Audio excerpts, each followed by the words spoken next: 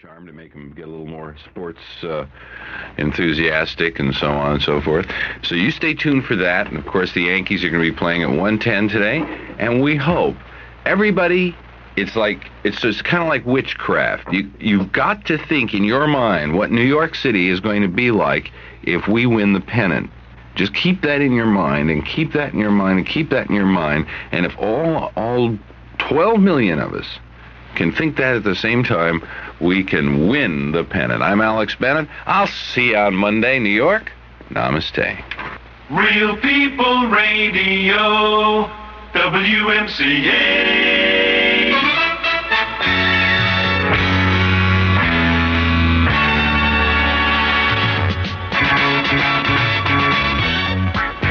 The Mel Allen John Sterling pregame show is brought to you by Carte Blanche. Since no credit card is accepted everywhere, you should have Carte Blanche, the credit card you need no matter what other credit card you have. And by Emory, the Air Force and Air Freight.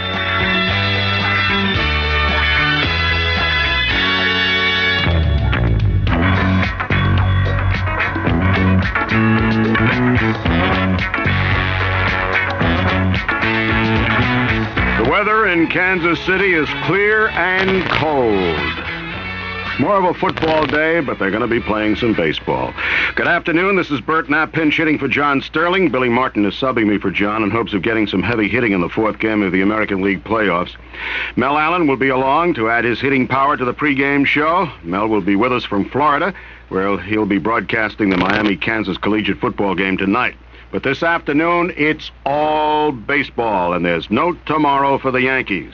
They'll be pitting right-hander Ed Figueroa, 16-11, against lefty Larry Gura, an ex-Yankee. He's won 8 and lost 5, in hopes of extending the American League playoff series to 5 games. Yesterday, I'm afraid it was just too much Dennis Leonard. The question now is, can the Yankees win today? And can they take 2 in a row from the Royals and get into the World Series? Well, Mel Allen, how's everything down in Florida? Hi, Bert. How are you? Okay, fine. And very hot days you'd expect down here, but I'm hoping it'll cool off because we got fortunately, a night football game at the Orange Bowl. Have you got your overcoat with you? No, sir. Well, I'll tell you, I'll be putting it on when I get back north. It's very raw here, and they tell me also that it is cold in Kansas City, which means it's more football weather than baseball weather, but we're going to play baseball, and I asked a question. I'm going to have you answer it. Right. How can the Yankees get into the World Series? And don't tell me just by winning 2 games. No, that is quite obvious. They just got to get some pitching out of Ed Figueroa today to put them in position. When you get into a situation of where one game will decide the entire issue, just as in the 7th game of a World Series, anything can happen, and my mind suddenly goes back to a World Series wherein a fellow named Mazeroski got to be the hero because he hit a home run in the 9th inning for the Pirates to beat the Yankees. Remember that, Bert? I sure do. But it so happened that in the 8th inning, and that was a wild World Series. It was sort of like that game between the Dodgers and the Phils yesterday. You never know what's going to happen. Phils had it all wrapped up. They would have gone ahead 2-1 in the playoffs, 2 outs in the 9th inning, a bunt, and then a lot of silly plays. But in the 8th inning of that game in Pittsburgh, in the World Series, the Yankees had won like 16-0 in one game. Then they lose the next day. They come back and win by a big score the following day. It seemed like it was a lopsided confrontation, as it were. But anyway, in that 8th inning of the final game, there was a runner on first base, and Bobby Shantz was pitching. The next batter hit a 2-hopper to Tony Kubek. And Tony was within 2 or 3 steps of second base. All he had to do was grab that second hop, step on second base, throw to first. There'd been 2 outs, nobody on the 8th inning. The Yankees with a big lead, and they would have coasted on to the world title in all likelihood. Instead, the second bounce hit a hard spot on the infield, and the ball took a wicked hop and hit Kubek in the Adam's apple. He hit the ground. I thought he was shot. I was up in the booth. I couldn't imagine what had happened. Remember that so well. And so there were 2 men on and nobody out. And before the inning was over, the Pirates had gotten 5 runs. So, as I say, anything can happen.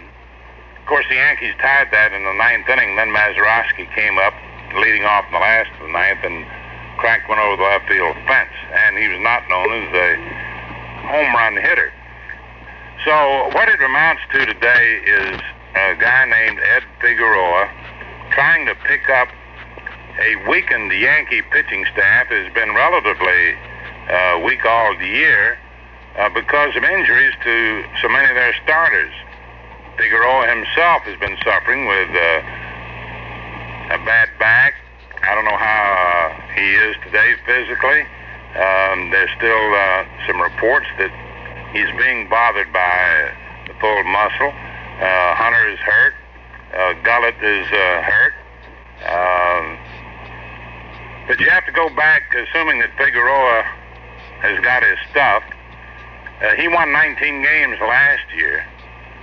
Almost became the first of his ethnic group, this from Puerto Rico, to ever win 20, but didn't quite make it. And he was almost a hero in the last game when Chambliss hit the home run. Remember that, Bert? Oh, yes. And are we going to have to rely on a miracle like that again today? That's the question. Figueroa actually started that ball game and was leading Kansas City by a score of 6-3 until the 8th inning. And then he got knocked out. But Kansas City did jump on him early. They got 2 runs in the first inning of that game last year. Not that that means anything. What happened a year ago in a given game doesn't necessarily reflect on what will happen today. Different ball players, different year. Right. But Kansas City did get 2 in the first and 1 in the second. But the Yankees had gotten 2 in the first and 2 in the fourth to take a lead, and they extended it to 6-3. And Figueroa settled down until the 8th inning when George Brett became the Kansas City hero. He hit a home run, I believe, with 2 men on. In any case, they got 3 runs, then that set it up for Chambliss. Figueroa had 2 starts in that series, and in each instance, he was knocked out. He started the second game, although Kansas City won that one 7-3. He went to the 6th inning when Tidrow relieved him. But now the odd thing to me, Bert, is as John and I were talking about last night, Kansas City has a pitching staff that is stronger all the way down the line because they're free from injury.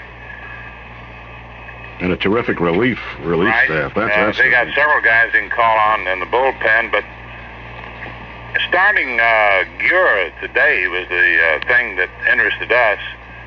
Larry has been both a starter and reliever. He was with the Yankees. But this year, with Kansas City, he made a total of 52 appearances, but only started 6 games. So he was used largely in relief. He only completed 1 game. He wound up with an 8-5 record. But the thing we look at most is that he struck out 46 and walked 28, so that you like to have a ratio of 2 strikeouts to 1 base on balls. That's what they try to aim at. So his is a little soft on that score. Figueroa, on the other hand, had won 16, lost 11. He completed 12 games, made 32 starts, and he didn't do any relief work at all. And all I can say is he's not an overpowering type pitcher. And we have to get back to the Kansas City lineup. They've got the kind of a lineup where almost everybody on that ball club can hit the ball. They don't go for that long ball too often, though they can hit the long ball. They hit almost as many home runs as the Yankees did during the course of the year. The Yankees had 184 and Kansas City 146. They seem to get a piece of the ball more than the Yankees have this year. Instead of just those free swingers, they seem to get just a piece of it, as they call them these days, contact hitters. That's right. We always call them spray hitters, a lot of them. There are guys, the thing that happened, for example, last night was indicative. They went with the pitch with Mike Torres pitching for New York. They knew his style of pitching, and they adjusted that. Batting instructor or batting coach Charlie Lyle teaches them to do that. Of course, most batting instructors try to get the hitters to do that. But they knew that he would pitch away from them, whether they were batting lefty or righty, and in given situations, they would just go with the pitch. They go to the opposite field. When you have sluggers up there, they're always trying to pull the ball, and when you pitch, if you can pitch away from them and they try to pull the ball, they generally hit it on the ground to one of the infielders. So, and that's the situation that has, I think, prevailed throughout the first three games of the series, and I think that's why the Yankees are where they are at the particular moment. Mel, we have just a little bit of business to take care of, and then we'll be right back to you. Okay. Next time you have an appetite for fine Italian food, go directly to Valari at 147 West 4th Street in New York and carte blanche it. Valari is one of the many fine restaurants in New York where your carte blanche card will allow you to spoil, indulge, and treat yourself to the kind of food nobody can make at home. Dinner always tastes a little better when you have it with style with your carte blanche card, because people know carte blanche denotes more than an average measure of distinction and taste. With a carte blanche card, you can travel with style, too. You can carte blanche your airline tickets, carte blanche your rented car, carte blanche your hotel bill, and even carte blanche a vacation tour through Cartan Tours. Keep your card with you wherever you go, and carte blanche your way through over 250,000 doors across the country, including Valari. Carte blanche it. You'll know you're going first class, and so will everyone else. Mel Allen will be back with more analysis in just a moment. Voice recorder on. Oxygen masks on. You're listening to the sound of one of the world's great air forces. Hydraulic systems on and checked. An air force with more planes at its disposal than Russia or even America. Ground equipment clear. An air force that flies more often and to more places than any airline in the world. It's Emory, the Air Force in air freight. At Emory, we have more than just a fleet of planes at our command. We have a fleet of airlines, where we reserve space on key flights of practically every airline carrying packages. And we use hundreds of offline commuter and charter planes, even planes of our own where airline service is weak. We also have thousands of people, thousands of trucks, and hundreds of offices waiting for us on the ground. Control, this is TWA 463, ready for takeoff. The next time you have a package to ship, don't just ship it with an air freight company or even a package-only airline. Ship it with an Air Force. Emory, the Air Force in air freight. Bert Knapp back again with Mel Allen on the pregame show. Of course, it's the big game today. It's do or die for the Yankees this afternoon in Kansas City as they play the Kansas City Royals in the fourth game of the American League playoff series, with Kansas City leading 2-1. Getting back on track, Mel, we have a case here of the Yankees with their free-swinging, not hitting throughout this series. Of course, we know that with Splittorff, he's given them trouble all season long. A left-hander, he beat them. Now, the Yankees have had a pretty good record against left-handers. They handled Hassler pretty well. Can they handle Gura? Well, in the beginning of the season, if you recall, they were very poor against left-handers. At one point, they were something like 3-10, and so it continued until they were able to get Johnson up there, and then they inserted Piniella into the lineup more frequently. And if you remember, about the middle of the year, so the story went, Billy Martin, in trying to get a balanced batting order, allegedly just put the names in a hat and said to Reggie Jackson to just pick out some names, and he came up with a batting order. Of course, I think that story is apocryphal because the batting order was too good. That's when Randolph went to the leadoff spot, for example. The Yankees in the beginning of the year did not have a balanced lineup. In other words, they had too many left-handed batters in there, and that's why almost every team with left-handed starters, when they would come in against the Yankees, they'd save those left-handers for them. But eventually, with the arrival of Johnson and with Piniella being inserted, he's always been a good hitter, they started to turn things around, and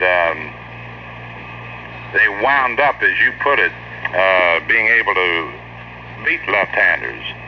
But Larry Gura was formerly a Yankee, and he's pitched some pretty big games since he got to Kansas City. And he can either start or he can relieve. He has done both, which shows his versatility. And it added to the Royals' pitching depth. A guy that's versatile as he is, let me just put it this way, that tends to indicate that he knows how to set up a hitter, how to pitch to them. And even though he's relieved mostly this year, he can get himself mentally set when he starts the game as if he were coming in to relieve in a clutch situation. So he's used to pressure. And he's got a good curveball. He has a good fastball and a changeup. Let me ask you this question, Mel. I'm just trying to think. Right. I wanted to add the one thing to underscore what you had said earlier. Whitey Herzog and his scouts, they've gotten a pretty good report on the Yankee batters. Of course, they played him a few games during the year, but they have successfully neutralized the Yankees' batting power. Their top 4 RBI men have done hardly anything in this series. I'm talking about Munson and Jackson and Chambliss and Nettles. Go ahead, Bert. No, the question I just wanted to ask you was, getting back to Gura, if you were Herzog, putting you on the spot, would you have picked Gura to pitch this game for Kansas City? Or do you think Herzog is feeling that he can gamble and get a good game out of Gura, mainly because he was an ex-Yankee, he is a good pitcher, possibly he can beat them because of desire plus his talent? Well, the talent is the main thing.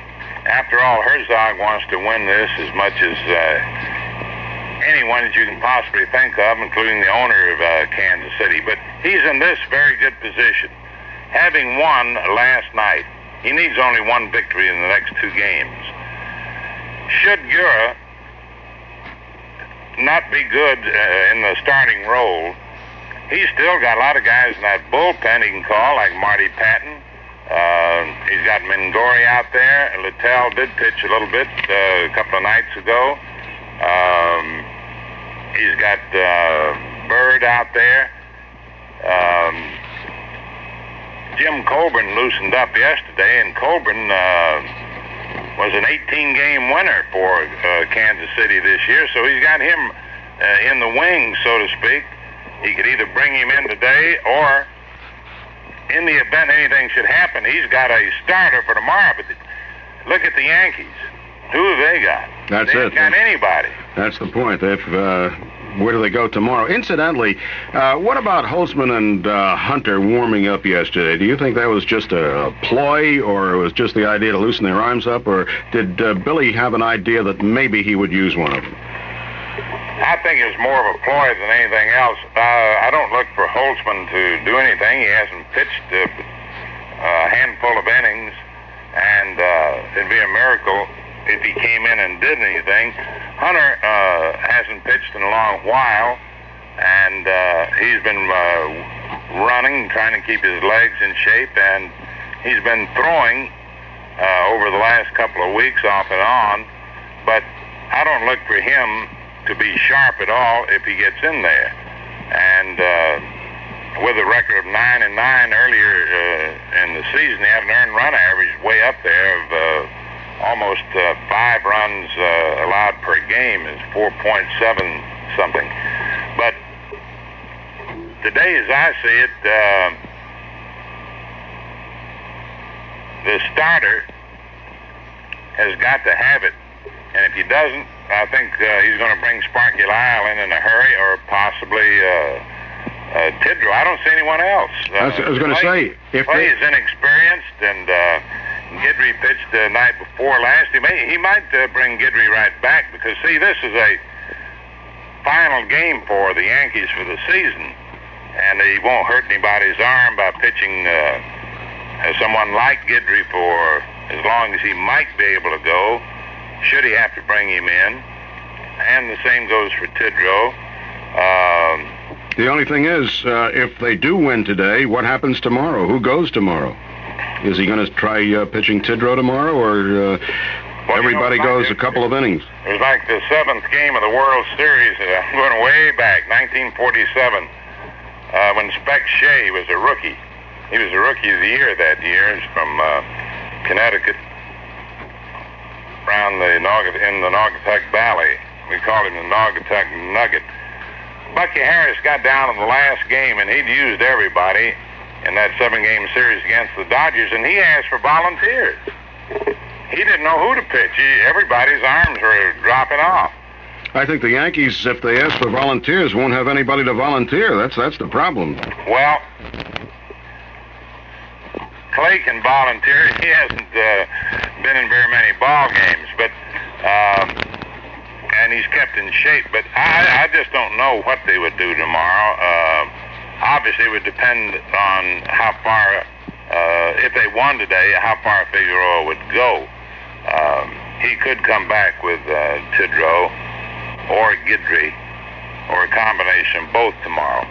In other words, in speculating, let us assume that Figueroa should go all the way. It will have been 2 days since Guidry has pitched, and he's young, and he might be a guy who would start on the 3rd day, and with Tidrow in the wings, or you could reverse that. But I don't look for any help at all. And then you have Lyle, who can pitch every day for a while. Yeah, that's I don't look for anything from Hunter or Holtzman or Gullett. In other words, things do not look too good. We'll be right back, Mel. We have a little business. This is Dave Kingman. If I help keep the fans happy, it means I'm doing my job. And in Rockland County, Jim Smith Chevrolet in Spring Valley has become the largest dealer by doing their job, making their customers happy. I should know. I'm one of them. Jim Smith Chevrolet is a lot more than great deals on all fabulous new 78 Chevys, and on used cars and trucks, too. They're a lot more than a 52-bay, 18-mechanic service department. I think it's the way they do business at Jim Smith Chevrolet that makes the big difference.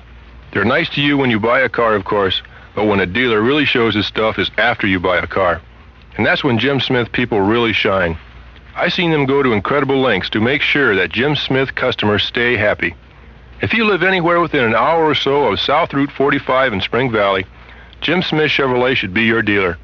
Mention my name when you stop in, and one licensed driver per family will get a free autographed baseball while they last. I'm happy that Jim Smith Chevrolet is my dealer. Bert Knapp back again with Mel Allen as we're analyzing the situation between the Yankees and the Kansas City Royals. And I think about this stage of the game, we can just keep our fingers crossed. I'll be right back to Mel in just a moment. Next time you have an appetite for fine Southern food, go directly to Horn of Plenty at 91 Charles Street. And the expert in Southern food, of course, is Mel Allen. In New York, you can carte blanche it at the Horn of Plenty at 91 Charles Street. Horn of Plenty is one of many fine restaurants in New York where your carte blanche card would allow you to spoil, indulge, and treat yourself to the kind of food nobody can make at home. Dinner always tastes a little better when you have it with style with your carte blanche card, because people know carte blanche denotes more than an average measure of distinction and taste. With a carte blanche card, you can travel with style, too. You can carte blanche your airline tickets, carte blanche your rented car, carte blanche your hotel bill, and even carte blanche a vacation tour through Cartan Tours. Keep your card with you wherever you go, and carte blanche your way through over 250,000 doors across the country, including Horn of Plenty. Carte blanche it. You'll know you're going first class, and so will everyone else. Well, Mel, are you hungry after that? Am I hungry? Yeah. Yes, sir. Okay, well, I just recommended a good Southern restaurant, Horn of Plenty, but it's up in New York, so when you fly back... I'm being from the South originally. I love, home cooking. Okay, very good. Yes. getting over to the Philadelphia Phillies, they're pretty much in the same position that the Yankees are in. Well, they are in the same position. They have to win today or else the season's over for them. Except they've got Steve Carlton. They've got Steve Carlton to start tonight. And the Dodgers can afford to gamble a little bit. Not that they will, but they'll start the best they have. Well, I understand Tommy John is going for him tonight. Tommy John will be the pitcher for the Dodgers, but they've got some good backup men. Oh, yes. That was a surprising win yesterday. Oh, that was incredible. With 2 outs, and with Garber having pitched so magnificently, it just took an amazing, fantastic number of plays, unusual plays, close decisions by the umpires and all that, all combined. As Tommy Lasorda always says, that big Dodger up in the sky was on his side. That's it. And that's the way it went. But to get back to the Yankees and whether or not we'll have any more ball games at Yankee Stadium this year, the two managers are pretty similar in style. They both are guys that don't mind gambling. They both like to run a lot, hit and run, squeeze, go against the book on a hunch. Herzog likes to go to his bullpen early, and certainly today he's got plenty of bullpen. He's got 4 relievers he can call upon, that's for sure. The Yankees don't in this particular situation because of injuries. Yankees won 100 games this year, Kansas City 102. They've been, they're each pretty tough to beat in their own ballparks. The Royals on their artificial carpet. Yankees with their long ball power at Yankee Stadium. They've got a lineup tailored to reach the handy right field seats. But that is why, to get back to the starting pitcher today for Kansas City, Whitey Herzog is gambling on Gura because he is left-handed. He's got a good motion. He can neutralize, hopefully. He's going with a book. The long ball power of a Jackson, of a Chambliss, of a Nettles. And that's about the size of it. Both defenses are pretty good. And they're pretty closely matched otherwise. You know, it's amazing, though, that the artificial turf that everybody was talking about is going to be an advantage to Kansas City hasn't really entered into the series so far at all. Well, there was one play last night. It didn't amount to a hard hit ball. It was a high chopper. Yeah, to the pitcher. That Torres had to wait for. He was waiting for the ball to come down. Looked like he wanted to climb an imaginary ladder to reach it, and he tried to grab and throw all at one time, and the ball fell out of his hand. But that was the only incident at all. Right. So far, and you'd think that with all the talk and because of it being so fast, there would have been other situations. But up until this particular time, nobody can blame artificial turf for this. I think it's just been a situation of some pretty good pitching by Kansas City and some awful hitting by the Yankees up to this point. Well, that's what it comes down to. John and I, even from before the first game, in any short series, it really comes down to pitching. Who's got the best pitching? Who will get the best pitching?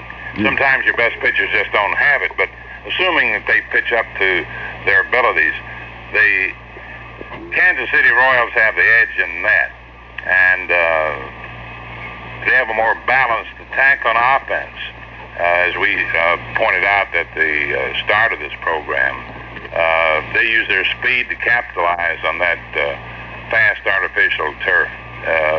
They had a lot of doubles and triples, and but as I said yesterday before the ball game to John, I said I'd have to go with Dennis Leonard because he has developed tremendously.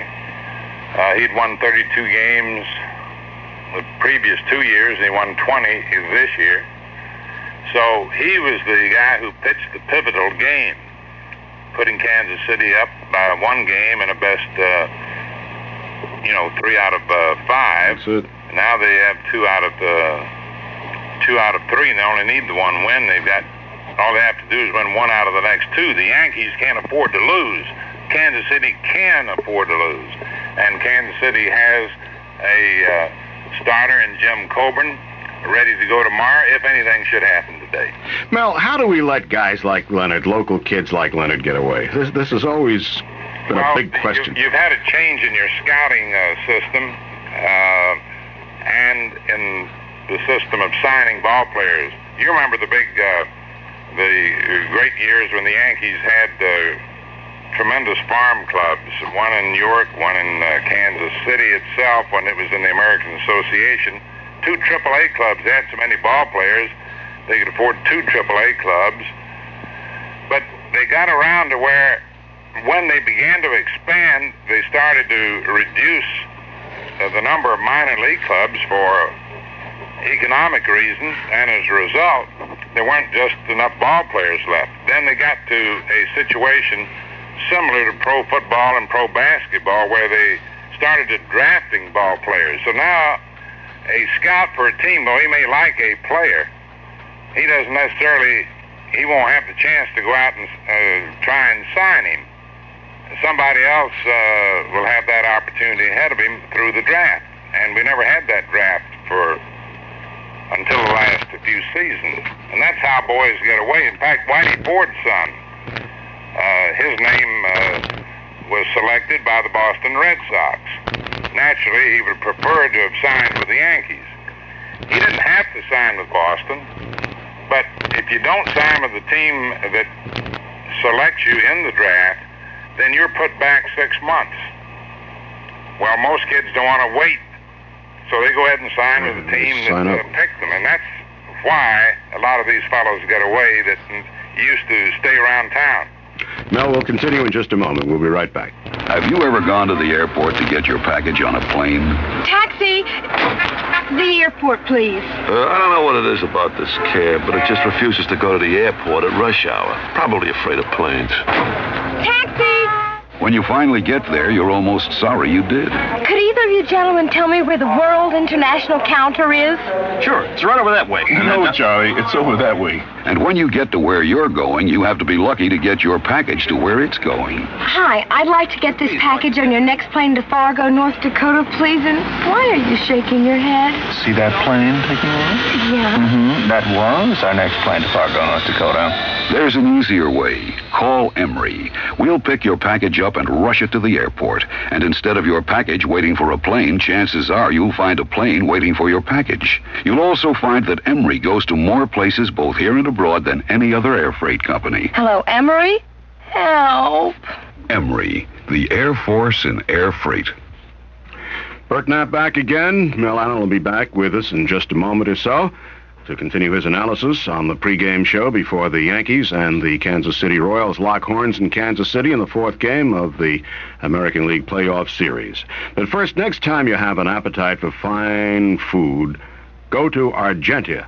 Go directly to El Gaucho at 93 McDougal Street in New York and Carte Blanche. El Gaucho Argentina food is one of the many fine restaurants in New York where your Carte Blanche card will allow you to spoil, indulge, and treat yourself to the kind of food nobody can make at home. Dinner always tastes a little better when you have it with style with your Carte Blanche card. Because people know Carte Blanche denotes more than an average measure of distinction and taste. With a Carte Blanche card, you can travel with style, too. You can Carte Blanche your airline tickets, Carte Blanche your rented car, Carte Blanche your hotel bill, and even Carte Blanche a vacation tour through Carten Tours. Keep your card with you wherever you go, and Carte Blanche your way through over 250,000 doors across the country, including El Gaucho. Carte Blanche it. You'll know you're going first class, and so will everyone else. Bert Knapp back again with Mel Allen, and it won't be long before they'll be out on that baseball field again down in Kansas City, and we'll see what happens then. Mel, I'd like to ask you one big question. Right. Your opinion. Do you think Billy Martin's job is on the line? There are rumors to that effect. There are rumors to the effect that the decision has already been made and was made some time ago. But you didn't have to go to law school, as I was fortunate enough to learn the philosophy behind the saying that anybody's entitled to a decision, but first of all, you should know the facts.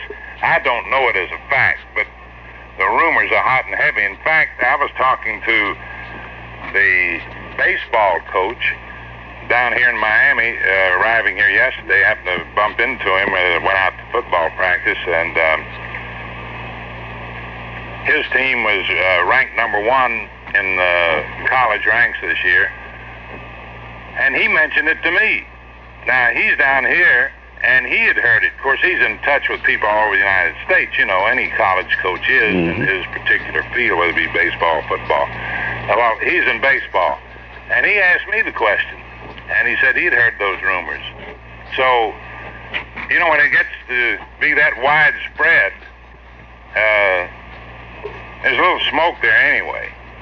I was thinking after Martin made his remark about after winning the World Series, he wants a big increase and what have you, that was more or less the cue to this whole thing, too. He claimed, of course, he was just kidding, if you remember. Well, that was after Steinbrenner really sat on him. But the rumors that have gone around are to the effect that the decision had been made, if it has indeed been made, and that I don't know, long before Martin made that remark. There's a rumor that Dick Williams is the man that George Steinbrenner would like to have. He did want him before, and there have been too many situations that have developed throughout this year, some of which I think have been magnified, blown out of proportion. The fans are on the side of Billy. After all, he's been successful wherever he has been, but somehow or other, you know, it's pretty difficult to tell the boss of any organization what to do. That's it. And as far as the fans go, fans forget pretty quickly. You know, you can love him. I mean, you could see the ovation he got at the opening of the first game at Yankee Stadium was sensational. But if another manager comes along and the Yankees continue to win, they'll forget a Billy Martin. It's a shame because Billy's a good tactician and a good baseball man. Well, as Gabe Paul said, once the ball game starts, he's as good a manager as anybody, you know, from foul line to foul line. But the problem seemed to be off the field. And I can only hope that they have been blown out of proportion, and that there can be a complete understanding when this season is over. I know that Billy Martin has the job that he dreamed of having ever since he played with the Yankees and was brought up by Casey Stengel. And once you've reached that pinnacle in your chosen profession, it's pretty tough to have to lose it through personality clashes. Well, Mel, we have just about 5 more minutes to go before we have to turn this over to Phil Rizzuto and Frank Messer and Bill White and the ball game, of course. I'd like you to just go down over your analysis again of what the Yankees have to do, and let's spend a minute or two with the Dodgers and the Phillies tonight, because after all, that's baseball too. Sure. Where do we go from here? What must the Yankees do this afternoon? Do you think they're going to get the pitching from Ed Figueroa? Can Larry Gura hold them? Well, to start with, I'm expecting, I wouldn't be surprised, and put it that way, to see Billy make some sort of lineup changes against the left-hander. He may go back to his lineup where he hit Nettles second. I don't particularly like to see Nettles in the number 2 spot in the batting order. He's not a number 2 hitter. Roy White is. He's the kind of guy that does make contact, moves a man up should he get on base, meaning Mickey Rivers, who should be your leadoff man, whether you have a left-hander or a right-hander. It doesn't matter, because Rivers can hit a left-hander reasonably well. He can bunt. He can get on base. He can do everything but get a walk, and they can't make him take pitches. But in any case, I wouldn't be surprised to see Johnson back in there as your designated hitter, and Piniella batting 5th in the order. Or he might even go back to one of his earlier lineups in the season and put Randolph up there. in the leadoff spot, and Rivers hitting second, or turn him around the other way, Rivers hitting first, Randolph second, and drop Nettles down lower in the order. You know, looking at the... He's got to shake. He's got to do something, and as far as the pitching is concerned, everybody has got to be ready to get in there and at least pitch to one hitter. This goes back to the old spawn and sane and pray for rain. Only that won't even help. Today, that won't even help any. You just got to use everybody, and the team has got to be relaxed enough to execute the plays, not be too tense. They got to be alert. I'd like to see Martin go to an aggressive style of play today, not be too careful, because I think if he can carry the pressure to the Royals from the outset, that's the thing that he's got to do. And in order to do that, Rivers, let's say, he's got to get on early, and I'd like to see Billy do some hit and running and trying to get some base stealing going. At least try it. You've got to try everything you can. Everything in the book. Got to really play an aggressive game. We'll be right back, Mel. Herman, go to sleep. It's late. I can't. It's 2 o'clock in the morning, and your factory in Fresno should have just received that package you sent. That package that was holding up a production line of who knows how many people, costing you who knows how much money. So you can't sleep. I wonder if they got it. Got what, Herman? Who are you talking to at 2 o'clock in the morning? Nothing. Forget it. And when you try to count sheep, you wind up counting dollars and cents instead. Maybe I should call them. Maybe you should call them, Herman, but call them in the other room. So you decide to call your air freight company just for a little assurance. But nobody's home. Maybe you got the wrong number, or maybe what's worse, you got the wrong air freight company. Because at Emery Air Freight, no matter what hour of the day or night you call us, we'll not only answer the phone, we'll answer your questions. So the next time you want an air freight company that's in when you call us in the first place. Emery, the Air Force in air freight. Okay, we're back again, and Mel, maybe we can spend another minute and a half or so on the Dodgers and Phillies tonight. I was going to say, I think Steve Carlton is going to come back and put the Phillies even with the Dodgers tonight against Tommy John. They've got a great ball club. They have got tremendous hitting, outstanding defense. They're trying to get a ball through the left side of that infield. They're good on the right side. They got a good outfield. It was just one of those things that can happen to anybody yesterday, or else they would have been one up on the Dodgers. But I think Carlton is going to come back and beat John. They just simply have a much better ball club than a lot of folks maybe think that they have, and so that wouldn't surprise me. As far as the Yankees are concerned, Ed Figueroa's got to be the real aggressive guy to spearhead the Yankees today to try to keep them alive. And the thing that concerns me, Bert, is that in nearly 240 innings of pitching this year, while he struck out 104 men, he walked 75. And can't do that today. Kansas City can wait him out, and that Podtek, I tell you, if he's up there in the leadoff position, which I would expect today, he's going to get on base. He hurt the Yankees last year. He's hurt them all, even in the playoffs, and he's sort of the key. He gets on base, and these other guys will move him around. And I'm just afraid that unless Figueroa has pinpoint control, then Kansas City's going to get to him early. That's it. Now, if we could get rid of Porter and Podtek and Figueroa pitch a good game, maybe we can win it. And get rid of McRae and Brett and and the rest of the whole team.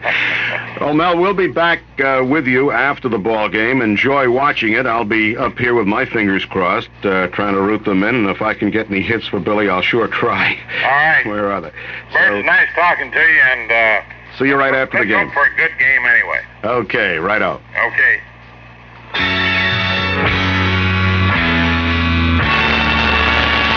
This is Bert Knapp, and I've been with Mel Allen on the pregame show before the Yankees and the Kansas City Royals lock horns in Kansas City this afternoon. They'll be getting underway in about 15 minutes. We'll hear from Frank Messer and the Yankee pregame show from the ballpark in just a couple of seconds.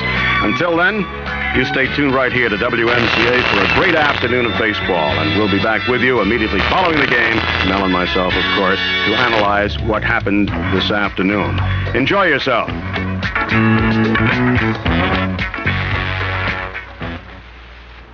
Start thinking straight.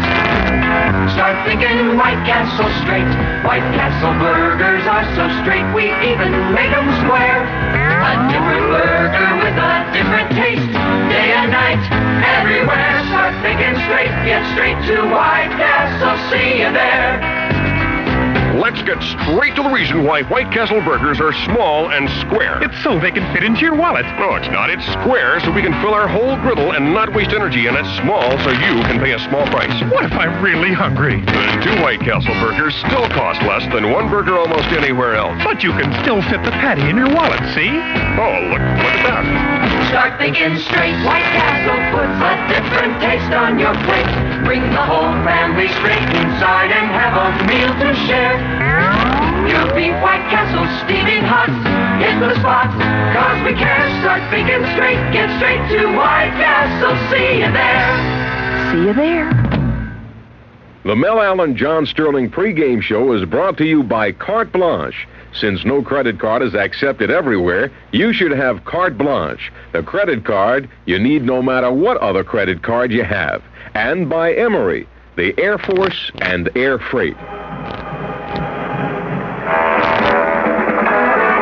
The New York Yankee pregame show is brought to you by Quasar Quality TV, the best way to watch the World Series, and by Spaten Beer, importers of Spaten Oktoberfest beer, and by New York, New Jersey Pontiac dealers. Here's one in your area.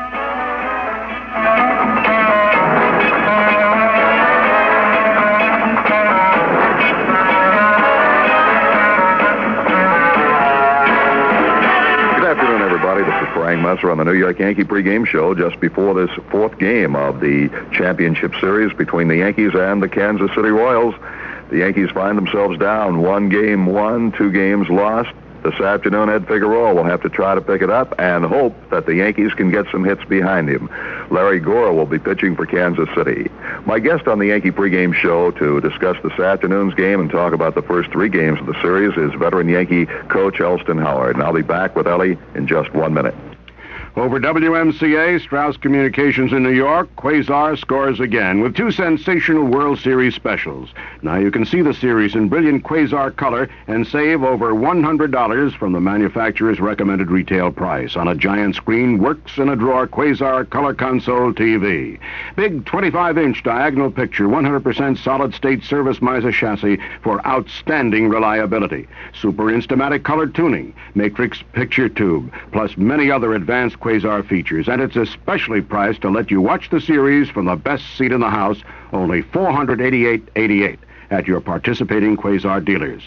Save over $50 for manufacturer's suggested retail price on a Quasar 12-inch diagonal portable color TV, now at the spectacular low price of $258.88 at your Quasar dealer. Only $258.88 for a quality Quasar portable with 100% solid-state service miser chassis, inline matrix picture tube, automatic fine tuning, and it uses less energy than a 75-watt light bulb. 2 great World Series specials, and they're at your Quasar dealers, so see them now at 2 Guys, all stores, and Newmark and Lewis, all stores. Elston Howard, the Yankees now trail the Kansas City Royals 1-2 in this championship series. The Yankees have to win this afternoon's ball game. Just how do you size up the first 3 games and look at this one today? Well, Frank, in the first ball games that we played, I think we hit the ball a little bit better. But I would say that the thing that hurt us in the first, they won the first, we won the second, and the third they won the game, is the fact that we have Chris Chambers, who is not hitting, Reggie Jackson, who is not hitting, and Craig Nellis, who is not hitting. Mickey hit in the first game, but now the next 2 he fell off a great deal. And I think the whole thing you can sum it up to that the big guns in your lineup are not coming through, and if these guys would get some base hits, I think we'd be in a much better position than we are right now. All right, you talk about Nettles, Chambliss, and Jackson. Combined, they have 3 hits in 31 at-bats, and 2 of the 3 hits have been on the infield. So you're right, just no hitting in the heart of the batting order. Well, and like you expect, Jackson, he drove in over 100 runs, and Craig Nettles, and both of the fellas have over 30 home runs. But Chris Chambers, to me, looked like he fell off a great deal during the season, about the last 3 weeks of the season, and looked like we went out with him to have extra batting practice, and during the days we had up and worked out with him, hoping he would get straightened out, and he hit the ball extremely well. But Chris is not hitting the ball good, and this is when you're really in a bad slump. Every time he hit the ball on the ground, and when he's going good, he's a line drive hitter. And I would say he have hurt us a tremendously amount, and of course Jackson have, as well as Nettles. And today, if these fellas can come through for us, I think we'll be in a much better position. If they don't come through, we might as well get ready to go back to New York. My guest on the Yankee pregame show is Yankee coach Elston Howard, and we'll be back in just 2 minutes. Say, fans, especially you imported beer aficionados, for some months now we've been telling you about Spaten, the beer that's been brewed in Munich, Germany since 1397. Well, now we'd like to introduce you to another Spaten, one you can enjoy for a limited time only this fall. It's called Spaten Oktoberfest, and as its name suggests, it's brewed every March, so it can age properly and be ready for the giant October Festival held in Munich every fall. In fact, this beer is so honored, the festival can't start until the Lord Mayor of Munich has tapped the first keg of Spaten Oktoberfest and tasted the first glass. That's the signal the festival has begun. And what a celebration in great beer taste. Spaten Oktoberfest is between light and dark in color, with a beautiful aroma of malt and hops, and a taste that goes with the autumn season. Spaten, the original Oktoberfest beer. And now Spaten Oktoberfest is imported for your pleasure by Sieb Distributors, Brooklyn, New York. What a celebration in great beer taste. Well, it's that time of year again. Time to see and compare all the new 78 cars, and Pontiac is ready with the finest lineup in their history. No wonder they're calling 78 their best year yet. Your Pontiac dealer has a real winner in every size, from the sporty subcompact Sunbirds all the way up to the super luxurious Bonnevilles. The biggest news is the new mid-size Pontiacs, Grand Prix and Le Mans. Both these longtime superstars have been completely redesigned for today's driving. They're trimmer than last year, but there's more headroom, legroom, and usable trunk space. And for sheer looks, inside and out, Grand Prix and Le Mans live up to their legendary reputation. So stop in at your Pontiac dealer and let him show you the newest looks on the road. It's his best year yet, and he wants to deal. Remember, if you haven't talked to your Pontiac dealer, you haven't shopped for a car. Ellie Howard, the way we are not getting hitting from our left-hand hitters, perhaps Whitey Herzog is doing the Yankees a favor and pitching a left-hander Larry Gore today, and Billy can get the right-hand hitters back in the lineup. Cliff Johnson's done a good job. Cliff has done an outstanding job. I don't know, but I heard some of the reporters say that he might switch off and have Cliff Johnson play first base, and Roy in left field, and Lou Piniella will be the DH. But I really don't know whether he will take Chris Chambers out of the lineup as yet. But I would say, as you said, about Larry Gura, which is a left-hand pitcher who was with our ball club, and he's pitching against us today. And I think we should hit Larry Gura if we got everything going for us. And, of course, Munson has been hitting the ball extremely well. Rivers hit the ball good, but he fell off a great deal. And some of the other fellas like Willie Randolph. But, of course, Cliff Johnson, when he's been in the lineup against left-handers, have hit the ball extremely well. So today, hoping that maybe Cliff, he's ready, because he's really keyed up for it. And if we can get these other fellas like the Jacksons, the Nellos, and the Chambers, if we can get them to go out and get that base hit for us, we'd be in much better shape. All right, Ellie, what about pitching now? Ed Figueroa will start this afternoon. I imagine Billy would have everybody else with the exception of Ron Guidry on the bullpen. Well, last time he hasn't pitched since he had a rib casing. He had that injured, which he injured in New York. But I would say to everybody, we got to win this game. This is a must for us, because if we don't, we might as well forget about it. But I would say this, that I hope that Ed Figueroa is sound and healthy, and Dick Kidrow will be out there in the bullpen, who is a big step. We have the other kid, Ken Clay, and Sparky, who is truly one of the strong competitors, can come back. But this is a do or die for us, and we have to win it. What about A final thing, Ellie. What about the feeling on the ball club? Are the guys getting themselves keyed up, or have they been psyched up for this and it just hasn't come through, or what is it? Well, they've been sacked up, but just haven't been getting the base hits, Frank. The guys on the bench have been howling and pulling for one another and going out, coming to the clubhouse today. We got to win this ball game. This is what you hear in the clubhouse, and they're really up for it. But anytime the bats go silent on you, and I don't believe in all the point about umpires. I know we got a few bad calls, but look, the umpires can't hit the ball for us. We got to go out and hit the ball ourselves, and let's forget about the umpires. I don't think the umpires are trying to do a job to us. I think, Miss Watch, maybe they missed a few plays, but we got to go out there and hit that baseball and win ball games. And that's going to be the key to this afternoon's game. The Yankees must get those bats going. My guest on the Yankee pregame show has been Elston Howard, and for appearing as a guest on our show, Ellie will receive Son of a Gun, Clairol's new 1,200-watt Pro-Type lightweight hair dryer. It's fast, powerful. Your hair will look terrific. Son of a Gun by Clairol. I'm Frank Musser, and now stay tuned for New York Yankee baseball. The New York Yankee pregame show is brought to you by Quasar Quality TV, the best way to watch the World Series, and by Spaten Beer, importers of Spaten Oktoberfest beer, and by New York, New Jersey Pontiac dealers. Here's one in your area.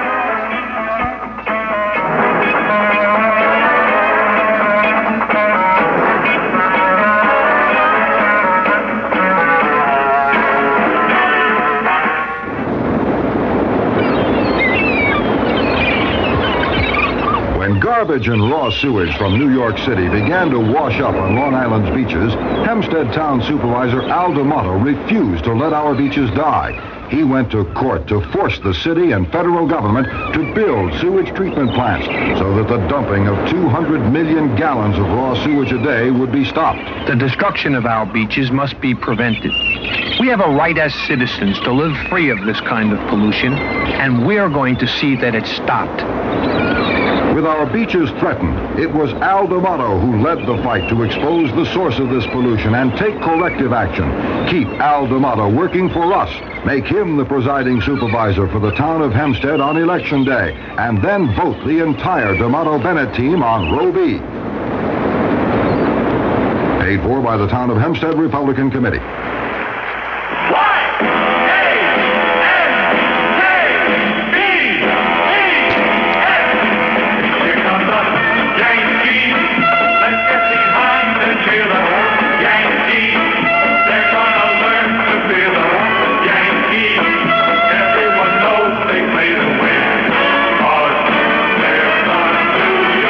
New York Yankee game is being brought to you by the Taste of Champions Rheingold Extra Dry Beer and by Champion Spark Plugs. Champion reminds you that the fresher your plugs, the better your mileage. Pharmacraft, makers of Cruex and Desonex. By Yoo-Hoo, America's #1 chocolate drink. Household Finance Corporation, where people use their money to get the most out of life. Rickel Home Centers for lumber, building materials, paint, and hardware. Geno's in New Jersey for 100% sirloiners and Kentucky Fried Chicken. AC Delco Auto Parts. Getty Gasoline, the oil company that gives you more for your dollar.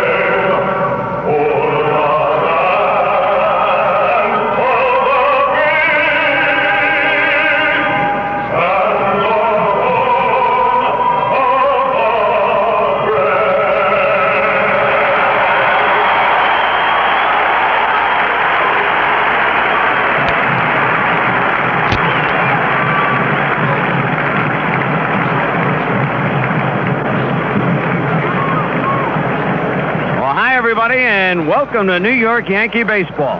The fourth game of the playoffs between the New York Yankees and the Kansas City Royals.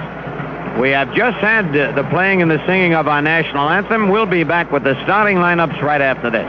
Isn't it time you knew Yoo-hoo chocolate drink? Do yourself a favor, enjoy the super flavor of America's favorite chocolate drink. It's got real goodness, protein goodness, and cool, refreshing taste. It's the chocolate charge up that's non-carbonated, doesn't even have to be refrigerated. So isn't it time you knew Yoo-hoo chocolate drink? It's so delicious, Yoo-hoo chocolate drink. When a chocolate soft drink is #1 in the USA, it's gotta have something going for it. Yoo-hoo does. Great taste, rich and creamy, really refreshing. And Yoo-hoo chocolate drink contains high-quality protein made from 99% fat-free milk. Isn't it time you knew Yoo-hoo, America's favorite chocolate drink? It's Yogi Berra's favorite, too. Yoo-hoo chocolate drink, the action drink for action people. Yoo-hoo is another fine product of Iroquois Brands. Rickle helps you do it better with Rickle. Rickle has it all the wall coverings, hardware, plumbing and paint, all the linens and carpeting, all the power tools, building materials and accessories you need to do it yourself. All the energy savers, too, to lower your home fuel bills. Come into Rickle for quality, value, and selection. They have it all. Rickle helps you do it better with Rickle. If all you need is money, come on into HFC. Come on in, come on in, come on in to HFC. You could have what you've been wanting this summer with an HFC shopper's loan. Maybe you want an air conditioner to get you through the heat wave, or money for a boat so you can make your own waves. Well, come on into HFC for a shopper's loan. Come on in, come on in, come on in to HFC. HFC, an equal opportunity lender. So come on in, come on in, come on in to HFC. Household finance. People use our money to get the most out of life. Come on in to HFC. Oh, but big thing now, the ball game. And the Yankees really have to take it to the Royals today. They got to come out, walk up to that plate like they look like they want to hit, run out to their positions and just out-hustle. And leading off for the Yankees in center field will be Mickey Rivers. Greg Nettles at third base bats second. Thurman Munson catching and batting third. In right field in the cleanup spot, Reggie Jackson. Lou Piniella will be in left field and bat fifth as the Royals take the field. Cliff Johnson will be the designated hitter today, batting sixth. Chris Chambliss batting seventh and playing first base. At second base, batting eighth, Willie Randolph, and the shortstop batting ninth, Bucky Dent. Pitching for the Yankees, Ed Figueroa. For the Royals, Tom Poquette leads off in left field. Al McRae, the designated hitter, bats second. At third base, batting third, George Brett. Al Collins, the cleanup hitter in right field. At first base, batting fifth, John Mayberry. Darrell Porter catches and bats sixth. In center field, batting seventh, Amos Otis. He got the big pinch hit double yesterday. Fred Pontac, the shortstop, backs eighth. And Frank White will be at second base, batting ninth, and pitching for the Kansas City Royals, Larry Gore. The umpires, who kind of got a tongue lashing from Billy Martin as they were exchanging lineup cards, will be Monty Springstead calling balls and strikes, Nick Bremigan at first base, Bill Deegan at second, Jerry Newdecker at third. Wait a minute. It's not Newdecker at third. It is Newdecker at third. And down the left field line, it'll be Russ Getz, and down the right field line, Jim McKeon. So we've got a windy, very cool day here in mid-America. The wind blowing straight out to right field. It was a lot warmer, even though it was a lot rainier yesterday and last night. Today, the sun is shining, but the wind is whipping to right field. Dick Hauser has gone down to coach at third, and Bobby Cox at first base. Larry Gore, who won 8 and lost 5, no decisions against the Yankees this year or lifetime, will be on the mound. course, there are miles and miles of copy written about the ball game, interviews with the players. And I think Thurman Munson expressed it best of all when they asked if he thought the Yankees could win. Thurman said, "I can win. I think our team can win, and I certainly hope that they think they can win." So Thurman trying to light a fire under his teammates, realizing that they were outplayed and out-hustled in yesterday's ball game. And Mickey Rivers walks into the batter's box ready to lead off. And the first inning is always a key inning in a short series. Bert is in at third as Gura winds, and the pitch is hit deep to right center field. Nobody's going to get that one. That ball is off the wall, and Rivers is going into second base with a stand-up double. Holy cow! The Yankees, I said, were going to come out swinging, and Rivers on the first pitch just missed a home run by about a foot. High off the 385-foot sign. Remember, I mentioned the wind is blowing to right field, but Mick got all of that one. So, Mickey Rivers gets the Yankees started. And now Greg Nettles. Greg Nettles. If Nettles and Jackson start hitting the A today, the Yankees could have a laugher. Stretch by Gore. And the pitch to Nettles. Outside, ball one. You know, when a leadoff man gets up there, he starts the tempo of the game, and that base hit could make Gura a little more careful, and he might be trying to pitch to spots and get a little bit wild and then come in with a pitch. He sets again. Checking Rivers. And the pitch is low and away, ball 2-2-0. Greg has had only one base hit. That was an infield hit in yesterday's ball game, and 11 at-bats. No RBIs. Outfield deep and around towards right. A big gap in left center field. Almost straightaway center for Nettles. The 2-0 pitch. Outside, ball 3. And we're liable to see a little stirring around in the Kansas City bullpen here in the first inning. On deck, Thurman Munson. Stretch by Gore. And the pitch. Strike one call. Greg was taking all the way on that one. Now Billy will turn him loose. 3-1. In this series so far, Greg has had trouble pulling the ball. I'd like to see him get around on one. Get the old confidence back. The 3-1 delivery. Whoop! Hits the outside corner. Started to stay outside. It's 3-2. Nettles was looking for a ball inside to pull. You can afford to take one when you're ahead on the count and you don't get your pitch. Now Greg has got to be ready. The payoff pitch. He bounces it over the pitcher's head. That'll get Rivers to third. Patek up the throw. Not in time, and Nettles beats it out for a base hit. And this could be the day the Yankees get the break. That's the first ball that Patek has not been able to handle and throw it. He has had a great series in the field. Nettles beats out an infield hit. And Rivers alertly went to third. No chance to get Mickey over there. So the Yankees runners first and third. Nobody out, and Thurman Munson the batter. Thurman having another good series. He really comes alive when the chips are down.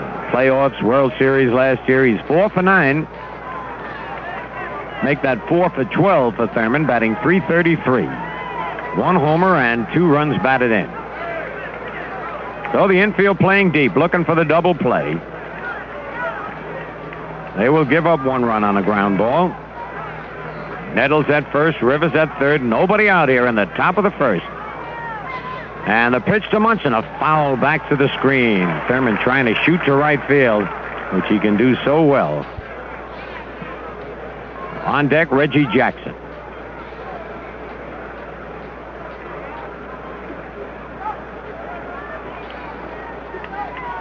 My voice not completely recovered.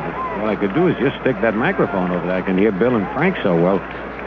Save a couple innings. All right, the kick and the pitch inside, 1-1.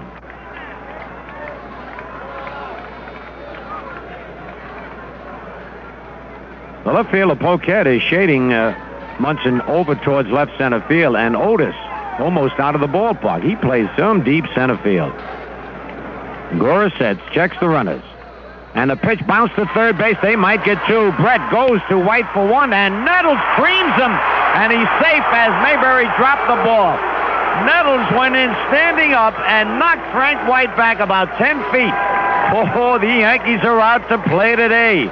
Rivers scores. I want to tell you, he never went down. He went in straight up and hit Frank White, who was so surprised. Yankees have been a little tender in this series, and the Royals have really creamed the Yankee infielders. And look at Nettles being congratulated by Mott and the rest of the team. So a run batted in for Thurman Munson. And the Yankees are out in front 1-0. The batter now, Reggie Jackson. The pitch to Jackson. Foul back and out of play. I tell you, the Royals have been lulled in a little state of complacency here because the Yankees have not been playing aggressive ball, but they certainly are playing it now.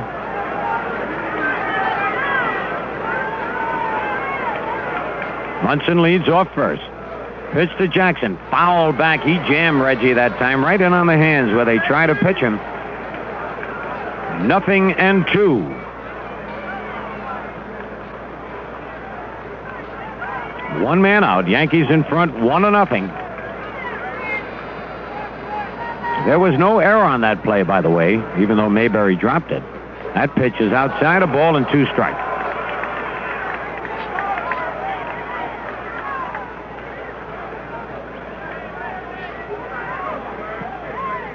All right, Bill Kane has just said something in the booth, earth-shattering. I'll tell you about in a moment. The pitch to Reggie, high and tight, and Reggie hits the dirt, spins around, gets right up.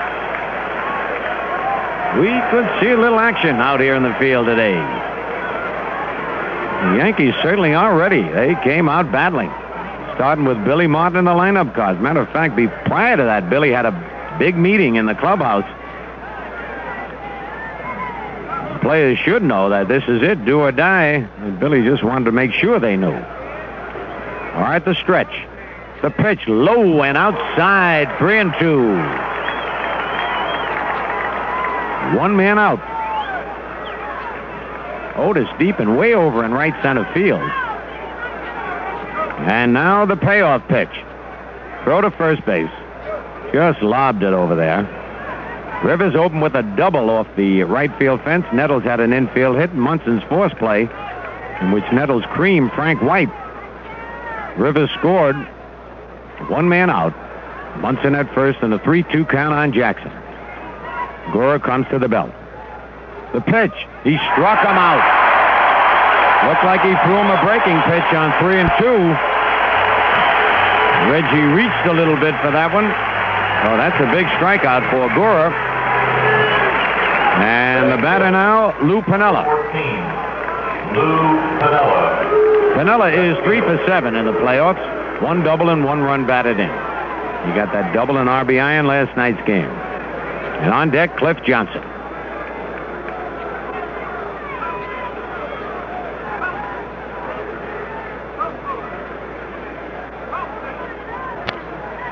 All right. Gora checks Munson. And the pitch, check swing, ground ball, Lepotek. He's up, fires to first in time. The Yankees are retired, but they do pick up a run on 2 base hits, no errors and a man left. And at the end of 1/2 inning, the Yankees won and the Royals come into battle.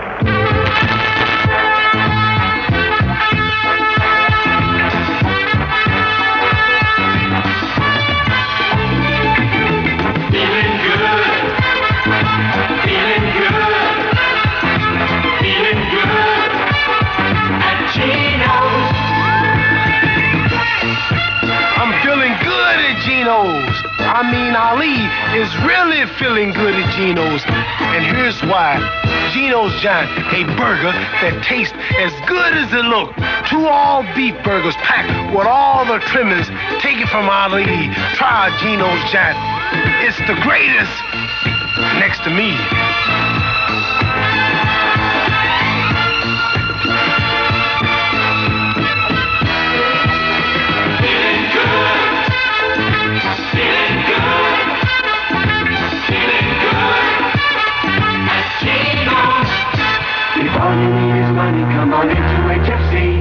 you're thinking about a faraway vacation, but money's keeping you close to home, come on into HFC.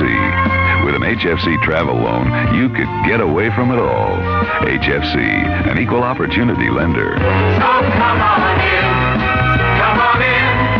Come on in to HFC.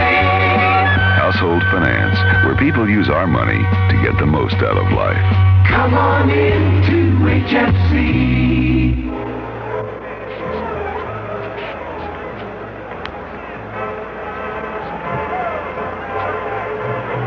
All right, Ed Figueroa has just come in from the bullpen, is on the mound. Home plate umpire Marty Springstead had a chat with Larry Gura before he started pitching to the Yankees, and he had a chat with Ed Figueroa. We are speculating up here as to what was said down there, and I thought it was the fact that they want to make sure there are no beanball throwing, or, in other words, throwing at the opposing batters. That's just my thought. Not necessarily the thought of everybody in this booth. I'd like to have a little vote up here and see what everybody thinks.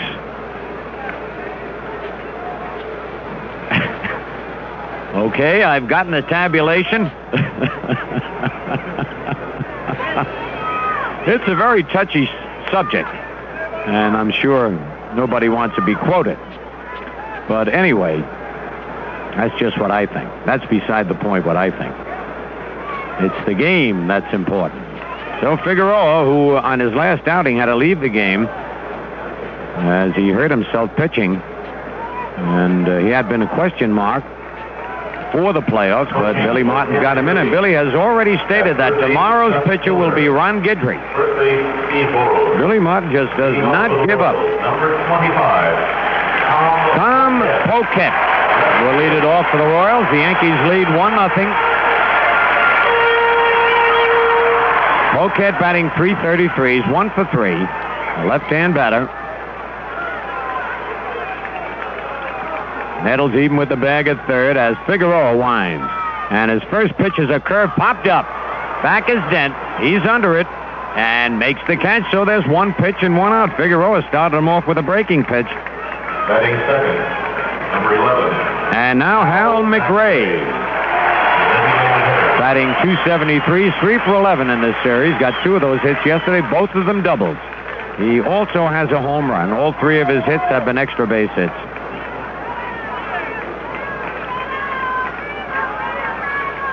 And Figueroa kicks, delivers, strike one called. On deck, George Brett. Outfield straight away on McRae. He hits to all fields. The curve is outside, and it's 1-1.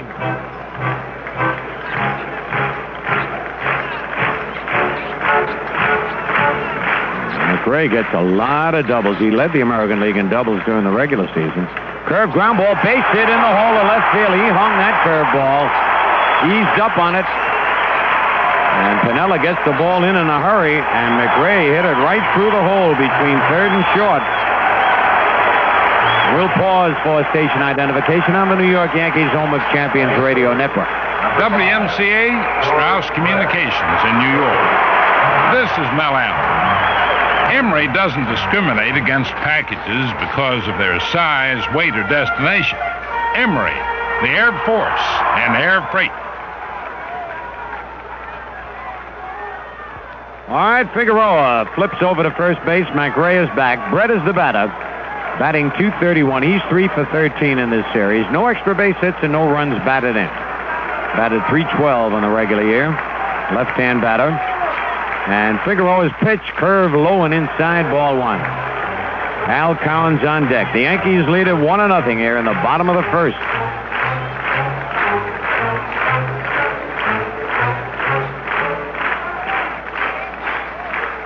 The green carpet they're playing on out here in Kansas City. McRae, pretty good lead at first throw over there. He's back.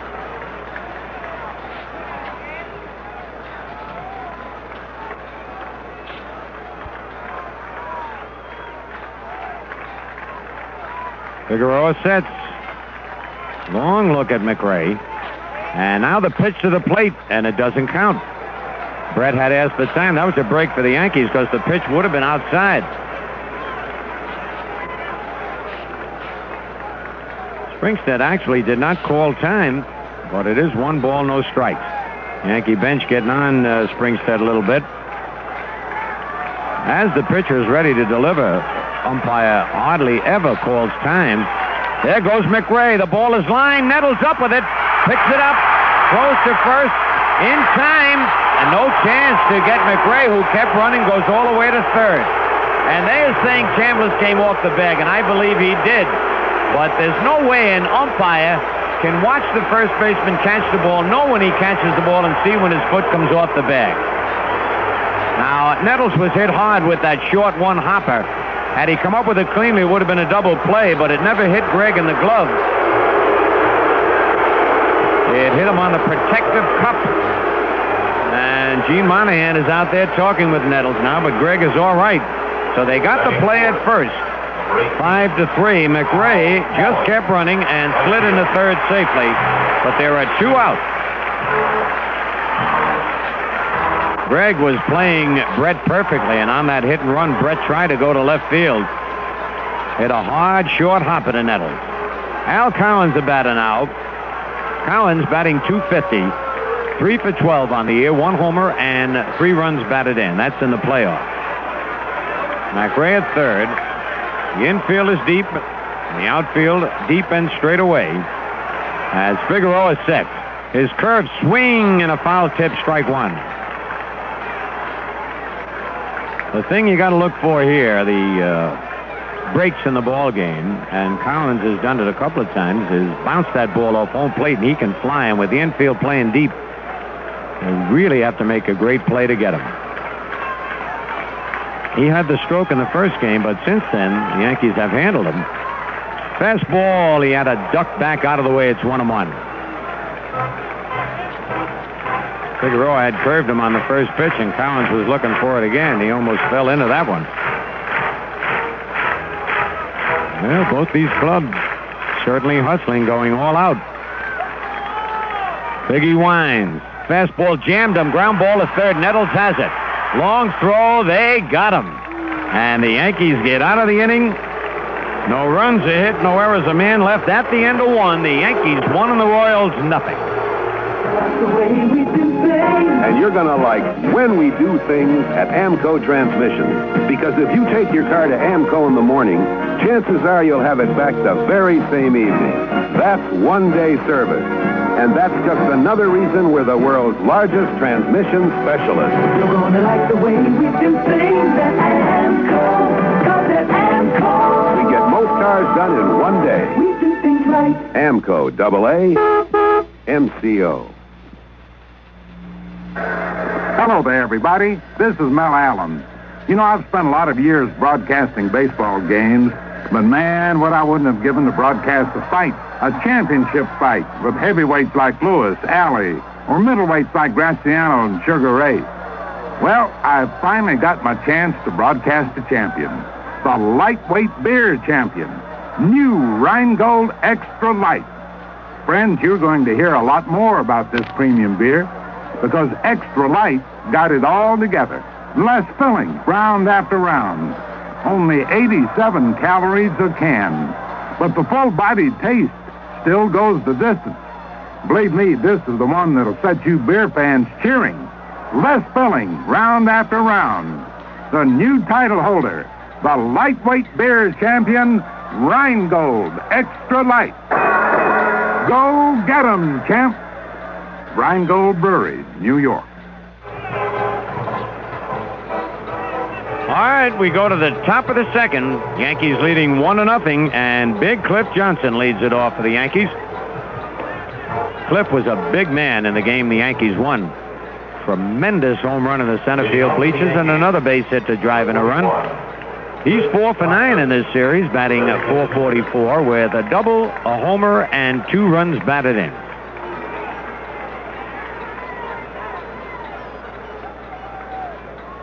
So the outfield moves back just about straight away as Gura winds, and the pitch is inside, ball 1. Segura is a spot pitcher. He doesn't overpower anybody. Since the Yankees let him go, he is very upset. And he doesn't mind telling anybody about it. Checked his swing and a slow ball, 2-0. Carey, call the stadium operator, please. Marty Springstead will dust off home plate. On deck is Chris Chambliss.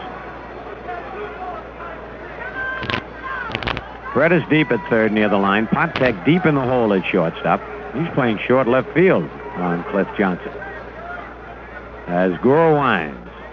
And the pitch is fouled, but that'll be out of play. The wind pulling it way back into the seats. 2 balls and a strike. The Royals lead 2-1 in this best of 3. Yankees want to come back tomorrow. Beautiful ballpark with the waterfalls, green grass out in left center field. Pitch, ground ball to third. Brett has it. His long throw in plenty of time, and Johnson is retired.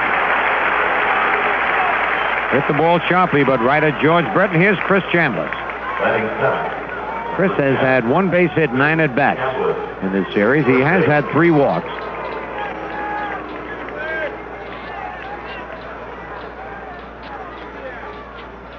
And the outfield plays Chris almost the same as they played on the right hand hitting Johnson. Brett moves a little bit more towards shortstop on him. And Potek moves over a little, and there's a swing and a miss, strike 1. Willie Randolph on deck. Yankees leading 1-0, top of the second. A 1-strike pitch, swing and a miss, strike 2. I'll tell you, Chris really took a rip at that one. He lost his timing, about 2 weeks ago. And just doesn't have it down. Or hasn't gotten it back as yet. 0-2. And Gura's pitch is strike 3 call. So Chambliss is the second strikeout victim for Gura. I'll tell you, when you're in a slump like that, you're not swinging the bat well. You even lose the strike zone. You take pitches that you think are outside and swing at pitches that are outside. Willie Randolph having a fine playoff. He's 3 for 11, a double and a homer. And Willie fouls the first pitch back off the screen, strike 1.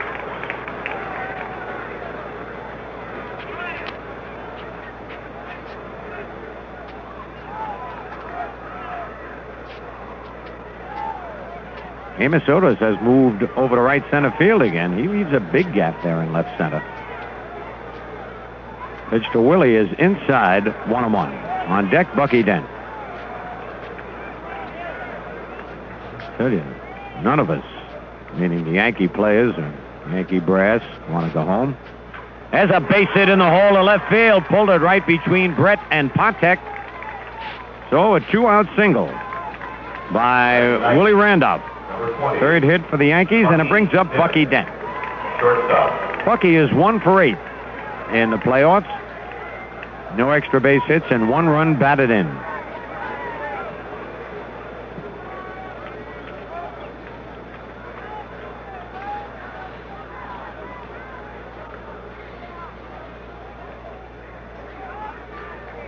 Two out. Randolph with a big lead at first base. He's got 1 foot on the carpet. Gura stretches, and the pitch to Dent is inside, ball 1.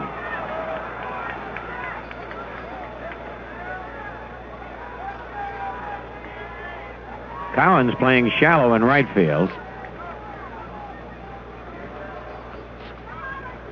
Gura sets and throw to first base, but Randolph is back. I got to see that sign again that Potek just gave. And the pitch is so... Oh, that's down the line. That could score Randolph. That's a fair ball. Don't bounce in the seats. It didn't bounce in the seats. And Randolph will score on a double by Dent. And the Yankees almost got hurt by that because it bounced fair, hit the foul pole, and almost went into the bleachers. Would have been a ground rule double. But luckily it came back on the field, and the Yankees are out in front 2-0. Holy cow, that was close. So the Yankees, after 2 out, come back with a hard single and an even harder double. And listen, G. Michael's sitting up alongside of me up here, and Stick, you and I got to watch that. That was a phony signal that Patek gave. If he's just going to use the glove, the Yankees might be able to pick something up on that.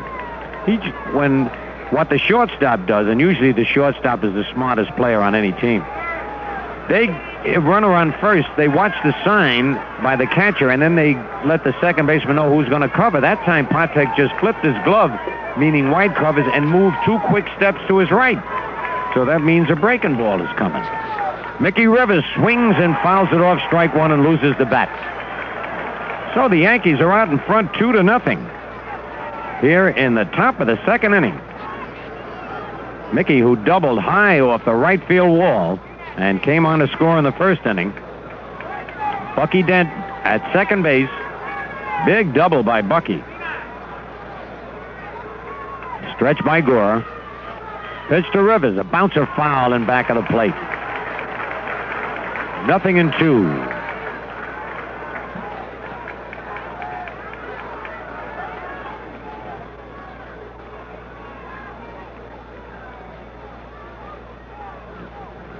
All right, Mick with 2 strikes on him.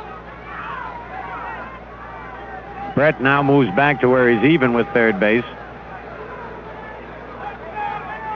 Otis still playing fairly deep in center field. Pitch to Mickey. Up the middle, a base hit for Rivers, and the Yankees lead 3-0 as Dent comes around to score. I want to tell you that Rivers is the best 2-strike hitter on the Yankee team. He really guards that plate. He punched it right back past Gore up the middle. And we're going to have action in the Royal bullpen. And Marty Patton gets a Bill Kane was right for the first time on this trip. And Marty Patton is up in the bullpen. And now Galen Cisco, the pitching coach, is coming out to have a little chat with Larry Gore and Patek and Porter. And right now we have a very quiet crowd here at Royal Stadium as the Yankees have jumped off to a 3-0 lead. Boy, I'm telling you, they really, that meeting Martin had, and meeting Billy had with the umpires prior to the game, and the boys are really fired up.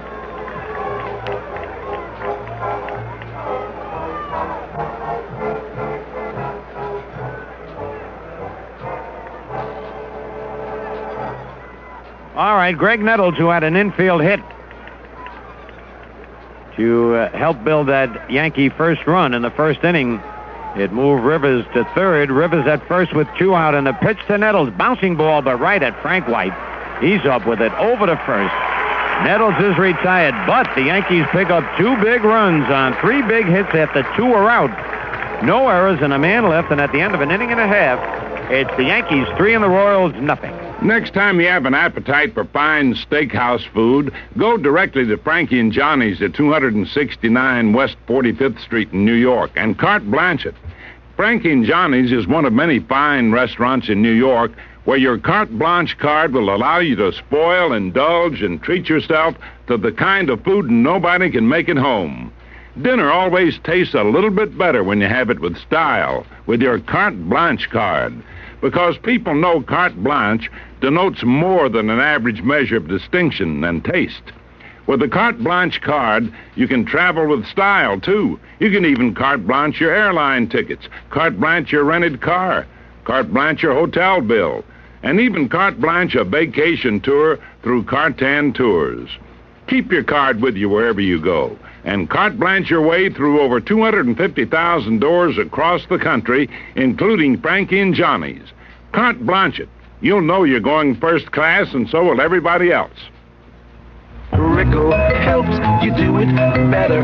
Do it better with Rickle. Rickle has it all. Quality, value, and selection in every department. Come in and check out the hardware, plumbing, power tools, paint, linens, draperies, housewares, carpets, building materials. You'll save on energy savers, installation, caulking, storms, screens, and more. Rickle's helps you do it better because they have it all. Rickle helps you do it better. Do it better with Rickle. All right, Yankees leading 3-0. The Royals will send up Mayberry, Porter, and Otis against Figueroa.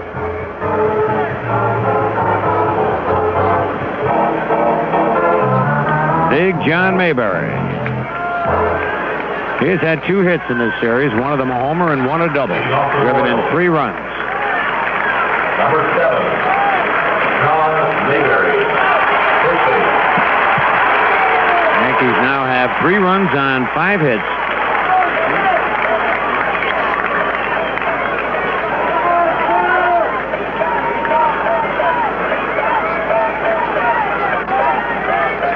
The pitch to Mayberry, swing and a miss, strike 1. No, it's not Stanley. It might be Mickey Klutz. Not a pitcher, I know that. Well, we'll wait and see.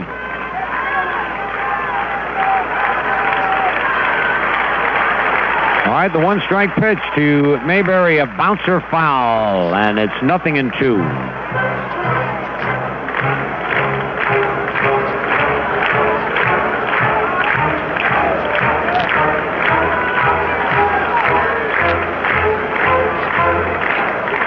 Greg is way over. He's playing shortstop. Dent is playing short center field. Randolph playing right field. And he struck him out. 2 curveballs and a fastball. And he pitched Mayberry beautifully right there. Batting 6. 1 man out. And Darrell Porter, the batter. Porter's had a hot series. He's 4 for 7. All singles, no extra base hits. And no runs batted in, but he's scored 3 times and he's walked 3 times.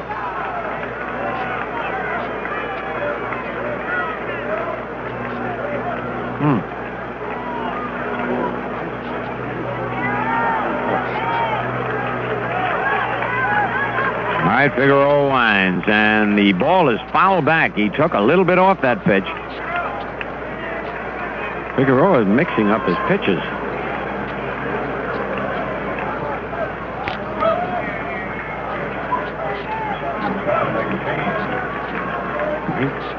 Curve, he pulls foul. 0-2. So Figueroa quickly ahead of Mayberry. 0-2 struck him out. He's ahead of Porter. 0-2. 1 out and nobody on in the bottom of the second. Yanks lead 3-0.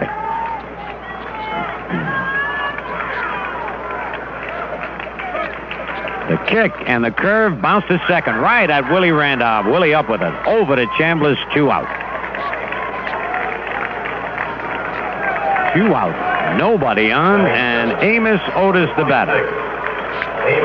Yeah, we'll have a lot of time to talk now. I think Otis is even slower getting in the batter's box than Munson, if that's possible. Otis takes a lot of time wiping out the back line of the batter's box. Few practice swings. Knocks the mud out of the spiked shoes. Just the golf club, taps home plate, and he's ready. Figueroa's pitch is a curve. He bunts up in the air. Munson was, plate umpire Marty Springstead picked Munson off there. I don't believe Munson would have got it anyway, but he had to try and push Marty out of the way on the bunt attempt that fouled in back of the plate. 1 strike. Figueroa has thrown nothing but strikes here in this second inning. 3 to Mayberry, 3 to Porter, 1 here to Otis.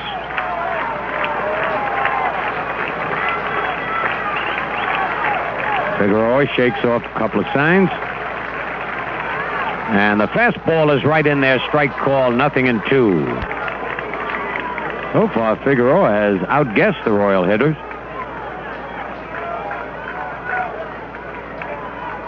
Baseball is a big guessing game. And now the 2-strike pitch. Struck him out. Holy cow, 9 pitches. Figueroa's out of the inning. 2 of them strikeouts. 3 up, 3 down. At the end of 2, the Yankees 3 and the Royals 0. Hey, we've got success for sale at your Chrysler Plymouth dealer. Come on in and see what we've got. If success is what you're looking for, well, we've got a lot. Right now, during cleanup time, we're offering year-end deals on the small car America's getting comfortable with, Volare. Because of Chrysler engineering, Volare offers you the ride of a big car and the value of a small car. And Volare comes in 3 models, the 4-door sedan, the 2-door coupe, and the popular Volare wagon, America's #1 selling wagon. And now there's a great selection of Volares to choose from, all ready for immediate delivery. Come on in and get your deal on Volare now. At your Chrysler Plymouth dealer, you never fail, 'cause we've got success for sale. We've got success for sale. We've got success for sale. Gentlemen, the Ale Masters Ale is here. McSorley's Cream Ale. McSorley's has all the hearty, full-bodied flavor that an ale should have, plus a smoothness that no other ale has. McSorley's is the macho ale for men of courage and daring, men with a taste for life. Gentlemen, order a bottle at your tavern or club, or pick up a 6-pack at the supermarket, and you'll thank me for telling you about the ultimate in ales, the Ale Masters Ale, McSorley's Cream Ale. McSorley's Limited, Orange, New Jersey. All right, the Yankees leading 3-0 as we go into the top of the third. They picked 1 up in the first, 2 in the second. And in case you tuned in late, Rivers led off on the first pitch of the game, doubling high off the right field fence. Nettles had an infield hit, moving Mickey to third. Munson bounced into a forced play, put the Yankees up 1-0 in the second inning after 2 outs. Randolph singled, Dent doubled, and Rivers singled. And the Yankees are leading 3-0. Thurman Munson drove in a run with his ground ball his first time up.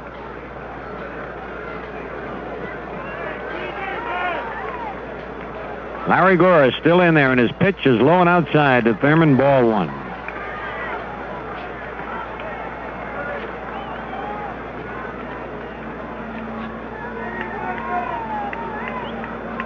Gore looks in for the sign. And the pitch on the outside corner, 1-1.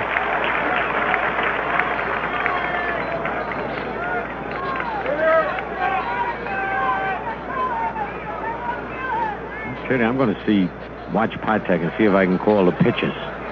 That time he moved to his left and it was a fastball. He gets the sign. He moved to his right 1 step. Might be a breaking pitch. Nope. Okay, we'll forget Patek. 1 ball, 2 strikes. Thurman went after a high fastball.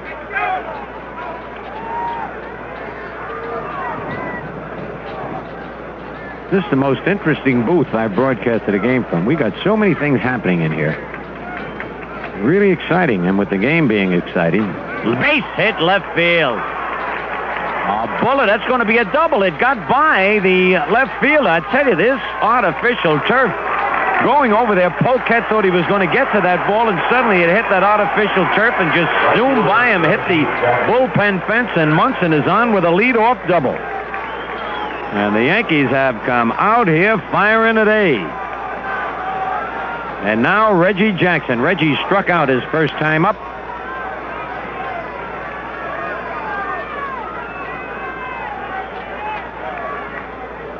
You can see Jackson hit one right up the middle as Otis is shading him out to right center field. Stretch by Gore. Pitch to Reggie, low and away, ball 1.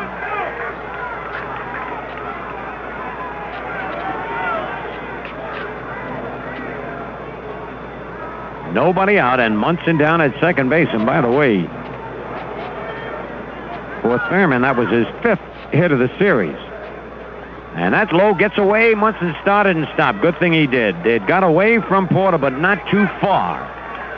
Porter would have picked it up and thrown Munson out had he gone. 2-0 the count to Reggie.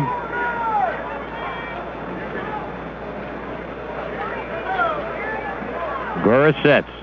pitch. He pulls it foul. And Jackson is trying to pull that ball, so if he hits it on the ground, Munson can advance to third. Now Porter asks for time, goes out to talk with Gora.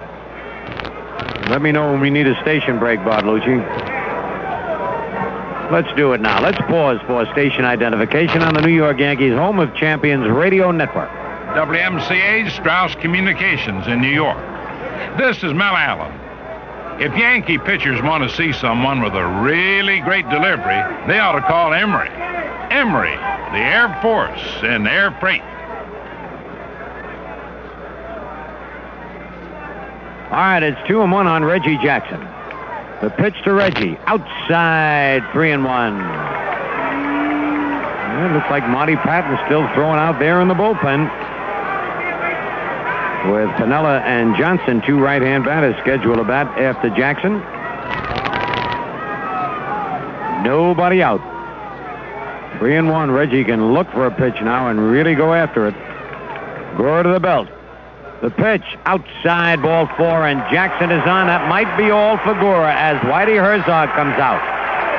He is looking towards the bullpen as he walks slowly out to the field. And he said he wants Patton. That's going to be all for Larry Gora. And so the new pitcher, Marty Patton, is making his way to the mound.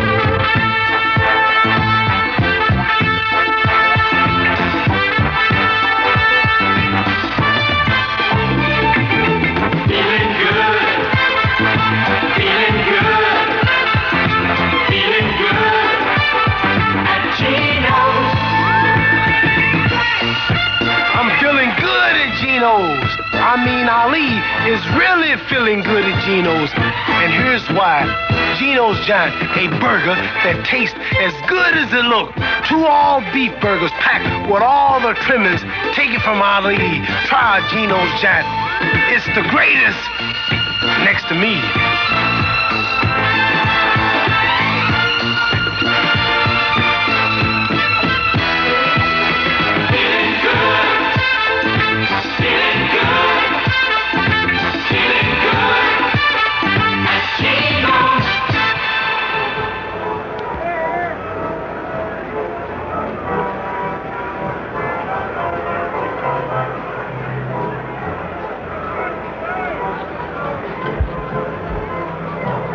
All right, little Monty Patton is out on the mound. This will be his first appearance in the playoffs.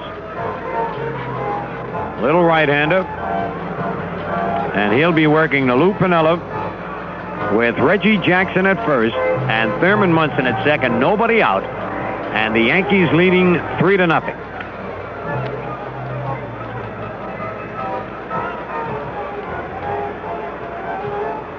I tell you, the papers were so full of the Kansas City fans getting so excited. Well, you can't blame them. The Yankee fans do the same thing at Yankee Stadium. Of course, out here, they're not used to winning. In New York, they are used to winning. So here, no matter how they react, it's a first for them. But it's really great.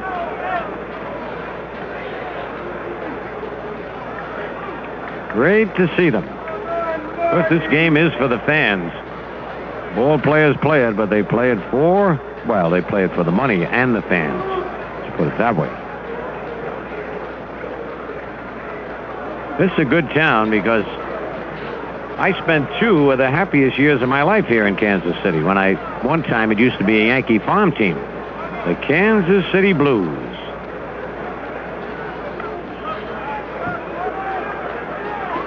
Well, I tell you, they're different type fans out here. A little more subdued, a little more polite. If they hit you with something, they say, "Excuse me," which they don't do in New York. All right, Lou Piniella bounced to short his first time up. With Munson at second, Jackson at first, nobody out. Even with the bag is Mayberry. He's playing in front of Reggie Jackson. A lot of room down that left field line for Piniella. They're playing Lou to hit to right and right center. Patton sets. The pitch to Lou. He squares the bunt. Bunt's a dandy. And, went foul. I was hoping Patton would try to pick that one up. Munson already to third and Jackson to second. Ball hit home plate and bounded high in the air. No chance for any force play. And had Patton picked it up before it hit the ground, it would have been a fair ball, but he let it go and it went foul. Pinella started down to talk to Hauser, but Hauser gave him a sign and Lou went back. Yankees leading 3-0 in the top of the third. On a very brisk, sunshiny day here in mid-America. Marty Patton looks in, gets the sign from Darrell Porter. The runners lead away. And Pinella swinging away this time, fouls it off. And Mayberry was coming in, and Lou tried to hit one by him, but sliced it foul back into the seats. 0-2 the count. Pinella's a lot like Mickey Rivers. They're tough when they got 2 strikes on them. They really protect that plate. Of course, with Pinella, if he does hit the ball on the ground, he's a pretty good double play man. But also on this artificial turf, if it's not right at the infielder, it could go through. So Patton comes to the belt. Pitch to Lou, low and outside. 1 ball, 2 strikes.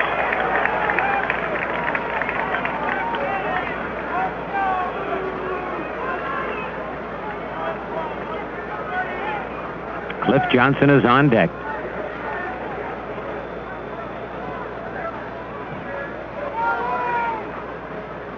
Patton, long look. He's got the sign now. Here's his 1-2 pitch. Munson's going. Base hit right field. Holy cow, a hit and run. Munson scores. Jackson goes to third. And the Yankees lead 4-0. Now, how do you like that strategy? Look at that Yankee bench. Billy Martin sent Munson and Jackson, and Pinella, as we told you, tough with 2 strikes. Sliced one between first and second, and the Yankees are out in front 4-0. And I can feel the old voice going again.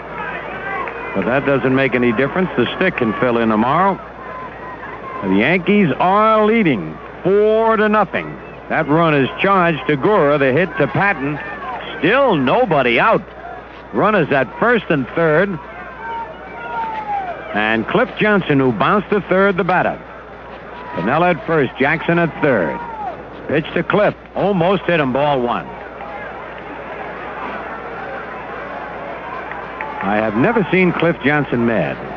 And I don't know whether I want to see him mad either, but if I was Martin, I'd be a little careful. I mean Patton. Marty Patton. I didn't mean Billy Martin. Billy and Cliff get along very well. One of the few people Billy get along with. All right, nobody out. The stretch by Patton. And a bouncer foul outside of third. 1-1.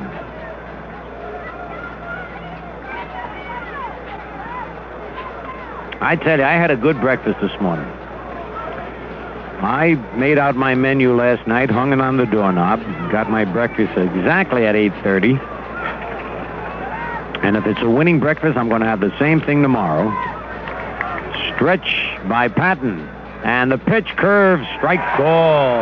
It's 1 ball, 2 strikes. The only bad thing is I'm going to wear the same clothes I'm wearing today because I'm very superstitious. And then I might not have anybody in the booth with me tomorrow. Still nobody out. The Yankees got a chance to break this wide open. The pitch inside, and it's 2-2.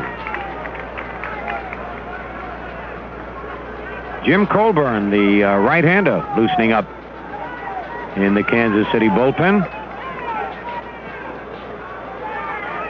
Lou Pinella with a clutch single RBI leads off first. Jackson off third. There's a high pop-up, but it's to the infield. The runners will have to hold. Frank White under it, and one hands it. That's the first out of the inning, and that's a mighty big out. And now Chris Chambliss, who is due to explode. He is 1 for 10 in the series. Called out on strikes his first time up. Yankees leading 4-0.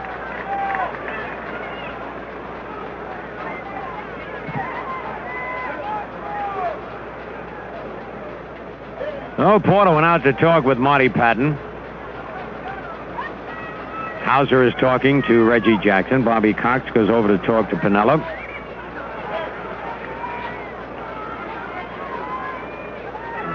well as Chambliss can hit to that opposite field, Otis is shading him in right center.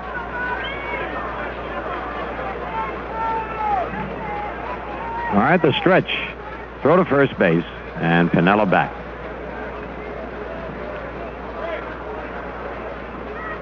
Brett playing wide of third. Chambliss gets a lot of hits to the opposite field. Patton sets. Pitch to Chambliss. Outside, ball one. Looks like Chambliss is so anxious to hit, he's kind of jumping into the pitch. He used to be able to wait till that last fraction of a second. But as we mentioned, when you get in a little bit of a rut, you're not smooth. You just press that little bit extra, and one base hit will get him right back in the groove. Stretch by Patton. And the pitch almost hit him. It's 2-0. On deck, Willie Randolph. So Rivers, Munson, Piniella, and Dent have all driven in runs in this game.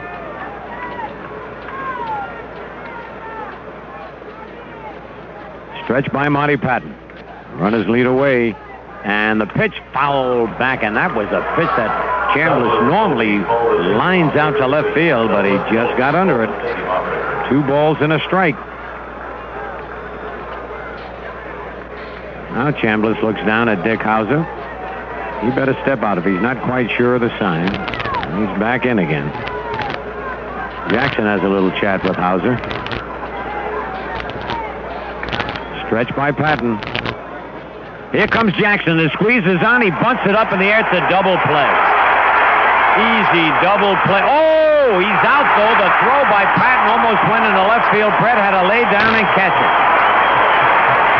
So a double play takes the Yankees out of could have been a big inning. They pick up 1 run, 2 hits, no errors, and a man left. And at the end of 2.5, the Yankees 4 and the Royals nothing. All across our land, people know our brand. You can trust AC. Thanks, AC. Spark plugs by AC. AC Fire Ring spark plugs start quick, run smooth. And if you need them, new AC plugs can help restore economy. Get the Fire Ring. You'll say, thanks, AC. You're welcome. So when you want to go, we're the name to know. You can trust AC. Thanks, AC. Spark plugs by AC. Fire Ring spark plugs by AC. Fire Ring spark. The price is right, you know, at NBO. National Brand Outlet, NBO. Leon Atkin, president of NBO Stores, saying, if you like famous brand menswear, if you appreciate the finest in suits, sport coats, slacks, outerwear, and accessories, if you like shopping in beautiful, friendly surroundings, if you like everything expensive but can't afford it, it's about time you visited one of my NBO stores, where you'll find just what you want at research-proven savings of 40 to 60%. At NBO, everything's expensive except the price of the clothing. Carl Place, Long Island, where Old Country Road meets Glen Cove Road, west of Roosevelt Field. Clifton, New Jersey, on Route 46. Yonkers Central Avenue, 2 miles north of Cross County Center. Westport, Post Road next to the Clam Box. Manhattan, 3rd Avenue at 86th Street. Open daily till 10. Most stores open Sunday. The price is right, you know, at NBO. National Brands Outlet, NBO.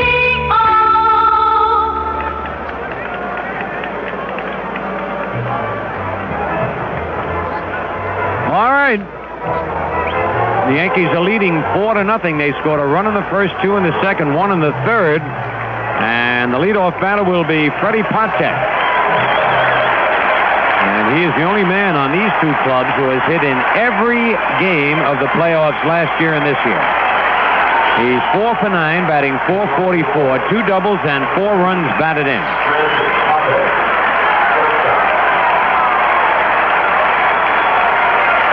Ed Figueroa on the mound for the Yankees. And his first pitch to Patek is a curve. A little bit low, says Marty Springstead. Ball 1.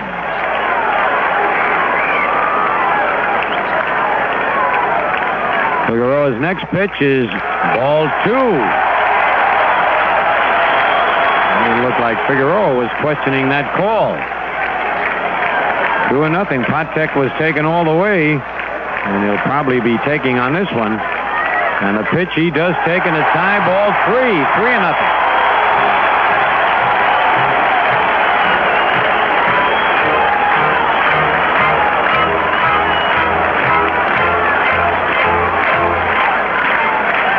3-0 delivery. There's one right down the middle, 3-1. I'd have to believe Potek will be taken again right here. The Royals will try to get a base runner on. The 3-1 pitch. No, he swings. Fly ball deep to right. Going back. Jackson back and loses the ball. It's over his head off the wall. And Potek will be in at third base with a triple. Reggie misjudged that ball. Thought he had it. And off his glove or just over it, bounced off the wall over his head. And Potek, with a little help from the wind, triples to right field. That's only the second hit off Figueroa. But now Potek has hit in every game. All 5 last year, 4 here this year. And the batter is Frank White, the second baseman. The Yankees now have to play their infield back. That's what's tough. Practically give up a run on a ground ball unless it's hit right back to Figueroa. Or possibly to Nettles, who's just a bit in back of the bag. Pitch to White. Curve low, ball 1. Yeah, that's what happens when you get behind a hitter. I figured he'd be taken. The Yankees figured he'd be taken, and Figueroa just laid it in there, and Potek jumped on it. Fastball foul down the right field line. Out of play back into the seats. And the wind is really taking that ball to right field. Like a jet stream going out that way. 4-0, the Yankees lead. Potek at third, nobody out.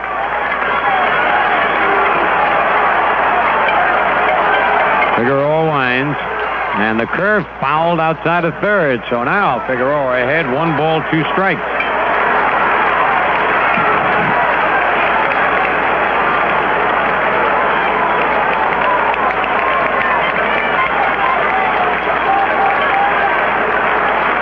Nobody out here in the bottom of the third.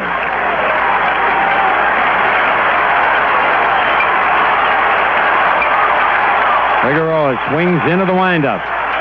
And the curve low and outside, 2-2.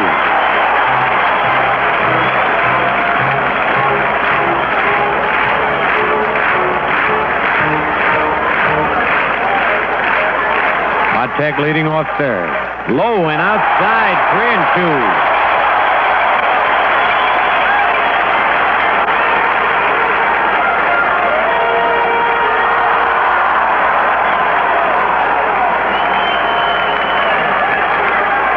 A big payoff pitch on the way. Fly ball, right field. That'll score the run. Potek is very fast. It's not too deep. Jackson makes the catch. Throw to the plate is on the money, but Potek beat the throw in, even though the ball got by Munson. A sacrifice fly by Frank White. And the Royals pick up their first run of the ball game. It's now the Yankees 4 and the Royals 1 with 1 out. Jackson made a strong throw, but Potek is just too fast, and Munson, knowing that Potek was fast, tried to reach out, grab the ball, dive back over the plate, but the ball skipped by him. No error on the play. 1 man out. Tom Poquette, who popped to short his first time up, the batter.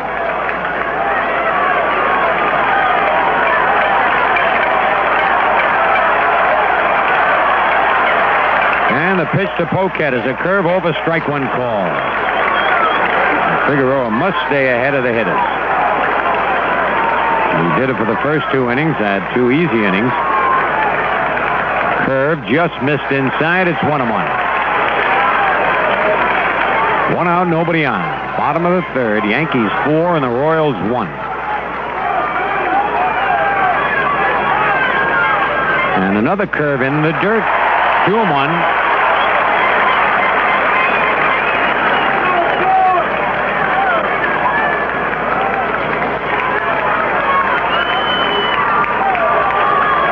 Figueroa gets the sign from Munson. Fastball, ground ball is short. Dent right there, up. Fires to first. Big reach by Chambliss, and he kept his foot on the bag. 2 men out. That ball sailed on Bucky Dent. Chambliss did a fine job keeping his foot on the bag that time. Here's Hal McRae. McRae single to left field his first time up. He has now had 4 hits and 12 at-bats in the series. Hotek and Munson each have 5 base hits in the series. That's the most. Pitch to McRae. Foul down the right field line. He was shooting that way back in the seats in the upper deck.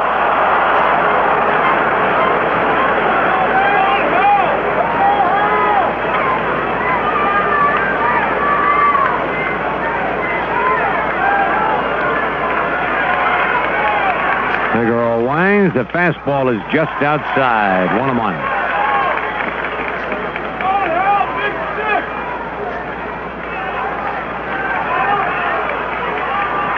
The 1-1 delivery. Curve bounced up the middle. A base hit. That's twice he has thrown that pitch to McRae, and both times McRae has gotten a base hit.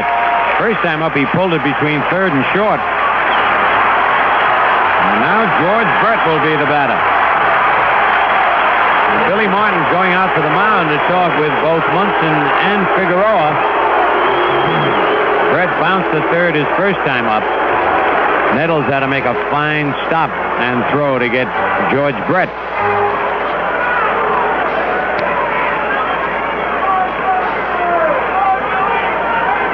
So Billy just had a short meeting. Comes back now.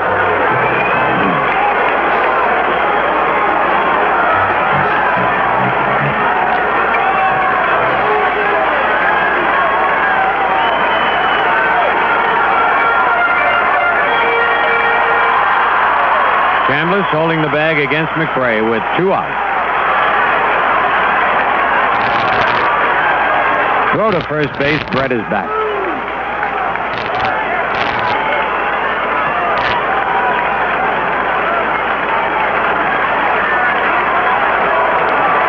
All right, Figueroa gets the sign.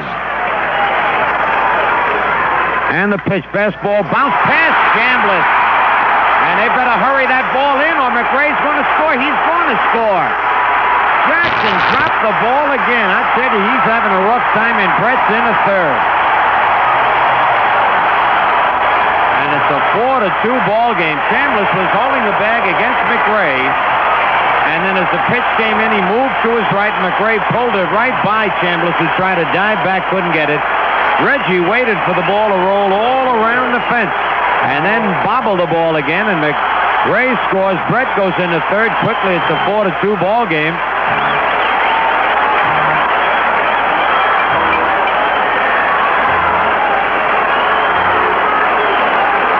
I don't know whether they gave Jackson an error out there. That somebody got an error on that play.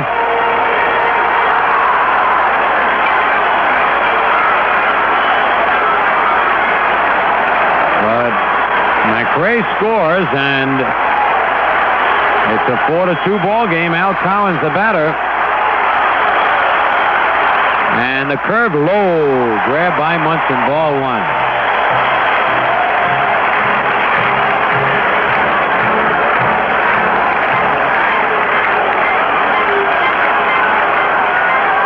The kick and the curve low. Ball 2. 2-0. And on deck is John Mayberry.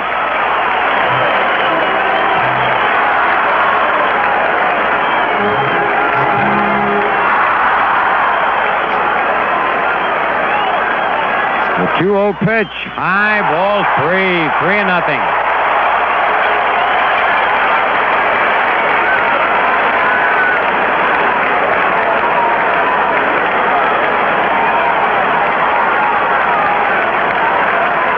Figueroa gets the sign. The 3-0 pitch. He takes it right down the middle. 3-1. Well, the Royals have bounced back with 2 runs here in the bottom of the third, and they trail by 2. Brett at third with 2 outs. The 3-1 pitch. High ball 4. That's the first walk given up by Figueroa, but it brings up John Mayberry.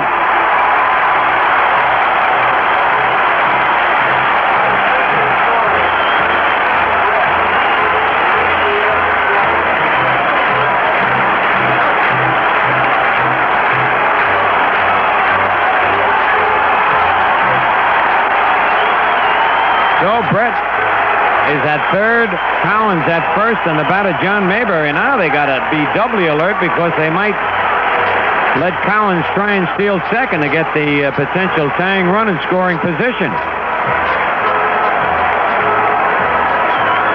Tough situation right here. Figueroa knows he has to pitch carefully to Mayberry. Nettles now going to come in and talk with Figueroa with that jet stream blowing to right field.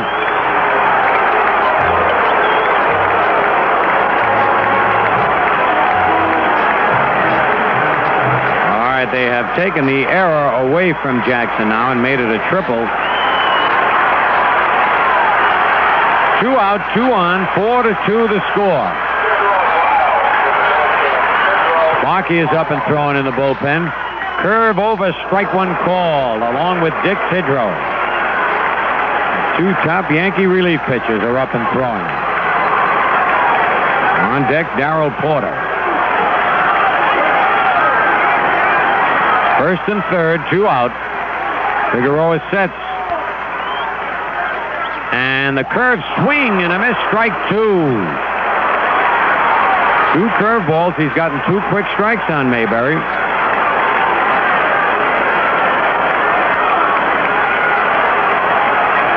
Suddenly this Kansas City crowd has come alive.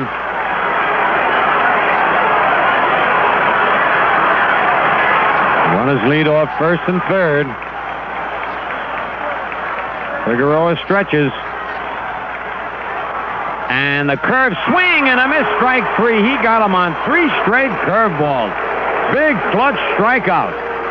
2 runs on 3 base hits. There were no Yankee errors. 2 men left at the end of 3. It's the Yankees 4 and the Royals 2. Ladies and gentlemen, it gives me great pleasure to introduce the new lightweight beer champion of the world, Rheingold Extra Light Beer.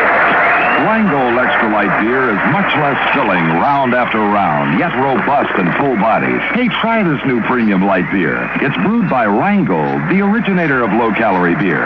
Rheingold Extra Light is a winner. It's the lightweight beer champion of the world. Rheingold Breweries, Orange, New Jersey. Fill her up, fill her up, fill her up with champions. Pull out the old, plug in the new. Fill her up with champions. All the problems that last winter caused is one you've probably forgotten. How hard it was to start your car every morning. This winter, a fresh set of Champion spark plugs can help. While we're on the subject, there's one thing that's probably going to be worse than last winter: gas prices. Champions can help there too, because fresh Champions can help you make the most of every gallon. So this winter, start faster, go farther. Fill her up with Champions. Fill her up, fill her up, fill her up with champions. Pull out the old, plug in the new. Fill her up with champions. Fill her up, fill her up, fill her up with champions. Pull out the old, plug in the new. Fill her up with champions.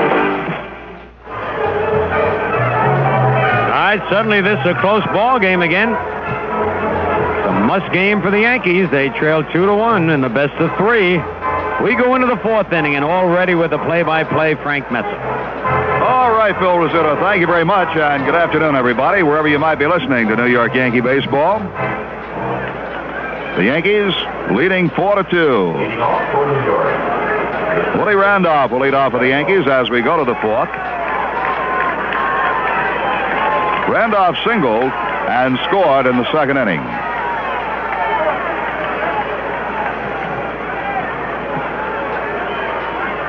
Marty Patton looks in to Darrell Porter for the sign. The windup by the right-hander, and a strike called over the outside corner. Well, he got a big base hit. There were 2 outs in the 2nd inning when he singled to left field, and before the inning was over, the Yankees had scored 2 runs. Breaking ball misses outside, 1-1. They play Willie Randolph well around to the right side in the outfield. The infield up the middle.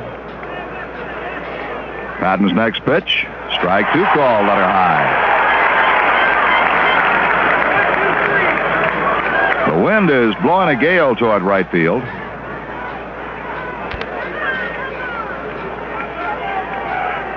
1-2 pitch.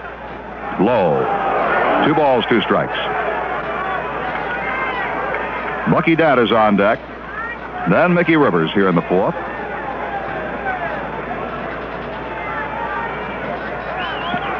Two ball, 2 strike pitch to Randolph. Inside, ball 3. Always wonder about pitchers. Outfield is playing Randolph well around to the right side. Now Patton pitches him in.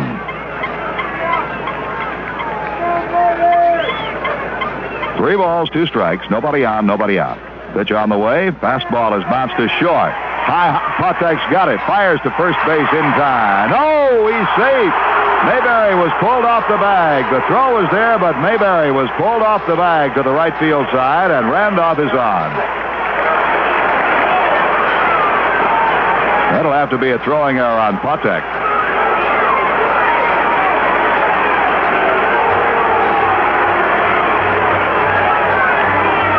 So Randolph is on. Whitey Herzog is out talking to first base umpire Nick Bremigan. There was a similar play earlier in the ball game. On the other side, when Chris Chambliss appeared to be pulled off the bag on a throw, but the outside was given. Whitey Herzog out to question this one. An error on Patek. Randolph is on. The batter, Bucky Dent.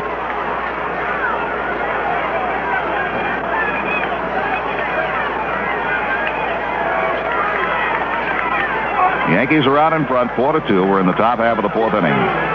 Dent doubled to drive in Randolph in the 2nd, and later scored in run number 3 himself on a base hit by Mickey Rivers. Pickoff throw to first, but Randolph is back.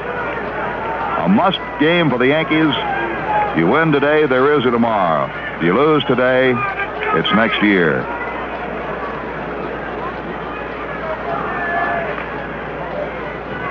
Patton comes set slowly. Kicks and deals, and a bunt is missed by Bucky Dent.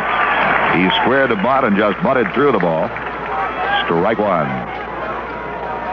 They played Dent well around to the right side in the outfield. The right fielder Al Cowens well over toward the foul line. Center fielder Amos Otis over in the gap. And Tom Poquette guarding the alley in left center field. Patek and White up the middle in double play depth. Bert ready to charge from third. And he does bunt. Back toward the pitcher. Patton is up, looks to second, throws instead to first base as Mayberry gets back to take the throw. It will be a sacrifice. 1-3. It just appeared from here as if Patton might have had a play on Willie Randolph down at second base. He looked that way and then changed his mind. So a sacrifice 1-3. Randolph at second, 1 out. The batter, Mickey Rivers. Darrell Porter out at the mound with Marty Patton now walks back. Mickey Rivers is 2 for 2, and we've said it so many times, when Rivers hits, good things happen for the Yankees. He doubled on the first pitch of the ball game. Out to right center field, off the wall, came in to score. On a ground ball by Munson, Rivers singled in the 2nd inning to drive in the Yankees' 3rd run. The Yankees lead 4-2, and the pitch to Mickey. He bluffs a bunt, takes the pitch low as he took the bat away. They make an appeal down to the third base umpire, Jerry Neudecker, who backs up the call by Springstead. Ball 1.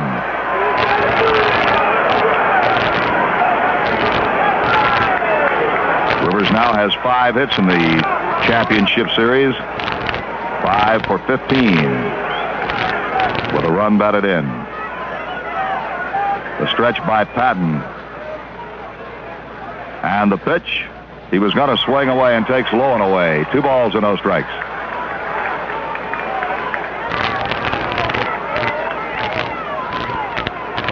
Nobody is up in the Kansas City bullpen.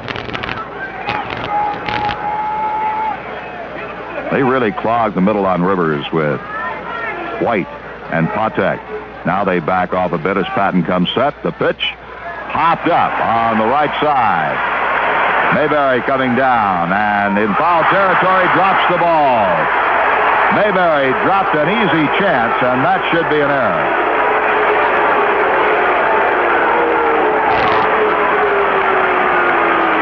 An easy chance for Mayberry, and he dropped it, perhaps thinking about his 2 strikeouts in the ball game. We'll pause for station identification. New York Yankee, home of champions, radio network.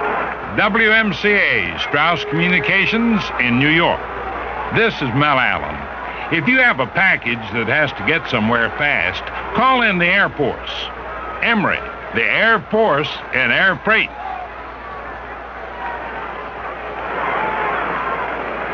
Rivers has a life on Mayberry's error. 2 balls and a strike. Patton sets the pitch. Bouncing ball towards short. High hop. Patek's got it. Fires quickly in time at first base. Rivers is out as Randolph moves to third.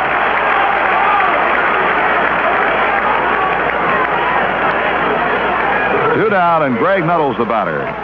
Greg got an infield hit in the first inning, moving Rivers from second to third, and Rivers was able to score on Munson's forcing grounder. Greg has 2 for 13 in the series, both of them infield hits.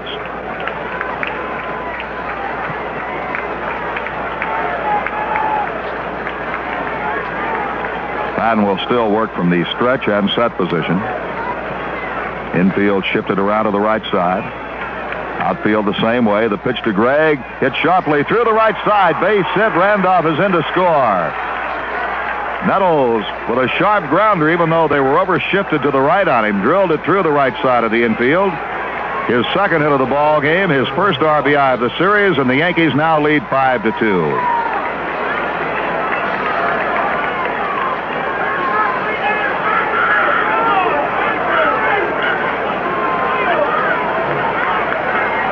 Thurman Munson will step in. Thurman is 1 for 2, led off the third inning with a double to left field. Came to score on a base hit to right by Lou Piniella on a beautiful hit and run play. Jackson at first, Munson at second. They were on the move, and Piniella drilled the ball through the right side. Well, Thurman has scored a run. He's driven in a run. He has 5 hits in the series. 3 runs batted in. And he bounces one to third. Brett goes to second base to White. They force Nettles. The side retired. The Yankees get 1 run on 1 hit. There were 2 errors and a man left. At the end of 3 1/2, it's New York 5 and Kansas City 2. In a time you knew Yoo-hoo chocolate drink. Do yourself a favor, enjoy the super flavor of America's favorite chocolate drink. It's got real goodness, protein goodness, and cool, refreshing taste.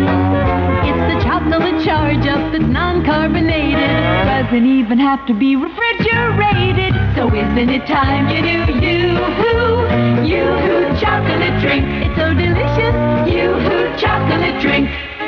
When a chocolate soft drink is #1 in the USA, it's got to have something going for it. Yoo-hoo does. Great taste, rich and creamy, really refreshing. And Yoo-hoo chocolate drink contains high-quality protein made from 99% fat-free milk. Isn't it time you knew Yoo-hoo, America's favorite chocolate drink? It's Yogi Berra's favorite, too. Yoo-hoo chocolate drink, the action drink for action people. Yoo-hoo is another fine product of Iroquois Brands. These Baby Ruth fun-sized bars sure are delicious, and I ought to know. Why is that? Well, it just so happens I consider myself to be quite a candy bar connoisseur. And a Baby Ruth's got fudge and peanuts, chewy caramel, a rich chocolatey coating, terrific stuff. Plus, these new bags are mighty economical. Some people call them fun-size, but I call them Bill White-size, because they're just right for me. I see. I'm crazy about Baby Ruth bars, and it's not easy for something to get to first base with me. Get it, Frank? Oh, brother. Well, at Figueroa, the Yankees have a 5-2 lead as we go to the bottom half of the 4th inning. It will be Darrell Porter, Amos Otis, and Fred Patek coming up for the Kansas City Royals. Figueroa has allowed 4 hits. He has walked 1. He has struck out 3, including Mayberry 2 times. Darrell Porter grounded out to Willie Randolph his first time up. Left-hand hitter. Porter hit 16 home runs during the regular season, the most ever by a Royals catcher. He gave him a good year, 275 average, 60 RBIs, Solid job behind the plate. He swings on the first pitch, lifts a fly ball to right center field. Rivers over, Jackson there. Rivers taking charge, and the center fielder catches it. 1 out. The center fielder. And that will bring up Amos Otis, the center fielder. Otis struck out in the second. Otis was very upset last night when he was not in the starting lineup. In fact, he didn't show up for the introductions on the field. Occupied elsewhere, he said. But when he was called on to pinch hit against Sparky Lyle, he drilled a double past Nettles at third to drive in 2 runs.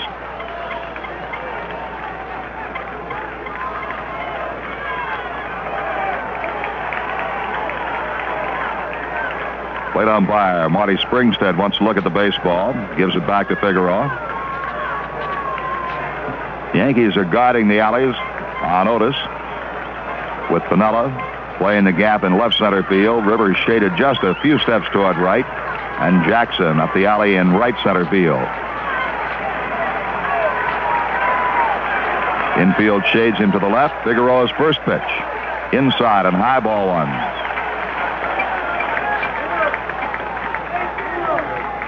Otis has averaged 15 homers, 71 runs batted in, and 29 stolen bases in 8 seasons as a Royal. Solid all-around player.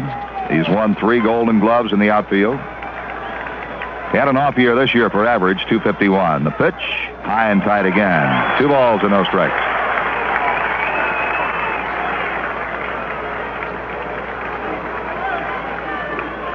Otis steps out, gets a little dirt.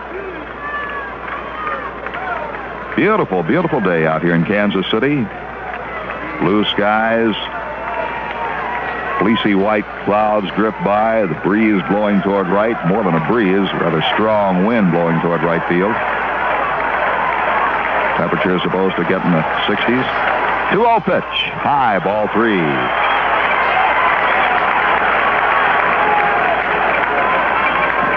Willie Randolph comes in to call something in toward Figueroa.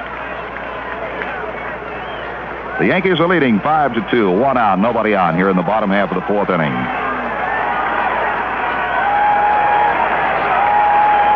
Figueroa bends for the sign, straightens up, and the pitch. Low, it's ball 4. Otis draws a walk. The second base on balls given up by Figueroa.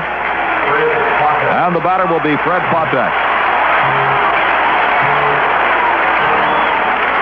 Patek has been a hero and a goat so far in the ball game. Heroics came on a leadoff triple in the 3rd inning. And then he made the throwing error that allowed the Yankees to score an unearned run in the top half of the 4th.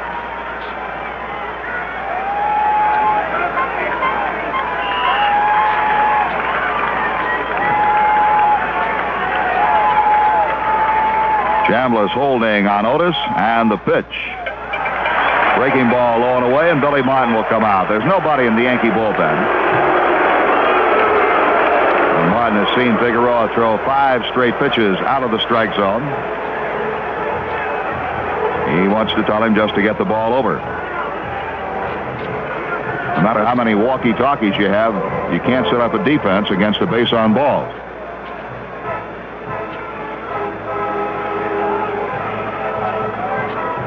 Sparky Lyle is now, he's up off the bench, walking around out in the bullpen.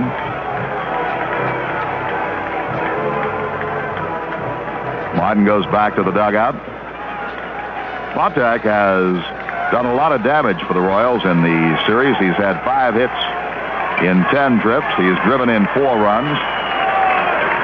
Right-hand hitter lays the bat on the shoulder, takes it off, takes a cut, and pulls a foul. Oh, and that one hit Chuck Hiller, the third base coach. Looks like it got him off the left foot or left leg. Hiller's getting a little heat from the Yankee bench, like Cliff Johnson's getting on him a little bit. 1 ball and 1 strike.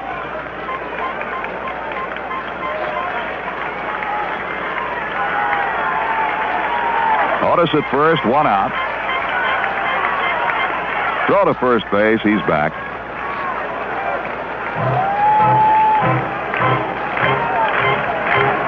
Piniella out in left field, playing the gap. Shaded over a bit toward center. Rivers pretty much straight away in center field. Jackson straight away in right. The set by Figueroa and the pitch high. 2 balls and a strike.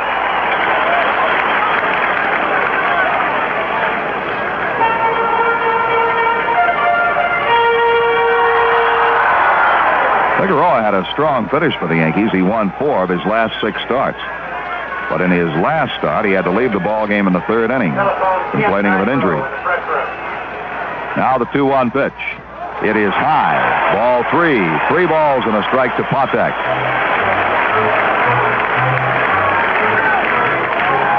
Frank White is the on-deck hitter. Now the Jackets come off again in the Yankee bullpen. Lyle and Tidrow will start warming up. Figueroa drops the hands. 3-1 pitch to Patek. He sends a high fly, foul, down toward the left field corner, well back in the seats, but a foul ball. The count is 3-2.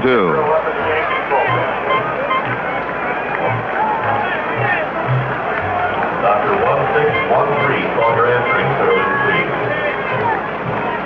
Dick Tidrow and Sparky Lyle up in the Yankee bullpen for the 2nd time in the ballgame. They warmed up in the 3rd inning. Now with Figueroa showing some signs of wildness, they're up again. Otis at first base, 1 out, 3-2 on Patek. Figueroa steps back off the rubber, looks Otis back to the bag.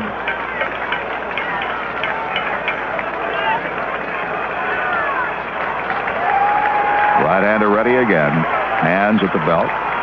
Otis is going. The pitch is swung on, popped up outside of first. Foul ball. Chambliss may have room, may not. Nope, he cannot get to it. The ball is in the seat.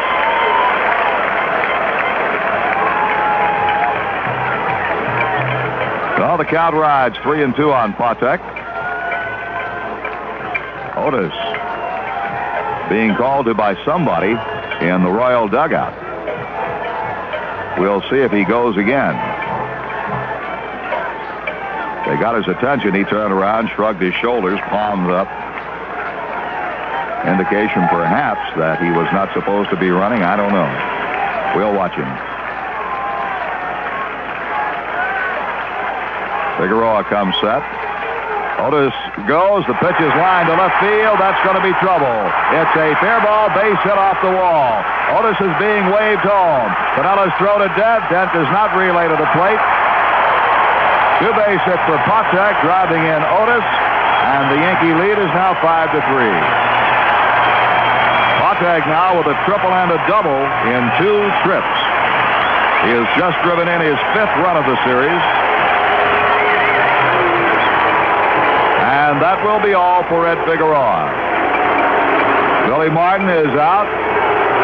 His 2nd trip to the mound. He stops to chat with Marty Springstead as Springstead walks with Martin toward the mound.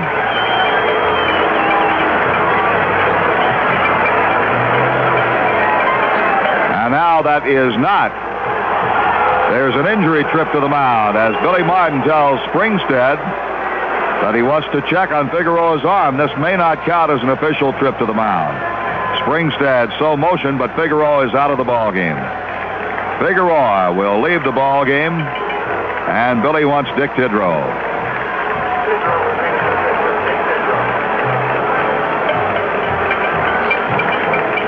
So Figueroa leaves the ball game. He cannot be the pitcher of record.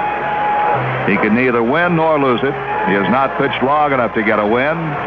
He leaves having given up 3 runs with 1 man on base. If he scores, it would only be the 4th, so Figueroa cannot lose it. And Dick Tidrow is being summoned.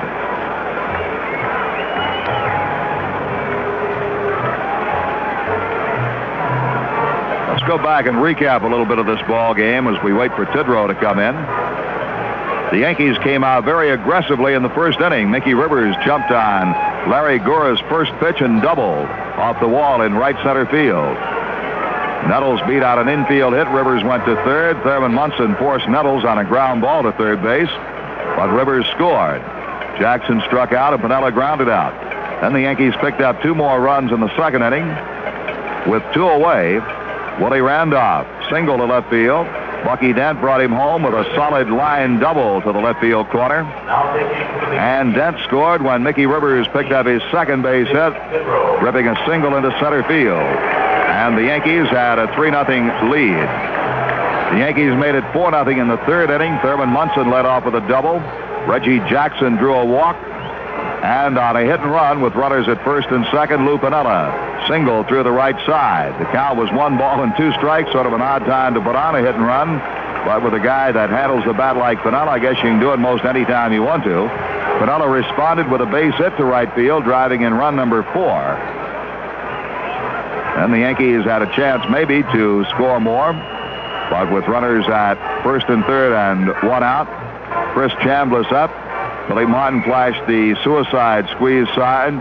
Chambliss popped up to the pitcher then, Marty Patton, and Patton managed to get the ball over to third base. They doubled Reggie Jackson. It took an excellent play by the third baseman, George Brett, to handle a bad throw. The Royals came back in the bottom half of the third to score twice.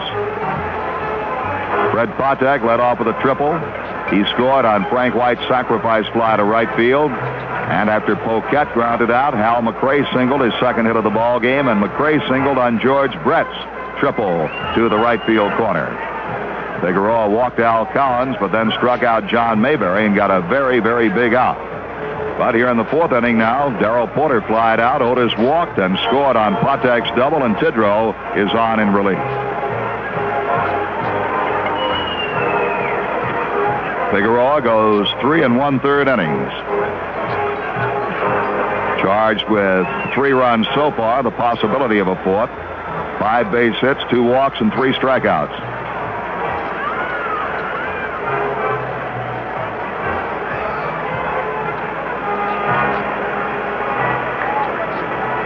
Dick Tidrow, during the regular season, did a very outstanding job, I think, for the Yankees, and perhaps did not receive as much credit as he should have.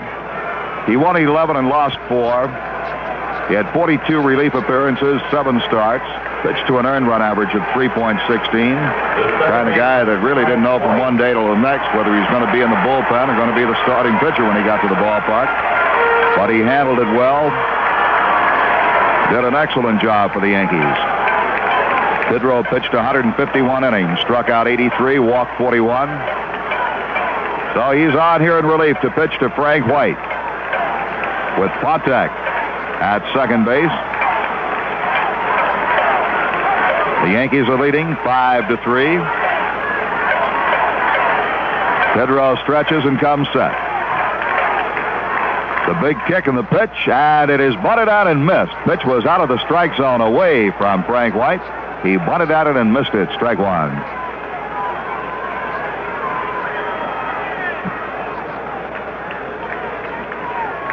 They play Frank White shallow. Jackson very shallow in right. Rivers shortened up in center. Piniella straight away in left. Infield has him up the middle. Nettles even with a bag. Chambliss back. And the pitch coming. He takes a breaking ball high. 1-1.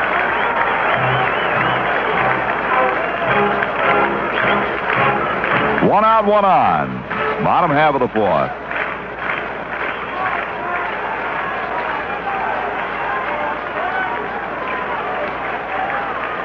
Tidrow comes set again. Checks the runner. The pitch on the inside corner. Strike 2. Frank White looking for a ball away, and Tidrow got it over the inside corner. 1 ball, 2 strikes.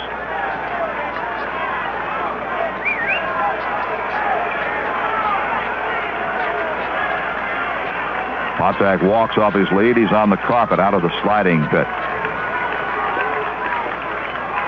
Tidrow gives him a look. The pitch. Lined out toward right center field, and that's going to be an extra base hit. Patek will score easily. Jackson runs the ball down, and Frank White stops at second base with a double, and a run batted in.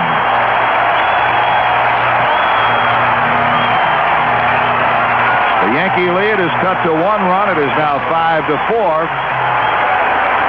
Frank White with his first hit this afternoon and his second run batted in. The run is charged to Figueroa. His record is complete. 3 1/3 innings, 4 runs, 5 hits, 2 walks, and 3 strikeouts. The batter will be Tom Poquette. Poquette, a left-hand hitter. Against Figueroa, he popped to short and grounded out to short. Tying run at second. Still only one out. And Figueroa's pitch, a strike call.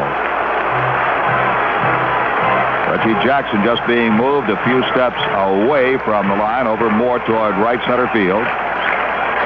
Rivers straight away, shallow in center. Piniella shortens up in left. This pitch is inside to the left-hand hitter. 1 ball and 1 strike. The Yankees are leading 5-4. Tidrow looks at White. And the pitch, Poquette hits a ground ball to short. Net is up with it, looks to third, throws to first in time as Frank White dives into third base.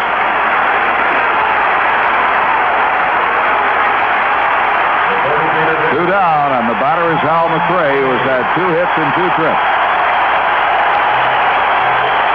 And Royal Mania takes over again here at the ballpark as Hal McRae gets a standing ovation just for walking up to home plate. Right-hand hitter.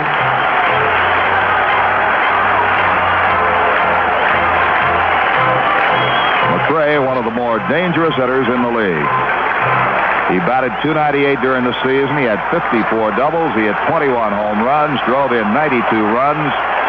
He led the Royals in total base hits. McRae had 191 hits during the season. He's had 5 hits in the playoffs. 5 for 13. Right-hand batter, runner at third, 2 outs, and the pitch is over, strike 1. McRae can pull the ball. He can punch it to right. It's in all directions with good power. Yankees are playing him to hit to right. Rivers shaded well over toward right field. 0-1 delivery. Low inside. A ball and a strike. Big gap down in left field for Hal McRae. Indication you would figure that Tidrow would try to keep the ball away from the right-hand hitter since they're defensing him to the right side in the outfield. Infield pretty well up the middle. Tidrow off the set position. 1-1 delivery. Low and inside, ball 2.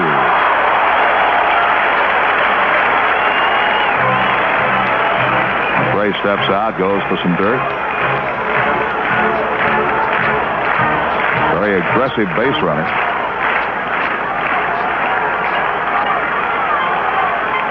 Frank White at third, 2 down. 2 runs are home here in the 4th.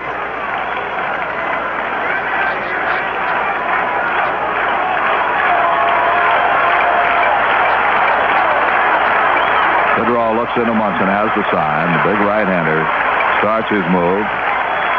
And the pitch to McRae. Low, it's ball 3. 3 balls and 1 strike.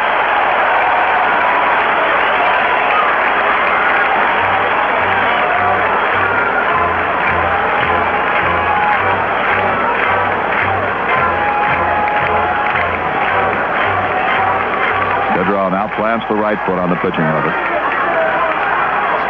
Looks to Munson. White short lead in foul territory off third. Now McRae wants time and steps out.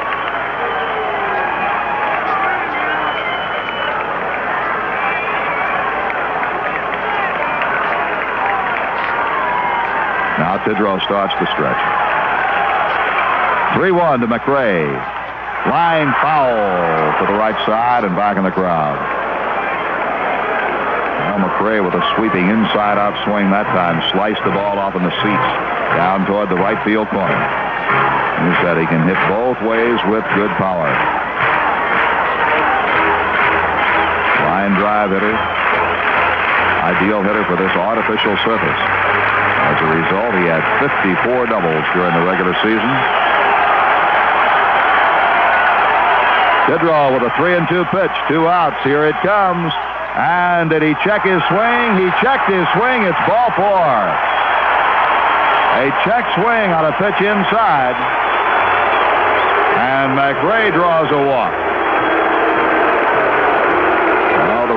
with a potential tying run at third. The go-ahead run at first. Billy Martin is out. With the left-hand hitting George Brett coming up, Billy wants Sparky. So that will be all for Tidrow, who has come in to face three men. Gave up the double to Frank White, got Poquette on a grounder, and now has walked Hal McRae. And Billy Martin wants Sparky Lyle. As we said, there is no tomorrow if you don't win this one. Should there be a tomorrow, if the Yankees do win this one, Billy will come back with Ron Guidry and everybody else in the bullpen. The Royals would pitch Paul Splittorff if there should be a game tomorrow. Now we're waiting for Sparky Lyle to come on from the bullpen. Lyle will be making his third appearance of the championship series. He's pitched 2 2/3 innings, allowed 4 hits, 1 run, walked nobody, and struck out 1 man. Your attention, please. So Lyle will be on to pitch to George Brett. Now pitching for the Lyle relieved in the first game of the championship series. In the 9th inning, Brett was the batter, and he retired him to end the ball game.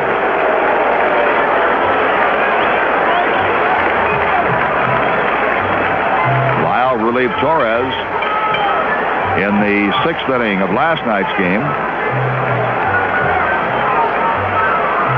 Sparky gave up 1 run and 4 hits in the ball game. Walked nobody and struck out a man.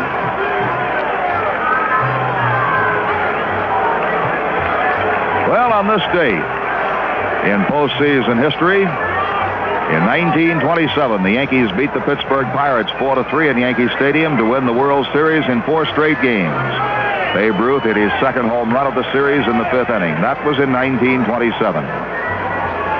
On this date, in 1956, Don Larson pitched the only perfect game in World Series history, defeating the Dodgers 2-0 at Yankee Stadium, one of the games that will never be forgotten.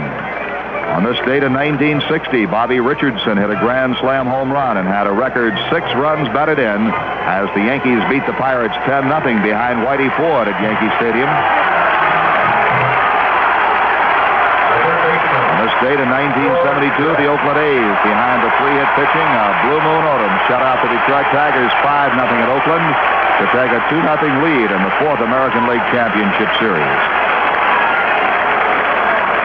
Sparky Lyle has completed his warm-up pitches. George Brett will step in. Brett has grounded out to third and tripled to right. Left-hand batter, runners first and third, 2 outs. The Yankees bunch the outfield toward Rivers, straight away in center. Jackson in the gap, and so is Piniella. The pitch is foul back off Thurman Munson. Strike 1.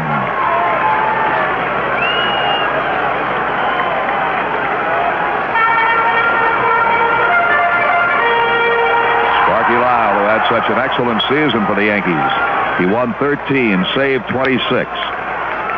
Pitched to an earned run average of 2.17.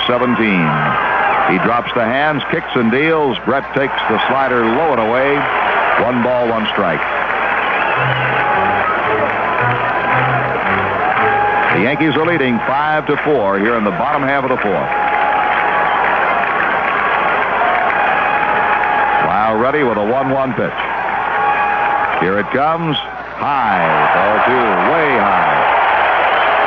2 balls and a strike. Al Collins is the on-deck batter.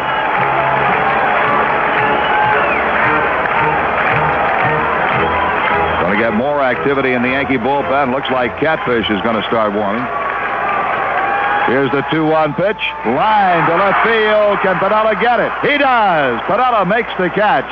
Playing nearly perfectly on Brett up the alley, and the side is retired.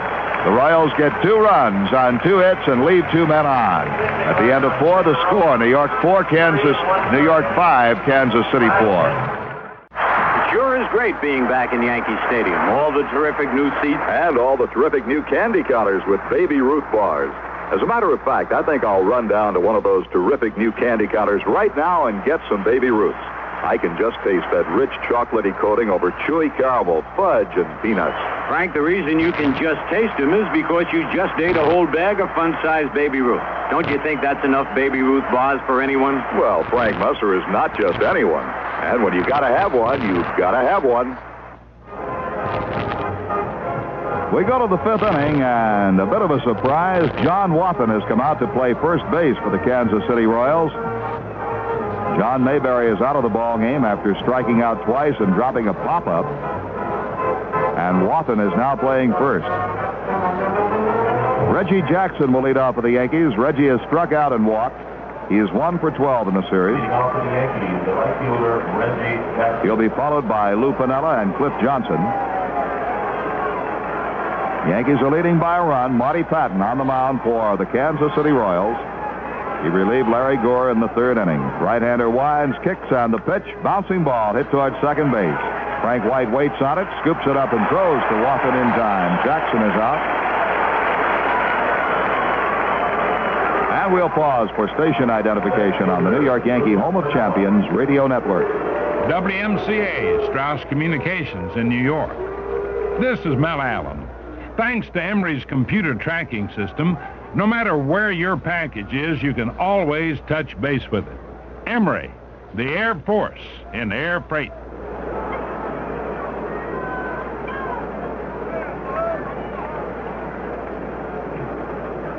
Lou Piniella is the batter.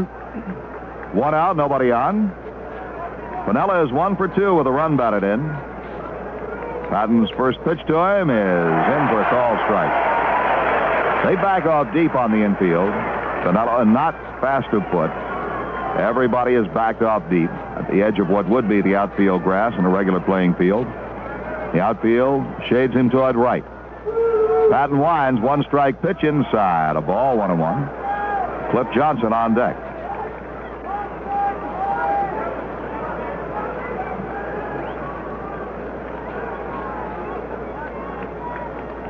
One ball, 1 strike, 1 out. Patton deals. Fastball is lined to right field, and that's going to be in for the base hit. Cowens cuts it off. Piniella's going to try for 2. The throw to second base. He's safe at second. I'll tell you, Cowens got to that ball in a hurry, cut it off before it got to the wall. But Piniella, with the play right in front of him, decided to try for 2 and made it ahead of the throw. Piniella's 5th hit of the series, his 2nd this afternoon. That brings up Cliff Johnson, the Yankees' designated hitter. That's the Yankees' 9th hit of the ball game.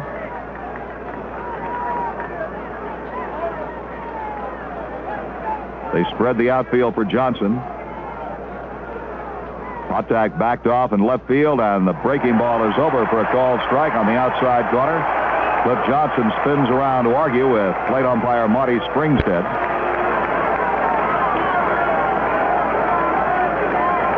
Johnson is grounded out to third and popped up to the second baseman. He is 4 for 11 in the series with 2 runs batted in. One of his 4 hits, a tape measure home run at Yankee Stadium. Patton stretches, 1-1 delivery. Fastball is hit in the air to right field. Cowens going back and makes the catch on the warning track. Piniella tags up and goes to third easily after the catch. So Cliff Johnson with a long drive to right, caught by Cowens. There are 2 down.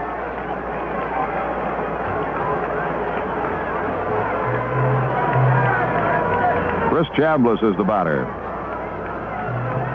Chambliss has had a tough championship series. He is 1 for 11. In this game, he's been called out on strikes, then called on to bunt on a suicide squeeze play, popped up into a double play. Conference out at the mound as Potek and Porter were both out there to talk to Marty Patton, the pitcher. The first baseman, Chris Chambliss.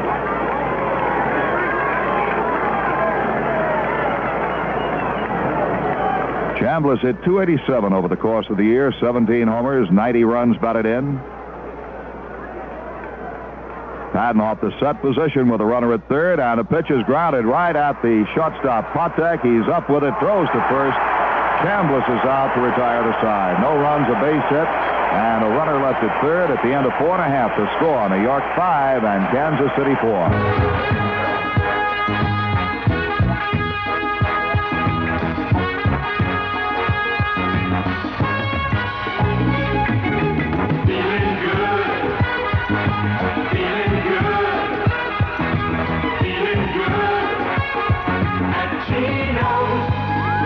Feel good? Then you just gotta come to Geno's, because that's where you'll find Colonel Sanders Kentucky Fried Chicken. Golden brown and finger-licking good.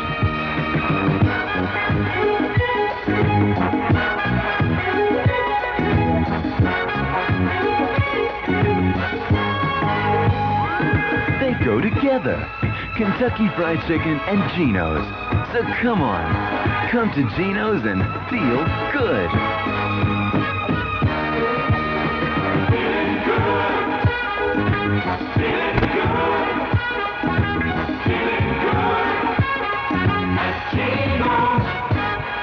Rickle helps you do it better with Rickle. Rickle has it all the wall coverings, hardware, plumbing and paint, all the linens and carpeting, all the power tools, building materials and accessories you need to do it yourself. All the energy savers, too, to lower your home fuel bills. Come into Rickle for quality, value, and selection. They have it all. Rickle helps you do it better with Rickle.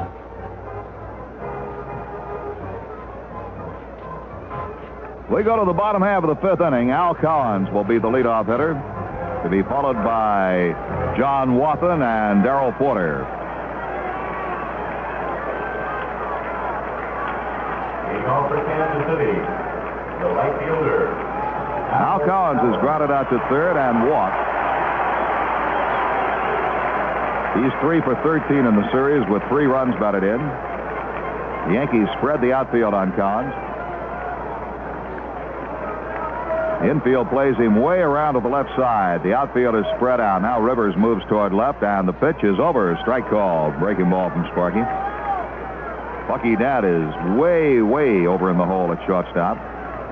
Willie Randolph shades towards second. Chambliss wide of the line. Nettles guarding deep behind third. Lyle winds and offers. Pitch is popped up out into shallow center. Willie Randolph is back, and the second baseman makes the catch. 1 out. And now up for his first time in this ball game, John Wathan, who replaced John Mayberry at first base. Wathan is a right-hand batter. On the year, he batted .328 with 2 homers and 21 runs batted in. An outstanding pinch hitter for the most part for the Kansas City Royals. He batted .333 as a pinch hitter.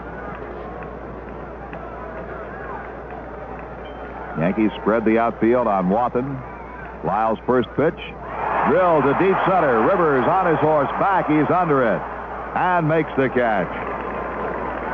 Wathan wasted no time. Went after the first pitch. And there are 2 down. The catcher, We'll bring up Darrell Porter, the catcher, who was grounded out and flied to center. Porter is 4 for 9 in the series.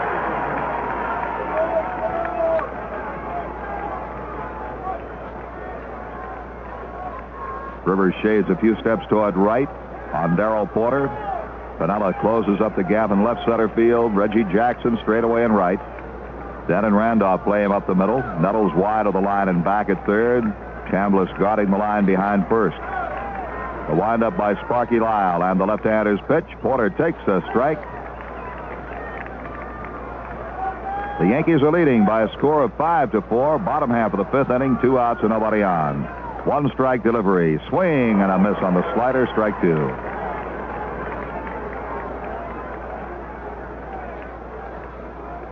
Porter steps out. Lyle goes off the back slope of the mound, blows on his pitching hand. Sparky takes the sign, standing straight up, and delivers low and away. A ball and 2 strikes.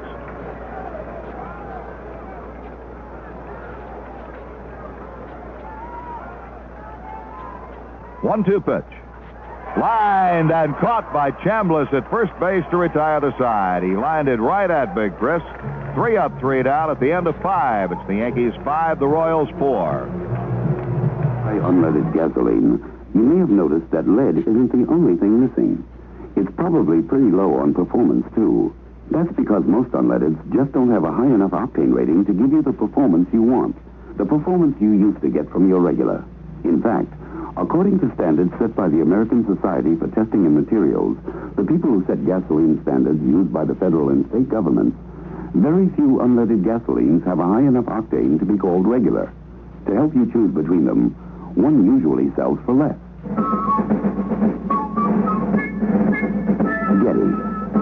Getty unleaded regular gives you the clean running engine you expect from an unleaded, plus the octane performance you want. And you pay less than you would for most other major unleadeds. Now think a minute. Why settle for an unleaded gasoline that's below regular when you can get one that's regular?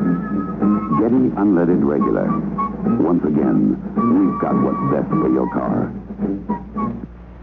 In 1915, the owner of Knickerbocker Beer bought the Yankees. He opened Yankee Stadium, put Ruth, Gehrig, DiMaggio in pinstripes, and Yankee history was made. This was a man with a natural instinct for the best. You can taste it in Knickerbocker Natural Beer. We say Knickerbocker Natural.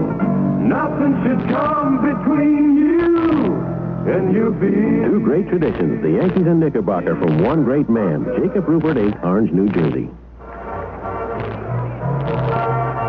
This program is authorized by the New York Yankee Baseball Club under rights purchased by Manchester Broadcasting Productions, Incorporated, solely for the entertainment of our audience.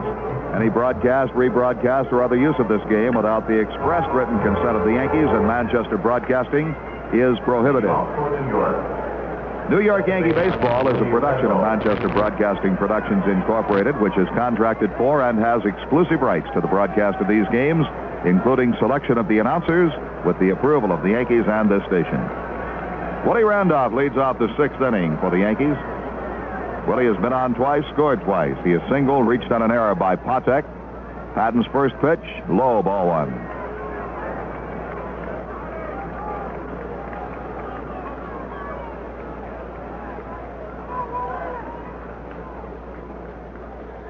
They play him up the middle. The outfield shades toward right, and the pitch is hit in the air to deep left center field. Amos Otis over to his right. He's there, and he makes the catch.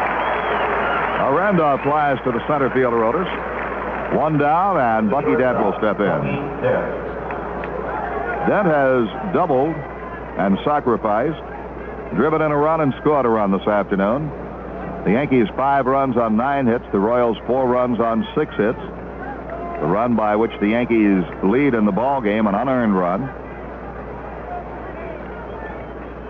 Now the wind by Marty Patton. The right-hander's pitch is over, but high, ball 1.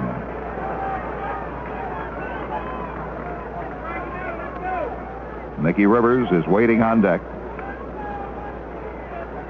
Pitch coming. Popped up. Over behind home plate. Porter, the catcher, back and makes the catch. 2 down. The center fielder, Mickey Mickey Rivers. Rivers will step in. Mickey is 2 for 3. He doubled on the first pitch of the ball game. Came in to score the Yankees' first run. He drove in a run with a single in the second. Grounded out to the shortstop in the 4th. Brett down the line at 3rd. Patton into the wind, and the pitch to Mickey. Taken outside for a ball. Center fielder Amos Otis shades a bit toward right. The gap is in left center field. Pitch coming. Drill past the diving Wathan into right base hit. Mickey Rivers picks up his 3rd hit of the ball game and his 6th of the series. The third baseman, Greg Knapp. That's the Yankees' 10th hit. Their 4th off Marty Patton. Greg Nuttall's the batter. Greg is 2 for 3 with a run batted in.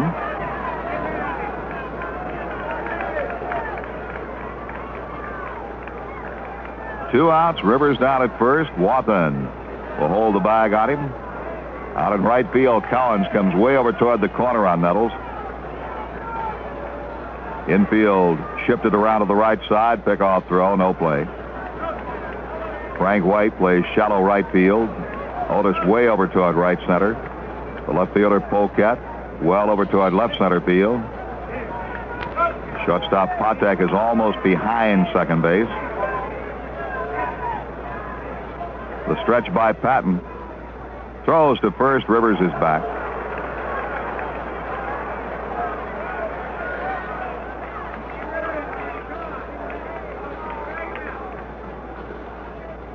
Steve Mingori up in the Royals bullpen. Left-hander Steve Mingori starts to throw in the Kansas City bullpen.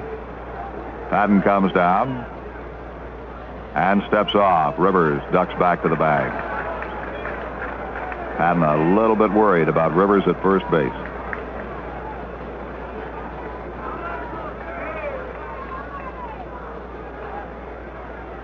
Right-hander comes set. Rivers does not go. The pitch is hit high in the air to right field. Al Collins sets up under it. Backing off now as the wind carries it. Makes the catch on the warning track to retire the side. Routine fly ball when it started out, but that gale got hold of it, and Collins had to go to the track to make the catch. No runs, a hit. A man left at the end of 5.5 to score. New York 5 and Kansas City 4. Thank you, sir. You know you're a very fascinating man. I am? Probably the most interesting man I've ever met. Well, we haven't exactly met. I just came in for a hamburger. And you're paying with a personal check. I'm sorry, I just don't seem to have any cash. That's okay. But your S's and G's, they just don't go with the Lincoln Savings Bank. You're a regular bundle of contradictions. I'm an accountant. You've got real macho S's and G's. You're a racing car driver. No, really, I'm an accountant. Oh, well, that explains this Lincoln Savings Bank check. Careful about money, making every penny count, and jazz like that. But look at that Y. Where? On 65 cents. That's an impetuous Y. You're a very impulsive person. Yeah, I switched to the Lincoln on impulse. It just struck me that my money belongs in the Lincoln Savings Bank instead of a spending bank. No minimum balance requirements, even in my savings account. It's free. You also have a fantastic sense of humor. Oh, free checking at the Lincoln Savings Bank instead of a spending bank, yeah. You better write another sample. Like what? Like a check for the tip. The Lincoln Savings Bank, member FDIC. Say, Frank, what's another word for action? Yoo-hoo. Yoo-hoo? Right, Bill. Yoo-hoo chocolate drink. Why is that? Because Yoo-hoo not only has the best chocolate taste of any soft drink, but it also contains high-quality protein. And? And it's made from 99% fat-free milk. Yoo-hoo keeps your action going. That's why it's Yogi's favorite drink. Yoo-hoo is the action drink for action people. Right, the chocolate drink of champions. Join me in a Yoo-hoo. I'll drink to that. Drink Yoo-hoo, another fine product from Iroquois Brands. We go to the bottom half of the 6th inning. The Royals will have Amos Otis, Fred Patek, and Frank White coming on to bat in that order. The Yankees are leading 5-4. Sparky Lyle is the Yankee pitcher of record. Figueroa, who started, did not go far enough. Tidrow relief, pitched to 3 men. The center fielder, Amos Otis. Oh, it's Sparky Lyle's game. If the Yankees win this one, the two clubs will play again tomorrow night. 8:15 New York time, and Ron Guidry will pitch for the Yankees tomorrow night, if there is a 5th game. Paul Splittoff will be the probable starter for Kansas City. But first, the Yankees have to win this one. Otis, a right-hand batter, has struck out and walked. He has scored a run. He has 1 for 11 in the series with 2 runs batted in.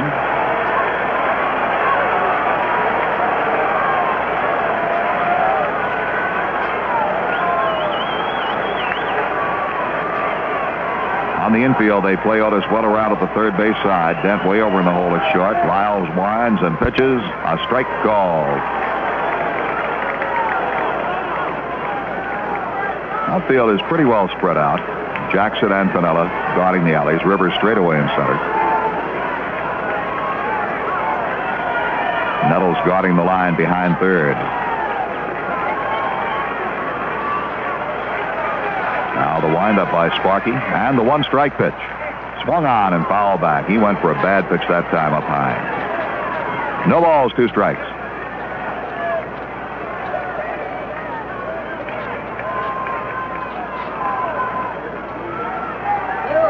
Very interesting sight way out beyond the left field bank here at this ballpark. A couple of horseback riders have stopped to watch the ball game. The 0-2 pitch. Fouled back off Munson.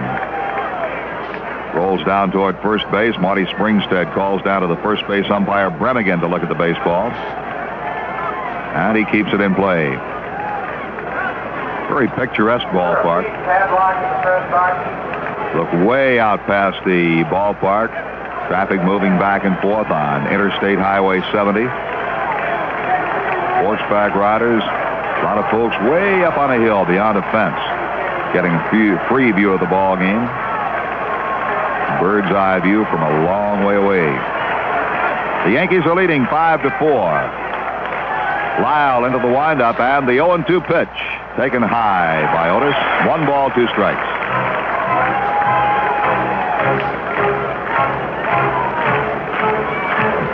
Otis steps out, does a couple of deep knee bends.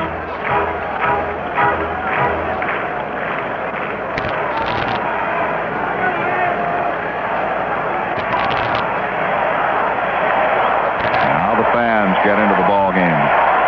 Lyle winds 1-2 to Otis.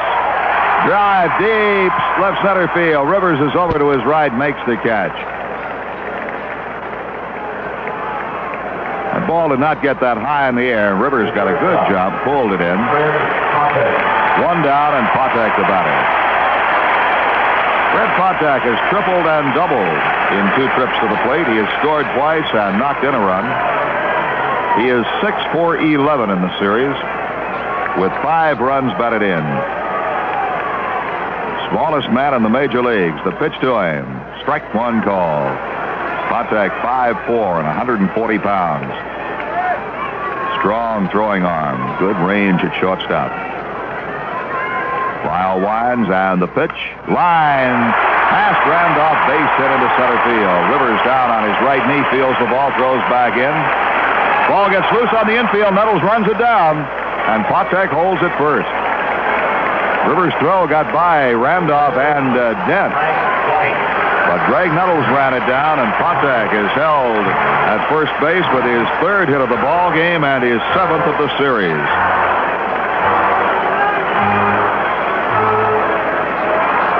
So the tying run is on with 1 out, and the batter is Frank White. He took a long look down at Coach Chuck Hiller at third base before stepping in. White has hit a sacrifice fly to right and double to right center. He has driven in 2 of the 4 runs for Kansas City this afternoon. Lyle sets and the pitch. Inside, ball 1.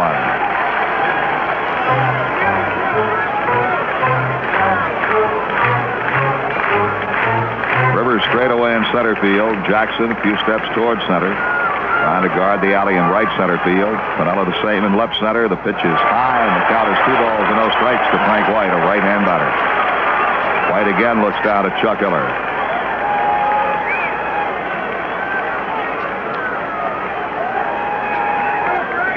Now White is looking over toward the Kansas City dugout.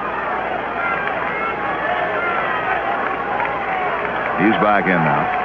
And time is called at first base. Patek wants to check with Steve Boros, the coach down there.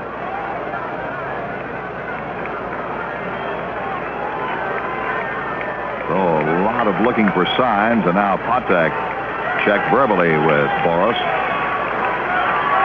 2 balls and no strikes to White. The pitch to him. Foul back, and that'll be out of play. Right in front of the broadcast booth.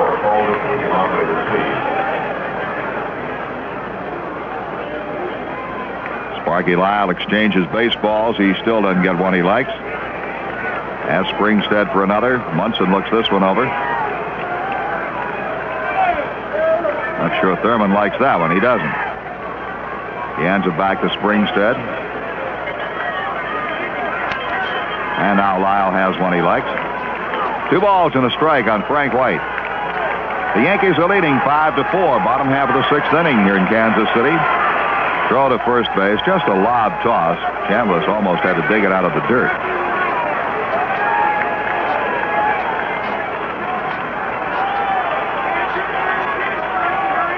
2 balls and a strike. The pitch coming. Runner goes. Pitch is hit in the air to shallow right center. Rivers coming on.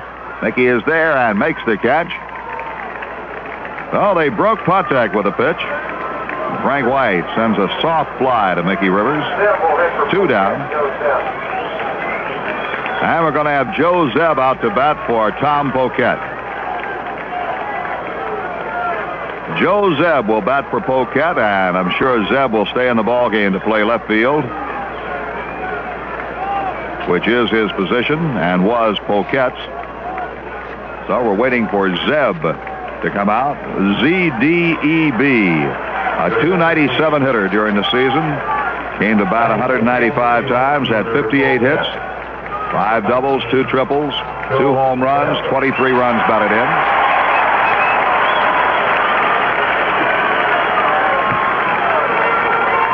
Well, Poquette, a left-hand hitter, is pulled in favor of right-hand hitting Joe Zeb.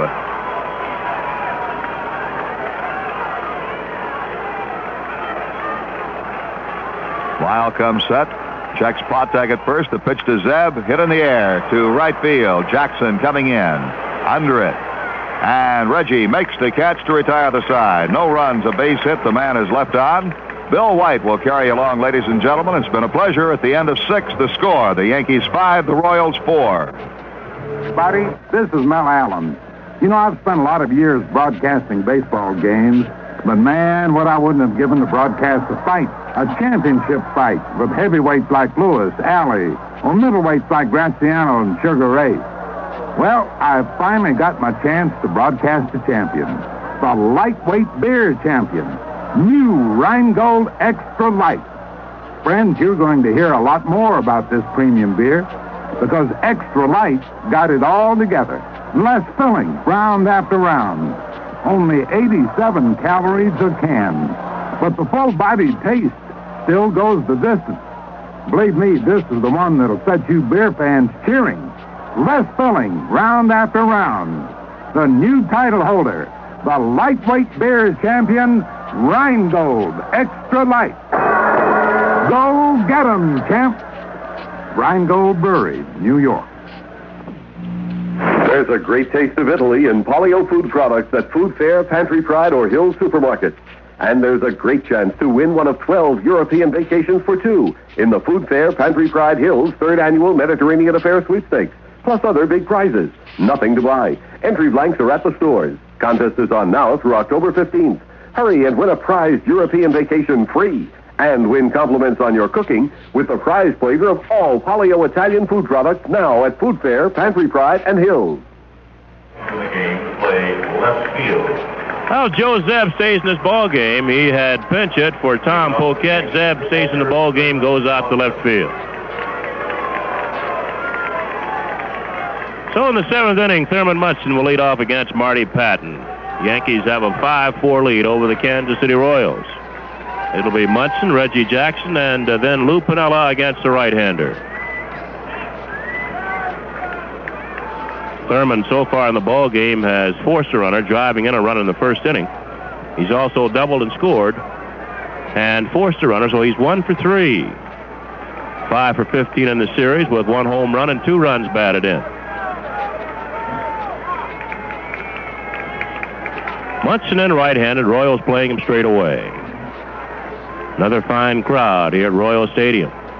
Here's Patton's first pitch to Munson, fouled straight back. No balls and 1 strike. Munson batted .308 on the year for the Yankees, at 18 home runs and drove in 100 runs. Wind still blowing hard toward right. As Patton wants another baseball, and home plate umpire Marty Springstead gives it to him. Munson now taking plenty of time, adjusting his golf glove as he gets in. Actually, I guess I should call it a batting glove. 1 strike pitch to Munson. Inside, Thurman backs out, it's 1-1. Patton doesn't have much of a breaking ball. He's a fastball slider ball pitcher. Moves the ball in and out. Now the right-hander winds, and the 1-1 pitch. Swung on and popped up on the right side. It'll be back out of play. Over the Royal dugout, about 6 rows. 1-2. Let's take 15 seconds for station identification on the New York Yankee Home of Champions Radio Network. WMCA, Strauss Communications in New York. This is Mel Allen. Unlike other air freight carriers, Emery doesn't just go to the major cities, they also go to the minors. 1 ball and 2 strikes on third, Munson. Patton winds, and the pitch. Swung on and fouled back. Count remains 1 ball and 2 strikes. Shadows now beginning to edge toward the plate here at Kansas City. Right now, the whole playing field is bathed in sunshine.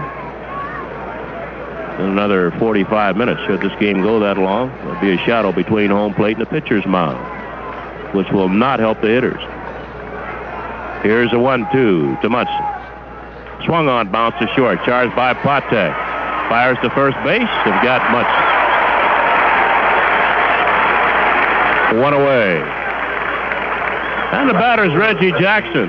Jackson has struck out, walked, and bounced out. He's 0 for 2 and 1 for 13 in the series.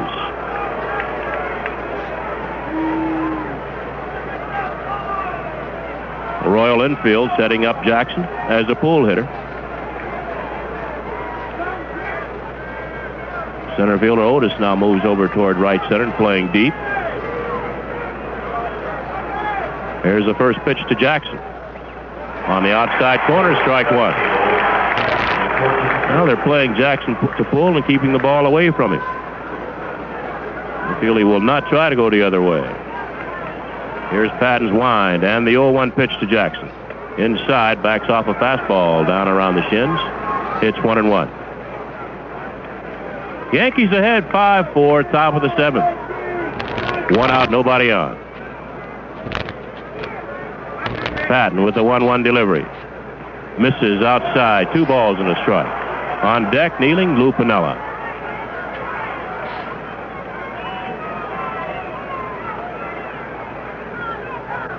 George Brett, the third baseman, is actually playing shortstop. The shortstop, Patek, out behind second, and Frank White, the second baseman, out in shallow right.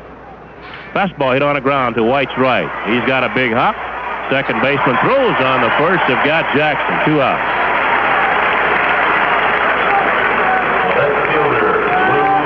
That'll bring on Lou Piniella, the Yankee left fielder. Pinella's 2 for 3 in the ball game. Single and a run in the third. Double, but was left stranded in the 5th.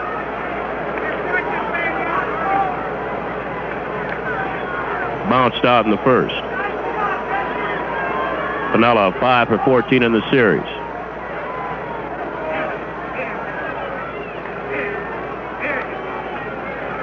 Infield straightens up for Piniella. The outfield plays him to hit the other way, toward right. Here's Patton's first pitch to Lou Piniella. Too high with the slider. Lou had a great year for the Yankees, batted .330. Did just about anything that Billy Martin wanted him to do. Played left field, right field. Was a designated hitter, also pinch hit. Fastball is swung on and missed. It's the ball and the strike.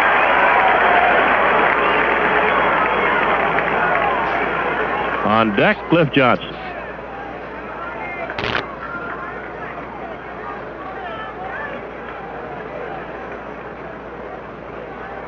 Piniella digging a hole in the batter's box. Settles in. Marty Springstead yells play. And Patton wants another sign. Gets one he likes. A 1-1 to Piniella. Too high. Fastball, 2-1. Royals have Brett playing third. Patek, the shortstop. Frank White at second base. And John Wathan in at first base. Joe Zebb in left. Amos Otis in center. And Al Cowens in right. 2-1 has popped up. Shallow center. Going back is White. Coming on is Otis. And Otis, the center fielder, makes the catch. And the side is retired. 3 up and 3 down. We're going to the bottom of the 7th. It's the Yankees 5, the Royals 4. What do we mean when we say, don't blame Desenex? Well, Desenex has helped millions of feet get rid of athlete's foot fast and easy. We wouldn't be number 1 if we didn't work. So all we're doing is nudging the few of you out there who are still walking around with it. Say you're grounded at the tennis club with sore, itching feet, while some other guy is playing a love match with your girl. Desenex could have helped. So next time athlete's foot brings you down, remember our little nudge. Don't blame Desenex. A product of Penwalt Corporation. Men, there are 2 things you can do about the itching, chafing, and rash of jock itch. You can baby the problem with talcum powders, salves, or home remedies, or you can use a real medicine, Cruex. Cruex medicated powder helps relieve the itching, chafing, and rash. And because it's medicated, it even helps fight the causes of jock itch. So get Cruex, the medicine made specifically for jock itch and its symptoms. Cruex, C-R-U-E-X. Rickle helps you do it better with Rickle. Rickle has it all, quality, value, and selection in every department. Come in and check out the hardware, plumbing, power tools, paint, linens, draperies, housewares, carpets, building materials. You'll save on energy savers, installation, caulking, storms, screens, and more. Rickles helps you do it better because they have it all. Rickle helps you do it better with Rickle. Well, a new right fielder for the Yankees as we go to the bottom of the 7th. It's Paul Blair.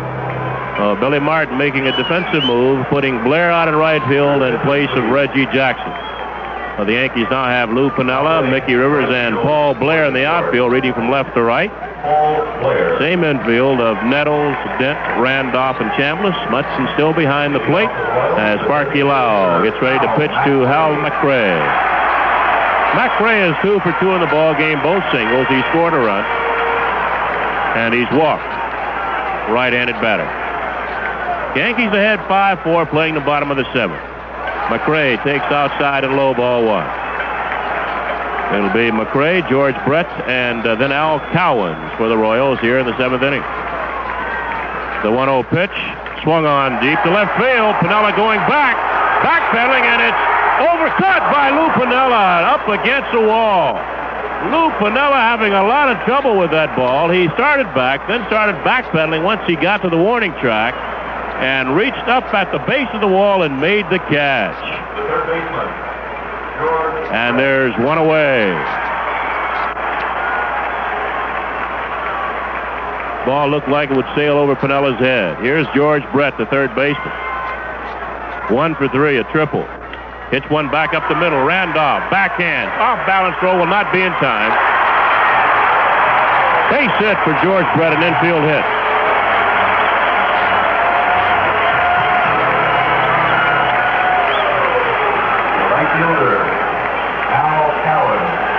Randolph might have hurt himself making that off-balance throw, but he's all right.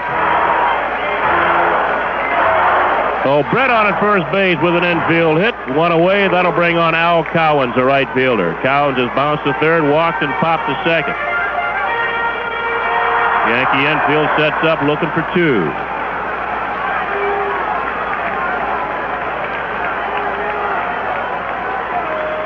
Yankees leading 5-4. 7th inning. Cowens hits one on the ground to Nettles. To Randolph. There's one. Back to first base. Double play. 5-4-3 double play, and the side is retired. No runs, a base hit, nobody left. At the end of 7, the score. The Yankees 5, the Royals 4. Hey, we've got success for sale at your Chrysler Plymouth dealer. Come on in and see what we've got. If success is what you're looking for, well, we've got a lot. Right now, during cleanup time, we're offering year-end deals on the small car America's getting comfortable with, Volare. Because of Chrysler engineering, Volare offers you the ride of a big car and the value of a small car. And Volare comes in 3 models, the 4-door sedan, the 2-door coupe, and the popular Volare wagon, America's #1 selling wagon. And now there's a great selection of Volares to choose from, all ready for immediate delivery.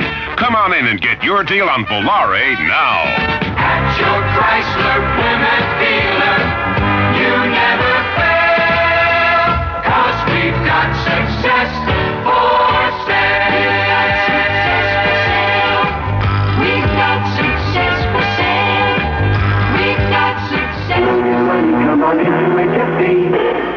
need for extra shopping money is a sure sign of spring and summer. And if you're not sure how to get it, come on into HFC for a shopper's loan. HFC, an equal opportunity lender. Come on in. Come on in. Come on in to HFC. Household Finance, where people use our money to get the most out of life. Come on in to HFC. Well, the Yankees turn a big double play to end the 7th, and they take a 5-4 lead into the 8th inning. And Cliff Johnson will bat against Marty Patton. It'll be Johnson, Chris Chambliss, and then Willie Randolph. Yankees 5 runs on 10 hits. The Royals 4 runs on 8.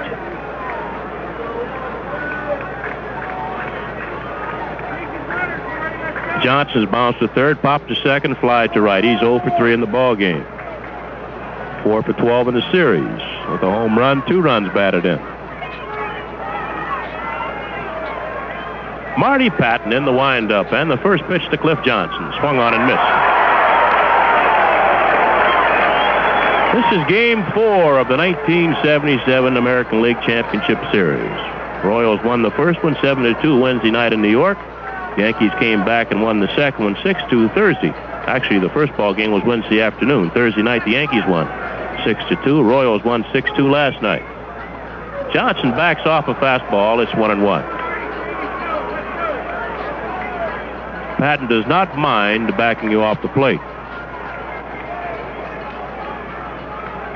Paul Splittorff won the opener for the Royals. Ron Guidry, the second game for the Yankees, and Denny Leonard won last night for the Royals. Fastball is swung on and missed by Johnson. 1-2. Gullett lost the opener for the Yankees. Hassler lost the second game for the Royals. And Mike Torres lost last night's ball game for the Yankees. The Royals lead this series 2-1, so it's now or never for the Yankees. And they lead 5-4 in the 8th inning. Here's a 1-2 pitch to Johnson. Curveball is swung on. The bat flies out of Johnson's hands, and Patton has to jump out of the way. And it's a ball and 2 strikes as Johnson just got a piece of the ball.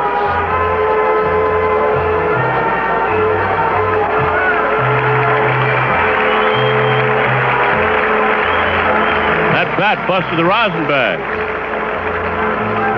Or something busted the rosin bag. That bat had a lot of mustard on it. It went out toward the mound. Patton bounced out of the way.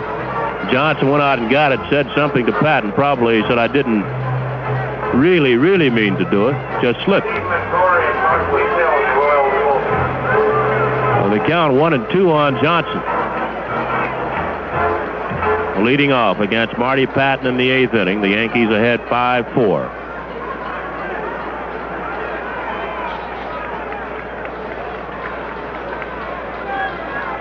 Now the 1-2 pitch. And Johnson backs off a fastball up and in. 2-2.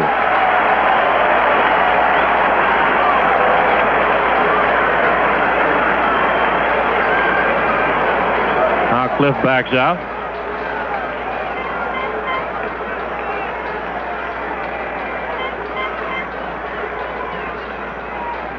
Now he gets back in.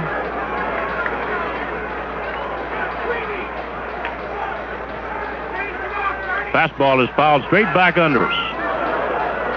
He does not get cheated, Cliff Johnson. Still 2-2. Gets his swings in. Patton wants new baseball, and Marty Springstead will give Porter one to be flipped back out to Marty Patton.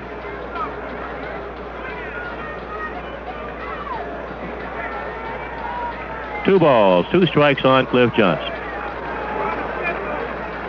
Kneeling in the on-deck circle, Chris Chambliss. Attendance has not been announced yet. They will have at least as many as they had last night. 2-2 pitch. Check swing back up the middle. Frank White out behind second. Slips, throws on the first. Not in time. Johnson beat it out. Frank White was out behind second base, got to the ball, slipped, threw off balance, and Cliff Johnson beat it out.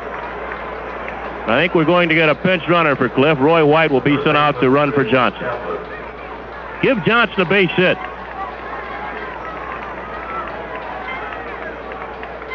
And White is being sent out to run for Johnson, so Cliff will leave. That's his 5th base hit of the series. He's now 5 for 13. Number 6, Roy White. So Roy White becomes the Yankee designated hitter.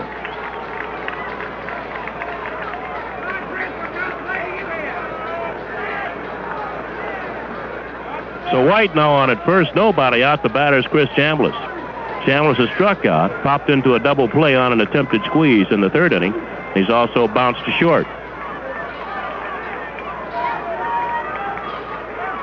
Yankees could use an insurance run. Throw the first base, and White gets back.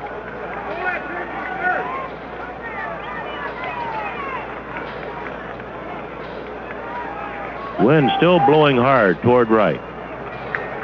Chambliss with 17 home runs, 90 runs batted in on the year for the Yankees. Pitch to Chris. He bunts, and it hits him. Foul, kicks foul. Ball looked like it might have hit Chambliss. Evidently it didn't. But it kicked foul anyway, so it's no balls and a strike. Chambliss trying to drag the ball to get White over the second base.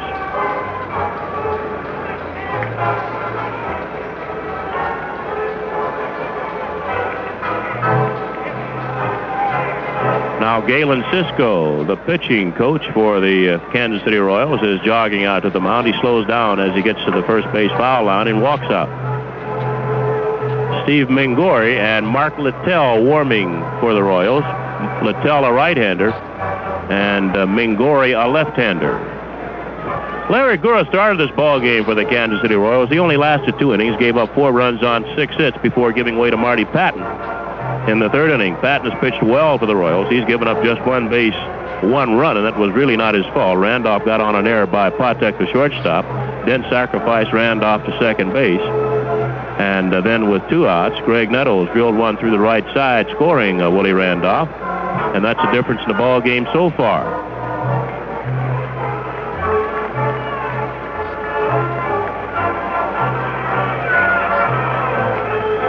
So Cisco goes back to the dugout with a count, no balls and a strike on Chambliss.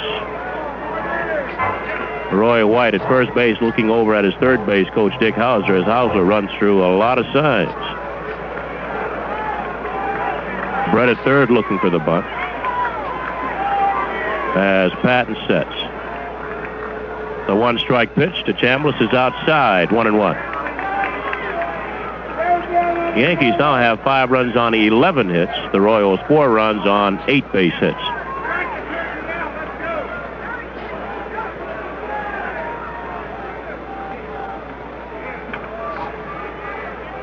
Patton sets. Throws the first base, and White gets back easily. Gap for Chambliss would be in left center field as Otis is playing deep in right center. Zeb straight away and left. 1-1 pitch, runner going, swung on the ground to White.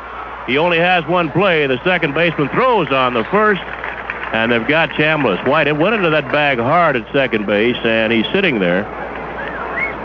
Patek helps him up, gives him his cap, and Roy White looks like he's all right.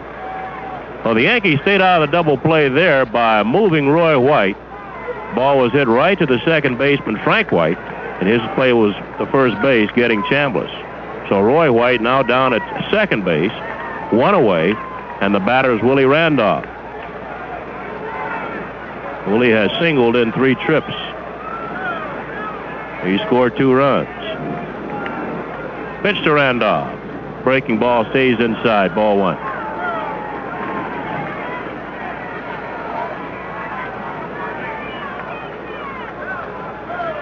Randolph has 4 base hits and 14 times up in the series so far.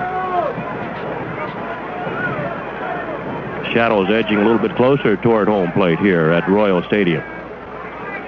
And Patton looking in, backs off. He wants Porter to run through another series of signs. Randolph also backed out. Now Willie gets back in. White, the second baseman, playing very close to second, holding Roy White there. Randolph takes a curveball on the outside corner. It's 1-1.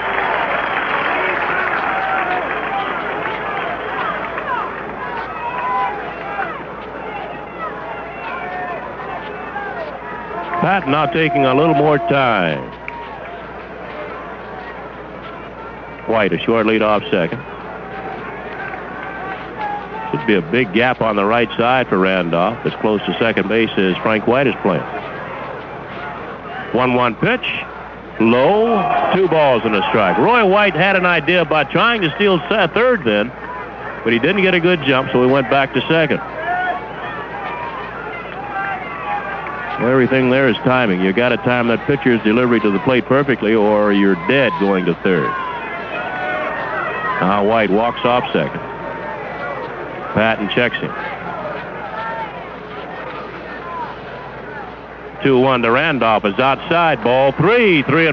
Well, one thing, maybe Roy has Patton thinking about him rather than thinking about the strike zone.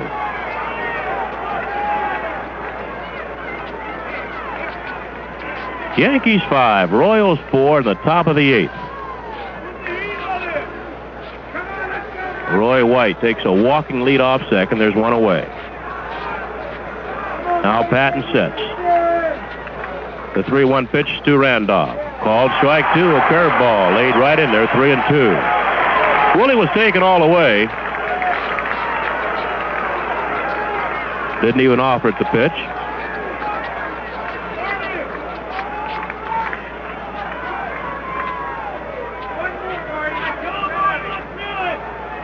Mingori and Littell still warming for the Royals, and their bullpen out in right field. Yankee bullpen idle. They've got their best reliever in, Sparky Lyle.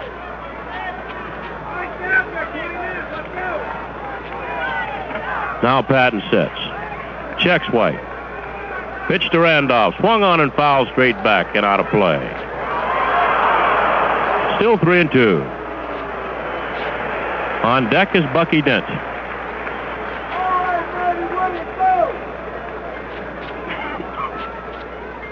Ed Figueroa started the ball game for the Yankees. Dick Tidrow came on in the 4th inning, and Sparky Lyle also relieved Tidrow in the 4th.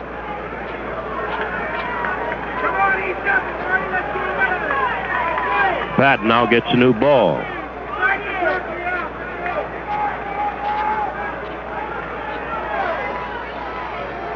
And the right-hander sets. Here's a 3-2 pitch. Swung on, popped up out behind second base. Frank White calling. Glasses down, and the second baseman makes the catch. 2 out. Roy White still at second base, and the batter's Bucky Dent.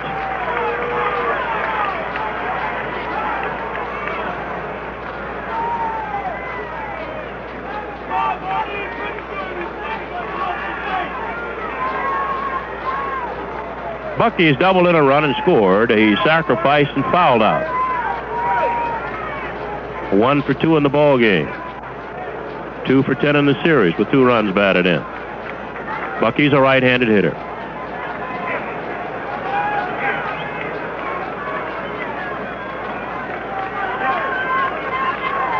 Marty Patton taking a lot of time. Now he sets. Pitch to Dent. Curveball misses outside. On deck is Mickey Rivers.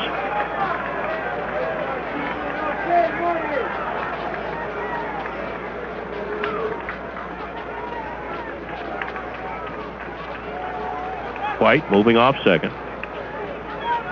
Patton checks it. The 1-0 pitch. Swung on, hit into center field. Coming on is Otis. Glasses down, calling. He's there and makes the catch, and the side is retired. No runs on a base hit, and the man left on base. Bottom of the 8th coming up to score. The Yankees 5, the Royals 4. Go Ozark. We make it easy for you. Go Ozark. We make it easy for you. you. When you're going places in the heartland of America, Ozark's nonstops and direct flights can really make it easy for you. And we never stopped looking for ways to make it still easier.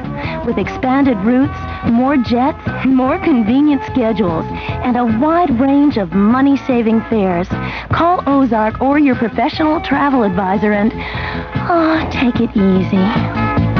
When you want to get there in a hurry and in comfort and without a care, chances are that Ozark is the airline with the schedule to get you there. Go Ozark!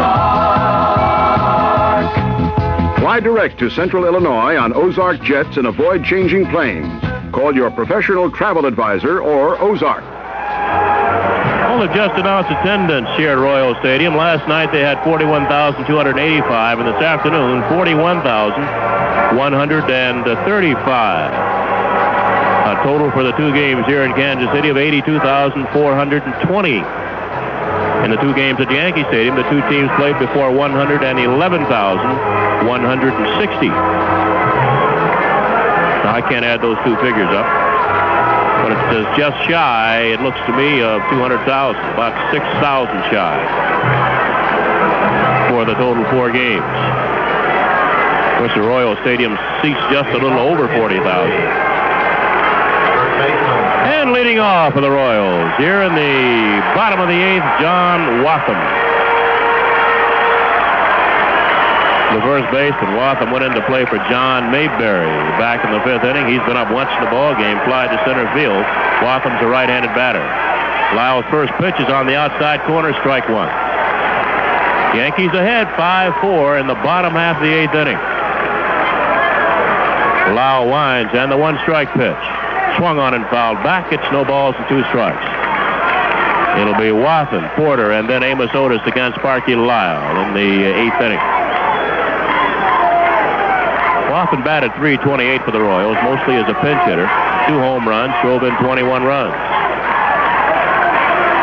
Lyle working quickly. The two-strike pitch.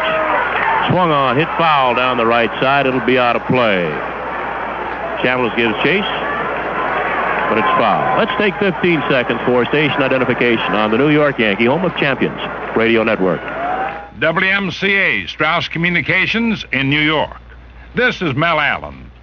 Emory goes to the places everyone else goes to, as well as the places no one else goes to. Emory, the Air Force in air freight. Two-strike pitch. Swung on and fouled back. Still 0-2.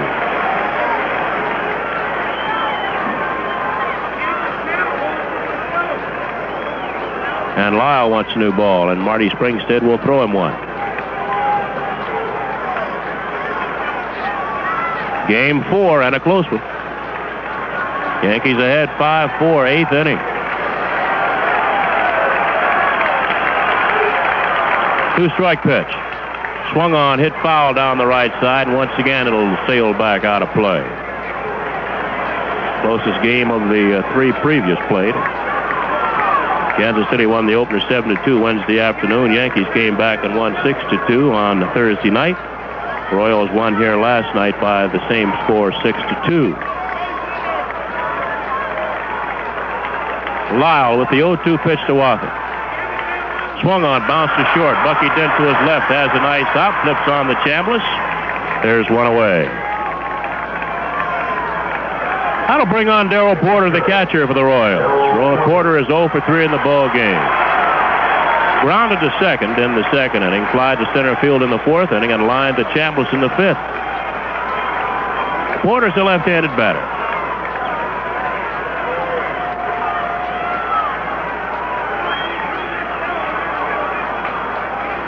Lyle making sure that Chris Chambliss guards that line at first base. Chris is still off the line a bit. He's not right on it.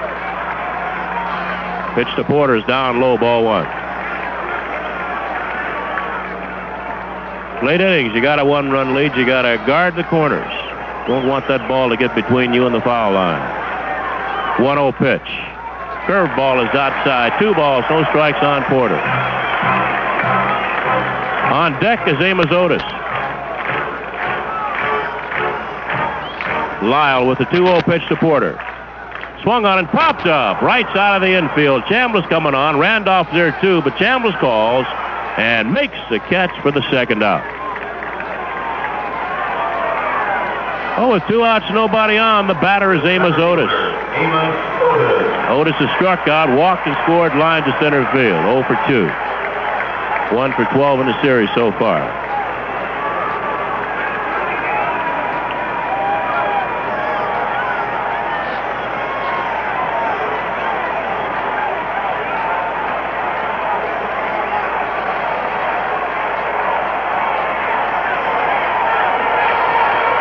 Two outs, nobody on. Yankees ahead 5-4. Bottom half of the 8th inning.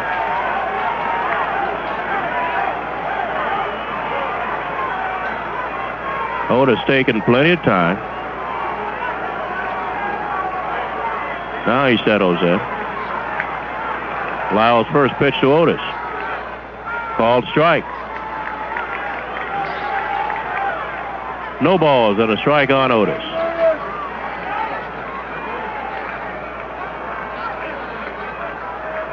On deck is Freddie Patek, and Patek has really been a little thorn in the Yankee side. In fact, a big thorn for little fella.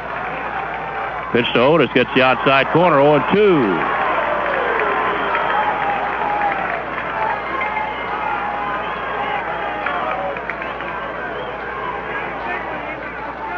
Nettles right on the line at third base. Bucky Dent, the shortstop, also playing Otis to pull. Outfield playing him straight away.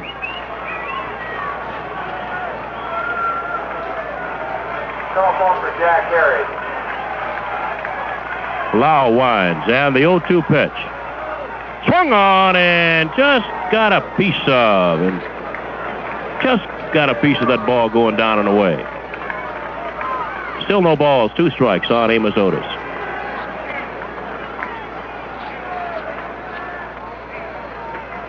Lyle wants new baseball for Marty Springstead. Gets it.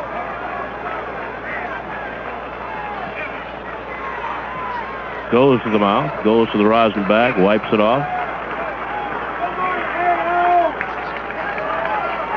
Otis just got a piece of a good, tailing, sinking fastball. Now the 0-2 pitch. Swung on it on a ground to short. Dent is right there. Flips on the Chambliss, and the side is retired. 3 up and 3 down. At the end of 8, it's the Yankees 5, the Royals 4. Flavor of Venetian cuisine, the zesty, satisfying taste of La Cucina Siciliana.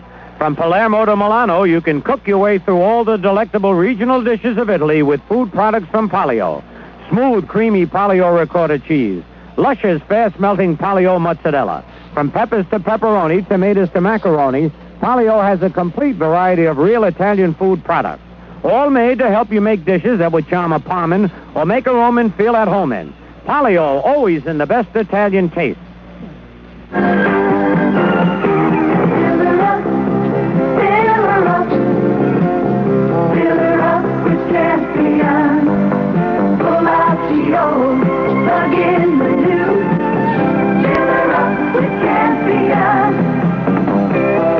Haven't looked at a calendar lately, winter's going to be honest before you know it or want it. And the colder it gets, the harder it gets for your car to start up every morning.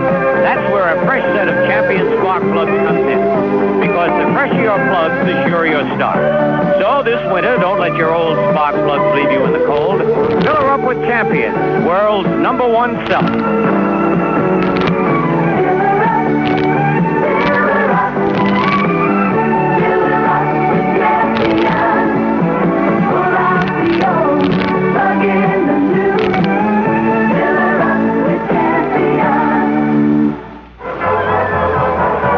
Marty Patton will have to face Mickey Rivers, Greg Nettles, and then Thurman Munson in the top half of the 9th inning. Well, the Yankees are leading the ball game 5-4 over the Royals.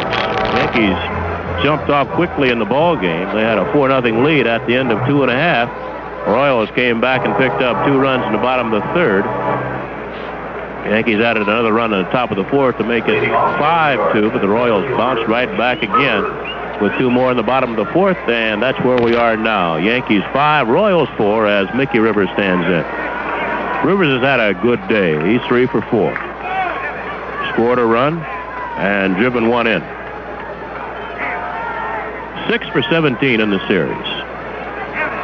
Patton's first pitch. Fouled straight back and out of play. Rivers going for the down. Got a good cut at a curveball. Mickey batted .326 on the year for the Yankees. 12 home runs, 69 runs batted in, batting leadoff. He should get quite a few votes in the most valuable player race in the American League. I think that voting's already taken place.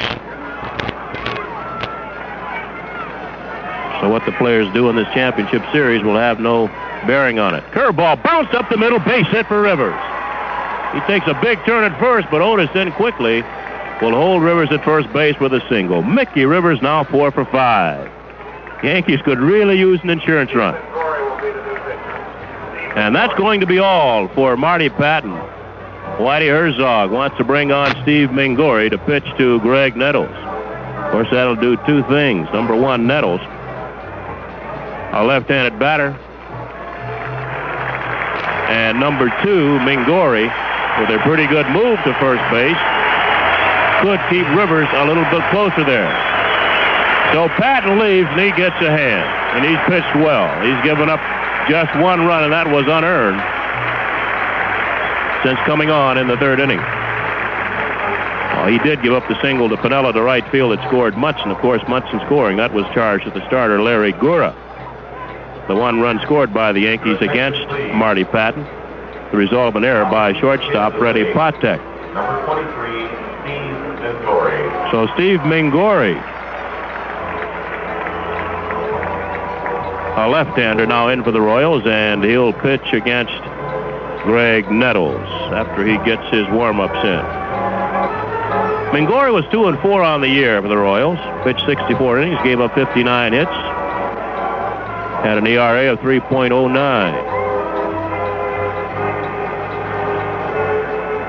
Well, that shadow is just at home plate now. Yankees can stay up another 10 or 15 minutes. Maybe the Kansas City batters will be, they'll be batting in the shadow, and Lyle will be pitching out of the sunshine. Mingori is normally tough against left-handers. He throws sidearm. That's a good breaking ball. Of course, with Rivers on at first base, he'll have to be careful with that breaking ball.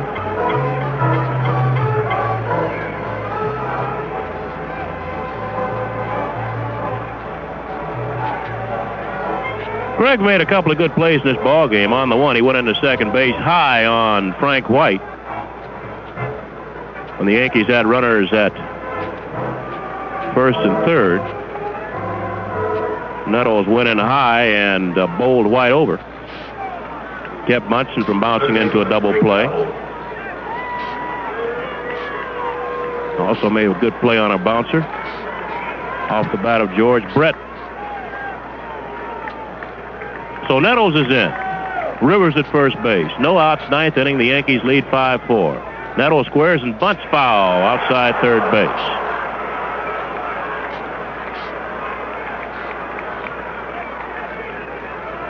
No balls and a strike on Nettles. On deck is Thurman Munson. Billy Martin wanting the left-handed hitting Nettles to get Rivers over at second base for Munson. And following Munson will be Paul Blair, who also handles left-handers pretty good.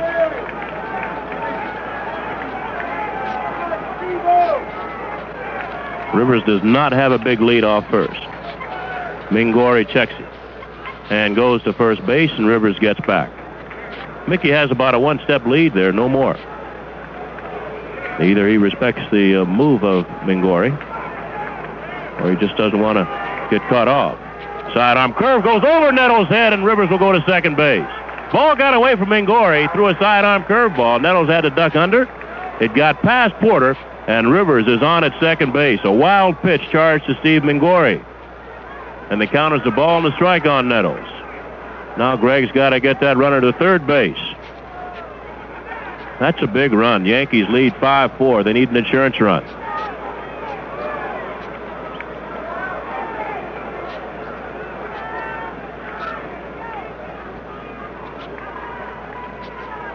Now the set. The pitch. High with a sidearm fastball. 2-1.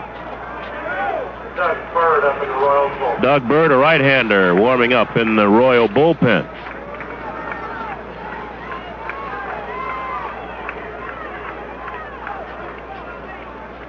Mingori bends forward looking for sign.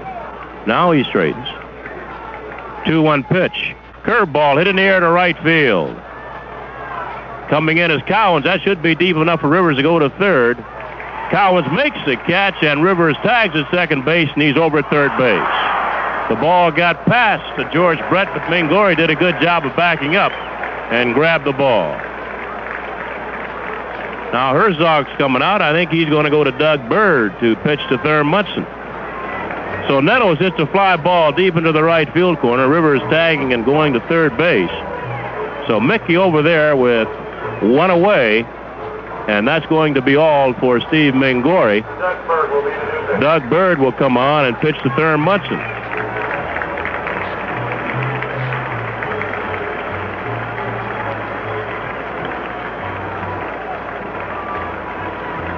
So Mingori pitches to one man, Greg Nettles, after throwing the wild pitch over Nettles' head. Then Greg drove one deep into the right field corner, sending Rivers to third base. So Bert comes on now. Bert, of course, a right-handed batter to pitch to, right-handed pitcher to pitch to Thurman Munson. Now pitching for the Royals, number 29, Doug Bert.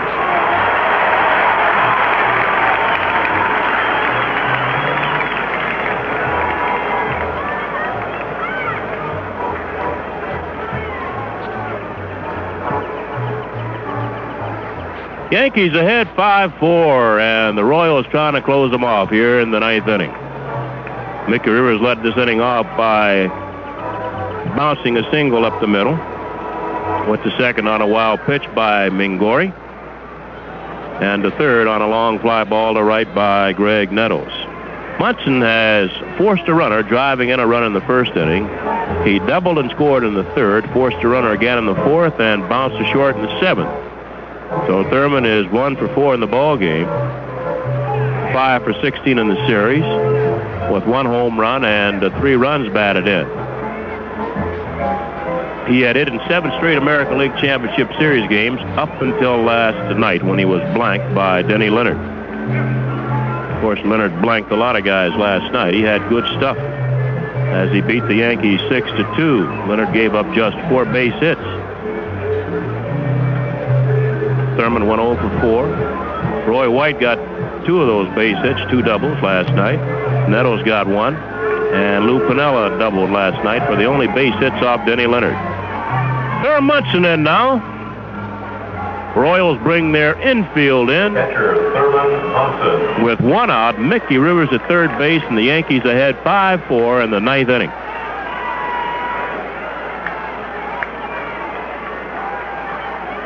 Brett, Potek, White, and Watham all in close. Pitch to Munson. Fastball is fouled straight back. Munson got a good rip at a fastball. Big run down at third base. Mickey Rivers only 1 away. Yankees have a 1-run lead. By the way, in the bottom of this inning, it'll be Freddie Potek, who's had a hot bat for the Royals, then Frank White, or a pinch hitter, and Joe Zeb. White's also had a pretty good series, so he might bat for himself. Bird sets, 1-strike pitch. Swung on and fouled off. No balls, 2 strikes on Munson.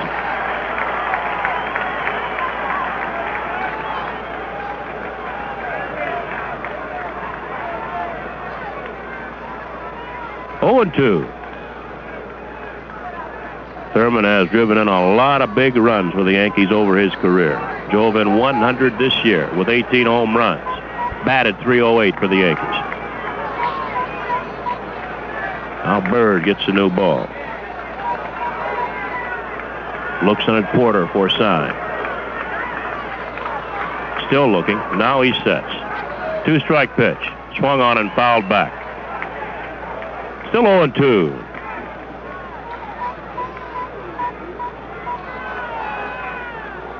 Bert on the year won 11 ball games and lost 4 for the Royals. Gave up 120 hits in 118 innings. Had a 3.88 ERA. He's ahead in the count, 0-2 on Munson. Thurman makes him wait. Now he gets back in. Bert sets. The pitch. Swung on, hit in the air to center field. That's far enough. Otis is back. Glass is down. Makes the catch. Rivers tagging at third. He'll make it easily. Otis just flips the ball into second base. And the Yankees now lead it 6-4. Sacrifice fly for Thurman Munson. Drives in his second run of the ball game. And the Yankees have a little more breathing room. The right fielder, Paul Blair. That'll bring on Paul Blair. Blair struck out, walked. Check that. Now Blair's up for his first time. He replaced Reggie Jackson in right field in the 9th inning. Jackson had struck out, walked, and bounced to second twice. First pitch to Blair is too high, ball 1.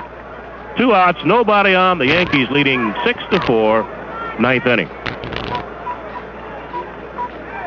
And once again, Mickey Rivers started things off. Blair bounces one out in front, and it hits him while he's in the batter's box. It's foul. Ball looked like it might kick fair. Came back down, hit Blair on his back while he was in the batter's box. So the count is 1-1.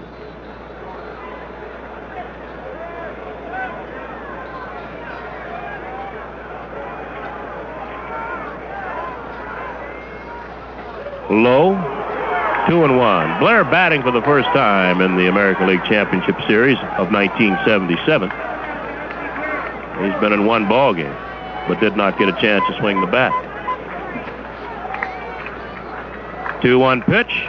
Swung on, held up the middle, and it's through. Base hit. Boy, this infield is fast. Blair got jammed with a fastball low and in. Ball just kept going up the middle, and Patek couldn't get to it. Base hit for Blair. Fielder, Lou Piniella. Oh, Paul Blair on at first base. 2 outs. Here's Lou Piniella. Pinella's had a good day. A double and a single. A run batted in 4 trips. And moving on deck, Roy White. White went into a run for Cliff Johnson in the 8th inning. Of course, he became the designated hitter.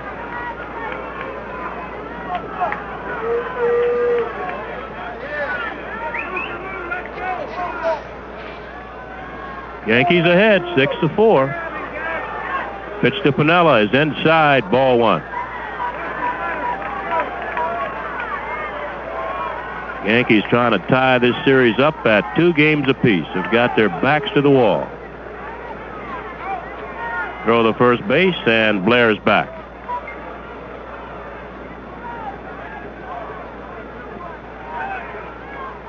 Bert sets and deals. Piniella takes inside, 2-0.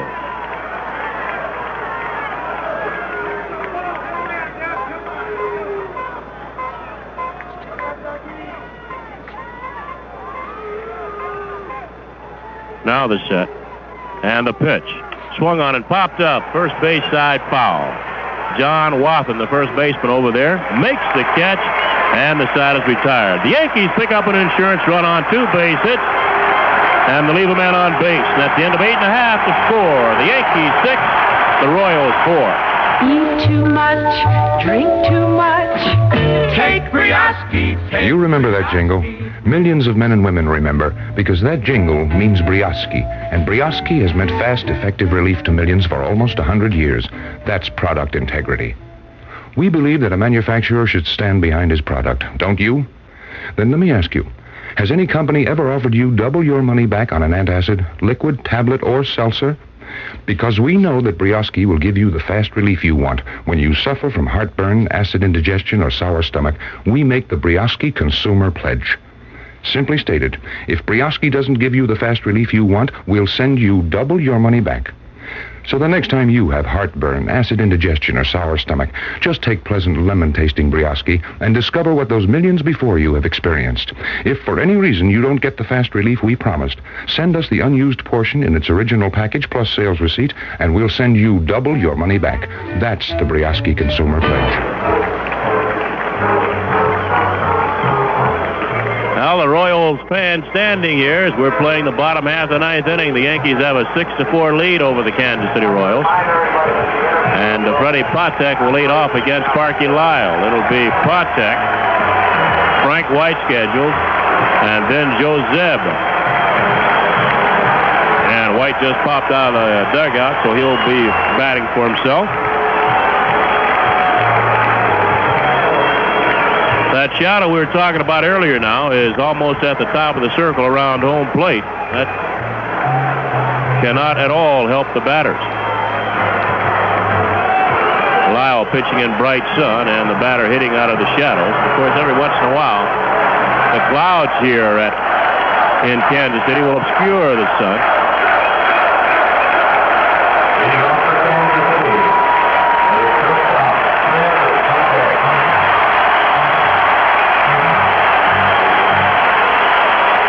Well, that hand greets Freddie Patek as he stands in against Sparky Lyle. Patek has had a good day. In fact, he's had a great day. A single, a double, and a triple. He scored 2 runs and driven in 1. He's had an excellent series. 7 base hits and 12 times at bat. He's driven in 5 runs. Right-handed batter, only 5 feet 4 inches tall. Lyle's first pitch. Called strike on the outside corner. They're playing Patek straight away. Neto shortened up just a little at third base. The 1-strike pitch, swung on, chopped foul outside third. 2 strikes. And the ball boy down the left field line slipped going after that baseball. Boy, this artificial surface makes it a whole new ball game. Everything speeds up. Have to worry about standing up sometimes. Here's a 2-strike pitch on Patek. Swung on it in the air to the right side. Paul Blair has room. Backing up under it, makes a catch for out number 1. That'll bring on Frank White. Now the Yankees, of course, have to be very much aware of the possibility of a bunt. And Nettles is telling Chambliss now, he's moving Chambliss in, telling him to be aware of the possibility of a push bunt toward first base. White takes low, ball 1. 1 out, nobody on in the 9th inning. The Yankees lead 6-4. Royals lead the series 2-1. The pitch called strike. It's 1-1. On deck is Joe Zeb. White hit 5 home runs on the year, drove in 50 runs. Mike Torres and Catfish Hunter getting loose in the Yankee bullpen. Pitch to White is swung on and missed. 1-2. So 2 right-handers, Torres and Hunter, throwing. Here's a 1-2 pitch to White. Swung on and missed. 2 outs. Frank White struck out by Sparky Lyle. Good sinker.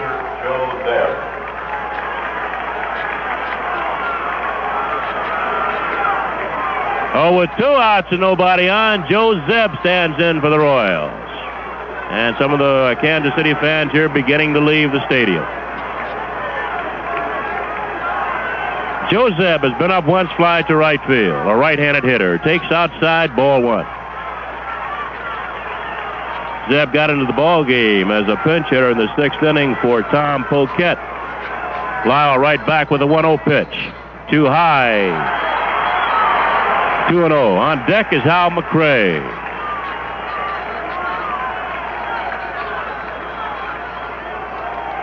Lyle with the 2-0.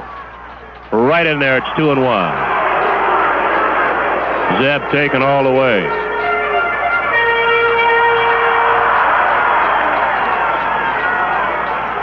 Two balls and 1 strike, 2 outs, nobody on. Sparky Lyle trying to protect the 2-run lead. 9th inning. Here's Lyle's 2-1 pitch to Zeb. Too low, it's 3-1. Tough man on deck, Hal McRae.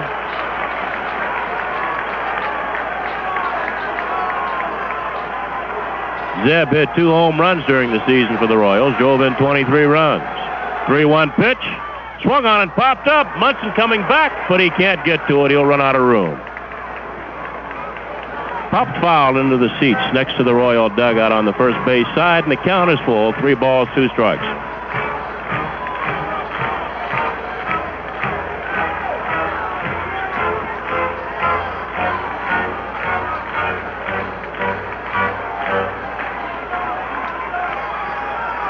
Here's a payoff pitch to Zed.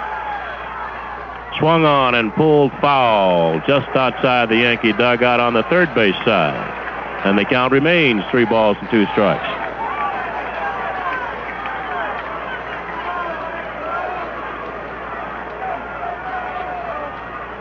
Lyle still looking for a ball he likes. Finally gets one.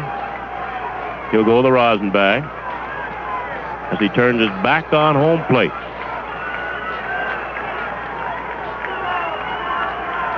Now the 3-2 pitch. Swung on, hit in the air to left field. Coming on is Piniella. Calling for the ball. He's under it. And the ball game is over. The ball game is over. Joe Zeb flying to Lou Piniella for the 3rd out of the 9th inning. No runs, no hits, and nobody left on base for the Royals. The New York Yankees tie this season, or this championship series game up at 2 games apiece. The final score, the Yankees 6, the Royals 4.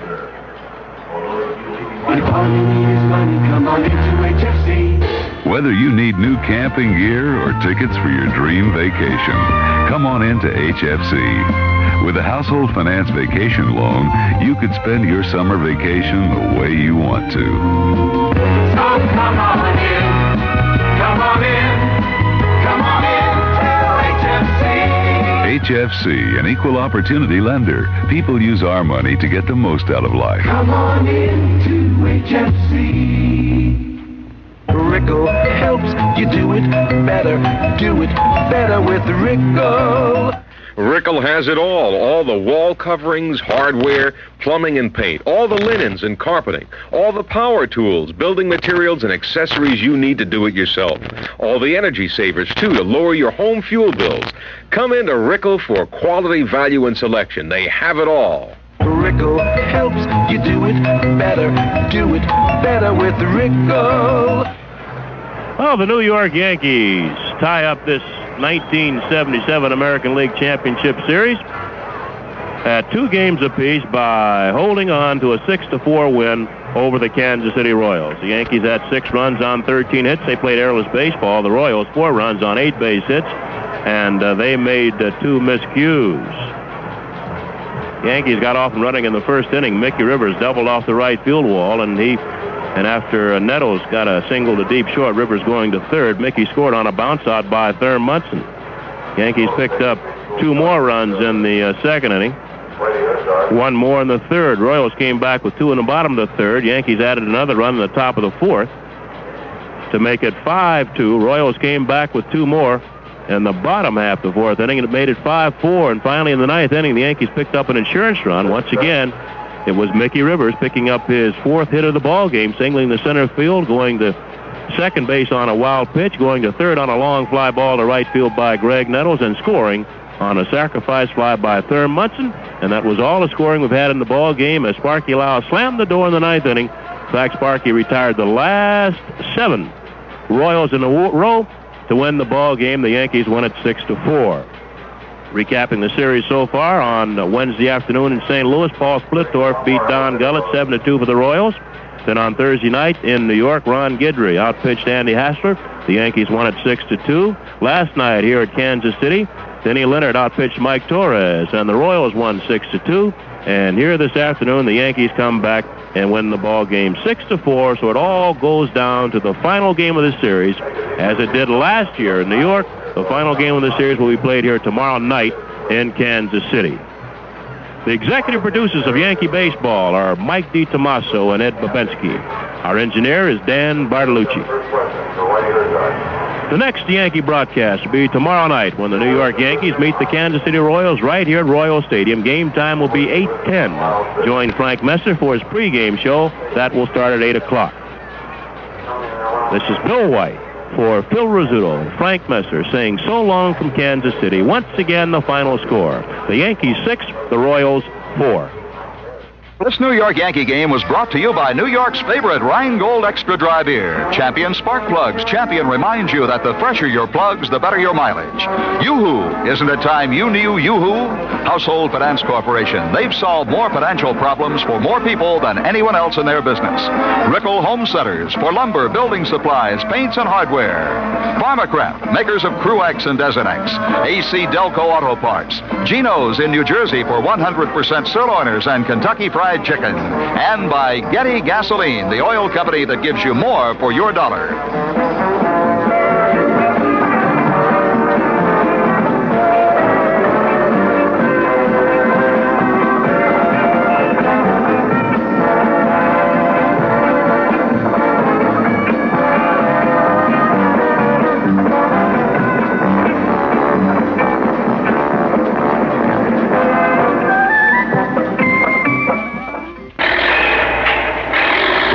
Largest recycling plant is going up right here in Hempstead Town. It will take 4 million pounds of garbage a day and turn it into clean energy, enough electricity to light 40,000 homes. And this $76 million plant is not costing the taxpayer a penny.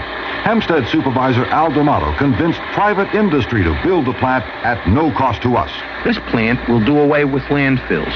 It does away with having to pollute our waters. It does away with contamination of our drinking water as well as the bay water.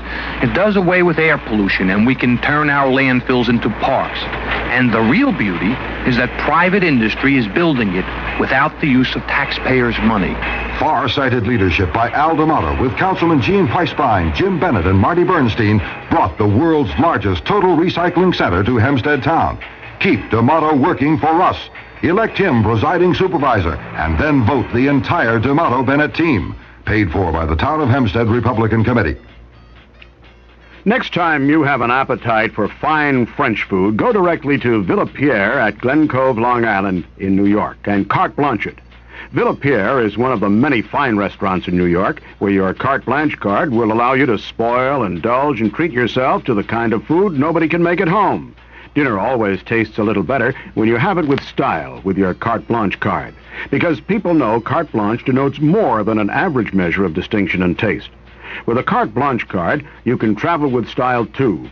You can carte blanche your airline tickets, carte blanche your rented car, carte blanche your hotel bill, and even carte blanche a vacation tour through Cartan Tours. Keep your card with you wherever you go, and carte blanche your way through over 250,000 doors across the country, including Villa Pierre. Carte blanche it. You'll know you're going first class. So will everyone else. WMCA, first on your dial in New York. The Mel Allen postgame show is brought to you by the Cricket Shop in fashionable Cedarhurst, Long Island, the leading men's and boys' fashion center, offering clothes for the way you live today. Well, the Yankees are alive and well and living in Kansas City, at least until tomorrow. And the American League playoffs come down to one game. Ron Guidry goes tomorrow, and that's it. Hi, this is Bert Knapp along with Mel Allen with the American League Playoff Series postgame show. And Mel, we got through. How are you? All right. How you doing? I'm feeling a little bit better than I was earlier. I think we all are. Right. I sat here with pencil in hand and scored every single play, and I bit my nails right down to my fingertips. And here we go tomorrow for sudden death. Did you think it was going to end this way today? Really? No, I honestly didn't. As I said before the ball game, the Yankees were hard up for pitching, and even though they won, the very fact they had to bring in the count, Sparky Lyle, to pitch 5 1/3 innings is indicative of the fact that they still are extremely thin in the bullpen, and for reasons which the listeners, of course, know. We've talked about it often enough. They've read about it often enough, and injuries have been the main thing to some of their best pitchers. But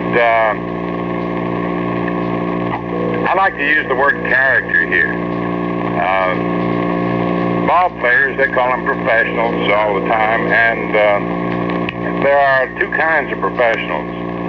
Those who play the game just to earn a living, and those who play it to earn a living but have the pride of being a champion. And the Yankees have a great tradition to try and live up to. And it's always an extension, that is, the performance on the field is always an extension of that professional pride, as well as the manager and the coaches. And they just, they were in the hole. And as a matter of fact, knowing ball players who are players who have been in the thick of a pound fight, as the Yankees were last year, you know that they're loose. They're looser in a situation like this, Bert, than a lot of people would think. I think the fans are the ones that... They had nothing to lose today except they knew they had to get out there and get some runs and hopefully get enough pitching, and that's what happened. Well, that's the way it went. It seems that the fans are the ones that are really sitting under the edge of the seats more than the ball players are. But this game started out just right, and I think you can point to two people, Mickey Rivers and Sparky Lyle today. Yeah, and they're the heroes, no question about it. No question about it. It started off with Rivers doubling off that right field wall opening and everybody cheering and saying, hey, this is going to be it. Well, they only got 1 run and 2 hits in that first inning, but at least it was a start. And I think that is what got the momentum going right then and there. Nettles topped that ball to Patek for an infield hit. Rivers ran to third, and then on that fielder's choice by Munson, the shortstop, second base, Nettles was out, and Rivers scored, and that was it. But then they really had the momentum, and they started going. Figueroa, well, he got shaky in the third inning, and I think Billy was really smart by yanking him and putting Tidrow in there, and when he saw that Tidrow really didn't have it, he put Sparky in. And for Sparky to go as long as he did today was really something. There's only one question I have. What happens tomorrow if Guidry, who is going to start, doesn't come through? Where do they go?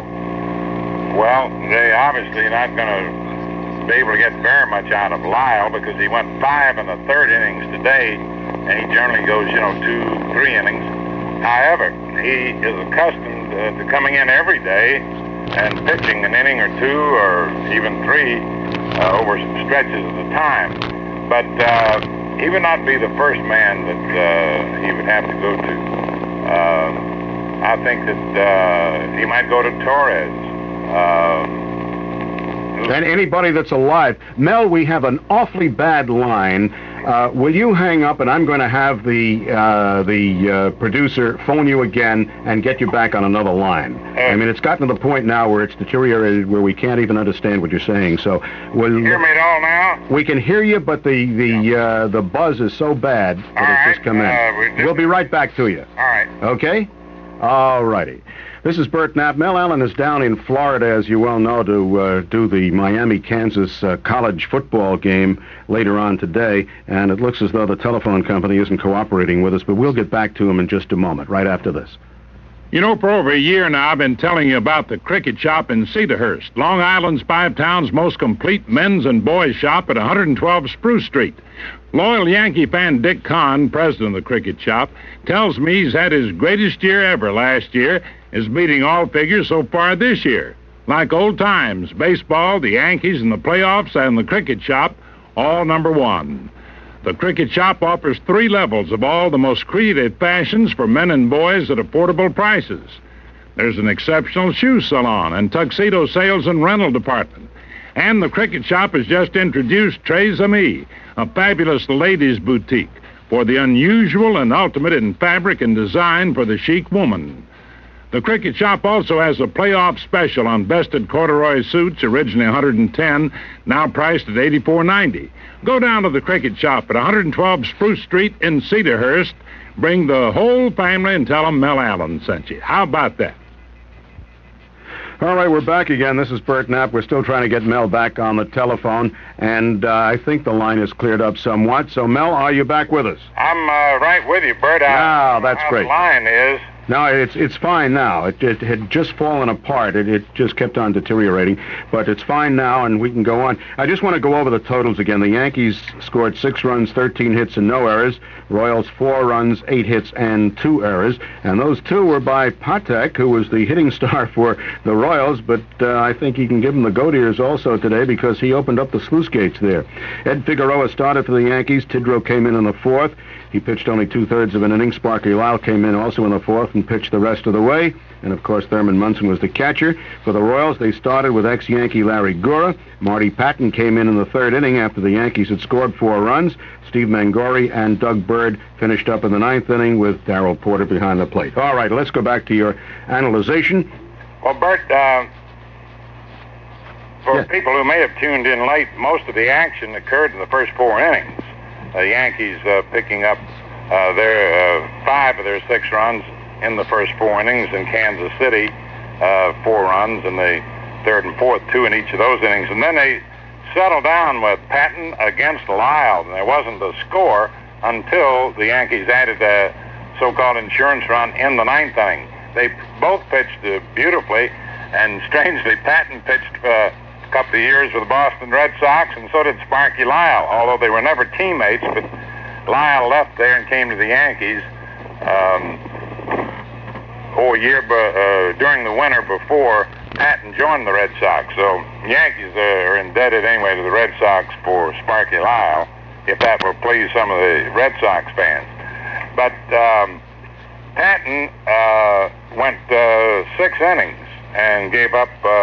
He was charged with 2 runs and 6 hits, and Lyle, in 5 1/3 innings, allowed just 2 hits and no runs. He was sensational. This was a must game. It was his 74th appearance of the year. He had an earned run average before this championship series started of 2.17. And, of course, he's just been nothing short of sensational as a Yankee relief pitcher. And that slider was working today so beautifully. Well, he had to do it. He knew that if there was anything at all in his arm, he had to do it to keep the Yankees alive. And now we've got the situation just like it was last year, going down to the final game, but it's going to be played on Kansas City soil. I don't think the overall outlook is any different than it was before the start of today's game from the standpoint of which team has the most pitching left. The Yankees, who have been held pretty much in check by getting 13 hits today, may have indicated they're snapping out of the slump. But I was interested in one thing that Martin was doing today. I wonder what your reaction was, Bert. He had Chambliss and Nettles bunting. Yes. And that, to me, it wasn't a surprise so much. They had not been hitting. But on the other hand, I think of a guy like Casey Stengel, and Billy was raised under him. I think of any other manager almost. You don't try to make a man do something that he can't do. And Chambliss and Nettles certainly might be able to bunt if they practiced it enough. But they are 2 of the Yankees' best long ball hitters. That's right, but they weren't doing anything, and I think this was smart to try to get the runners moving along. Well, and Chambliss bunted into a double play, trying to squeeze Jackson home in the 3rd inning. Of course, if he just put the ball on the ground, it was a suicide squeeze. The Yankees would have had a run there. They did have 1 run in and only 1 out, and they would have gotten the 2nd one. And that early in the game, in the 3rd, could have made a lot of difference. But still, in all, I'm looking for a guy like Jackson who hasn't done anything with the bat. He finally was replaced by Blair for defensive reasons in the 7th inning, but he has walked. He got a scratch hit the other day, but he just hasn't been doing anything at all. Neither is Chambliss. And Nettles finally got himself 2 singles today. You know, the situation with Jackson, he did have 2 bad plays off that left field wall today, too, again. They both happened in the 3rd inning. That's right. That's right, when the Royals scored their 2 runs. Did you think Patek's triple as he led off in the 3rd, it seemed to me as I watched it on television, that the ball was catchable? I thought so, too, and I was surprised that they gave him a triple on it, because he did bobble it after he did misjudge it, and I thought it was going to be a double and an error on the The ball didn't even hit the fence. It landed in behind Jackson and then bounced up against the fence, and on the rebound he bobbled it. Yeah. And then again,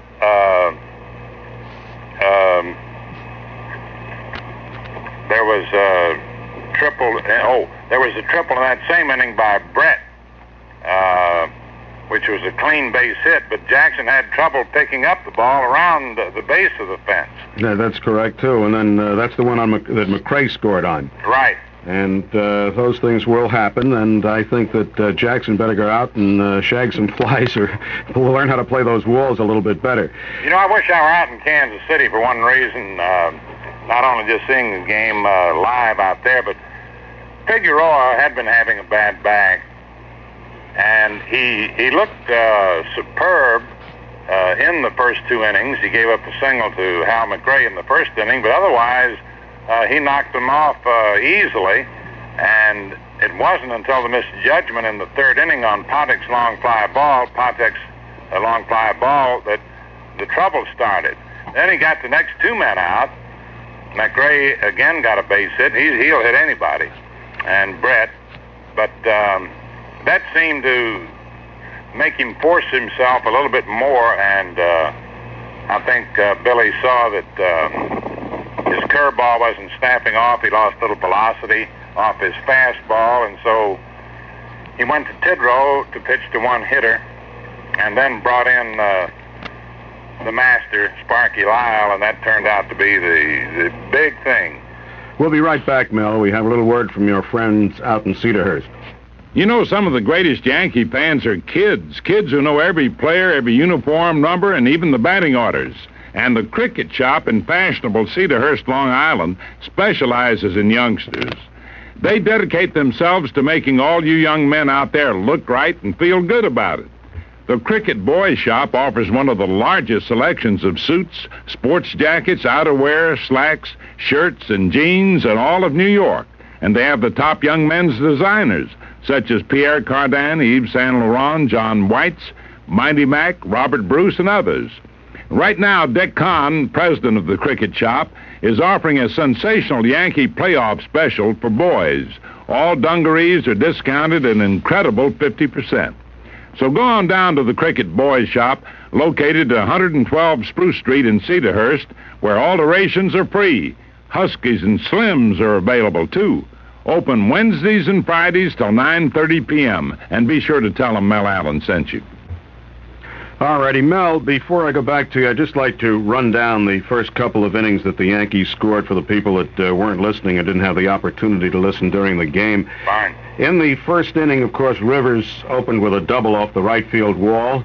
Nettles then took a 3-2 pitch and topped it to Patek for an infield hit. Rivers went to third. Then Munson on a fielder's choice hit to shortstop to second base. Nettles was out at second. Rivers scored, and Nettles barreled into second baseman Frank White, and I thought Nettles was really hurt on that.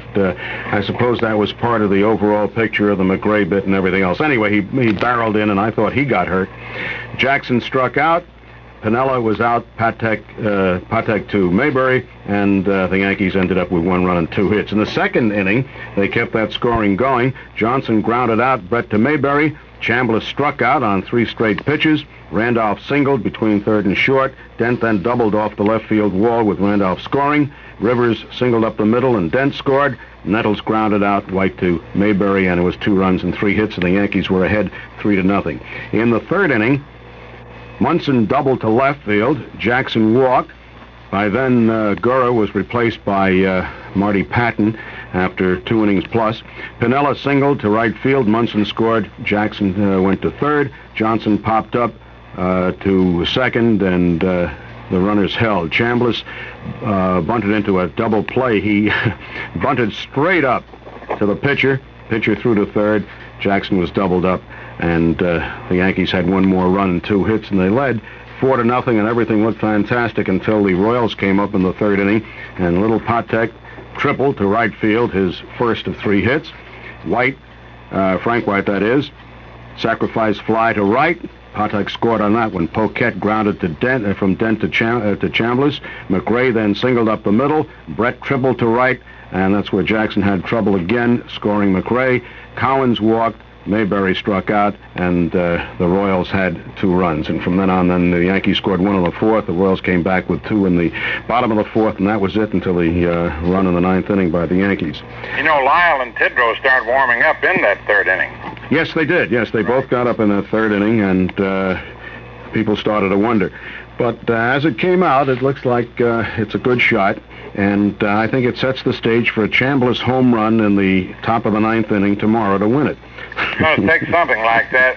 You know, as I look at the Yankee pitching roster, you've got Clay, who doesn't figure, but one never knows. You know, somebody will come out of the bullpen you never heard of, so to speak. But Clay has only worked about 55 and 2/3 innings all season. Yeah. Figueroa, who worked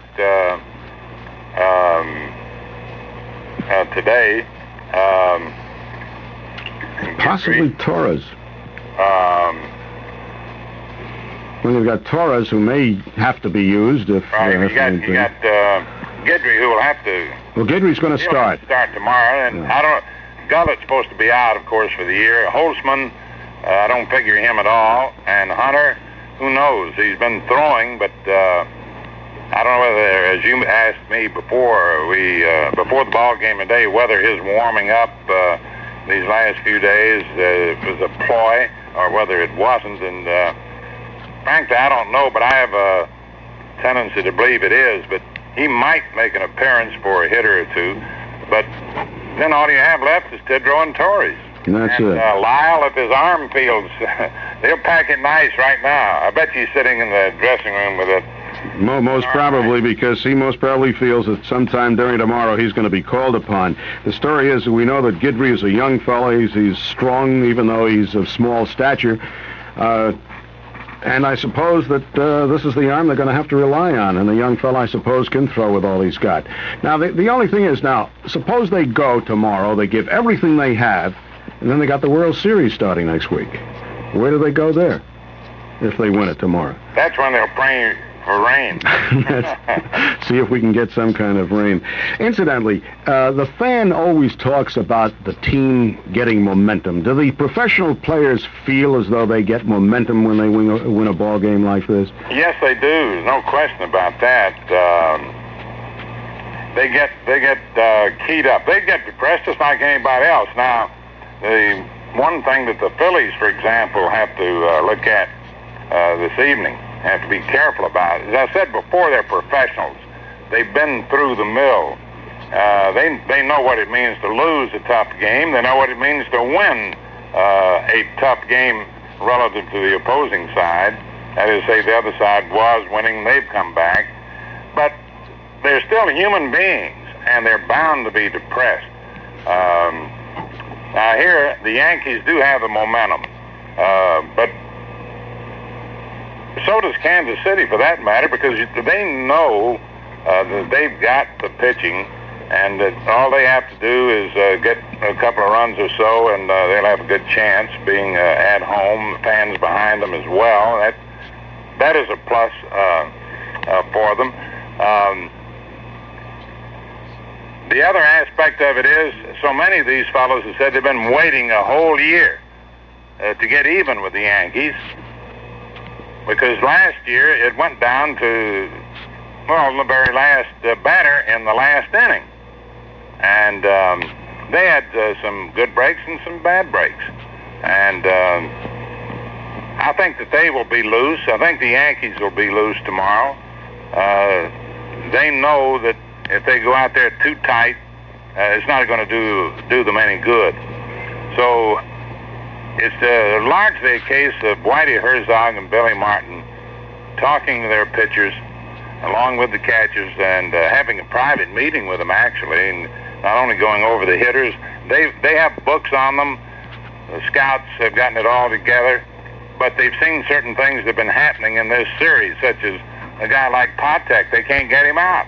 they couldn't get him out last year. So Isn't that amazing with, in a series like this? Now, he's a good ball player, and he's had a pretty good season, but he's made his portion of outs. You get in a series like this, and they can't get him off the base. That's right, and you don't want that kind of a guy on the base because he can steal on you. He stole over 50 bases. He is so fast. So I think that they'll go out there tomorrow, and Billy probably will say to Guidry, look, you haven't had much rest, but go out there and throw as hard as you can. Be loose. Don't try to be overpowering, because when you do that, you aim the ball and you lose Just give me as many good innings as you can, and I'll find somebody with an arm out there in the bullpen to come in and hopefully pick you up. And that way, maybe we can piece it together. All righty, we're going to pause now for a word from your friends out of the Cricket Shop in Cedarhurst, Long Island.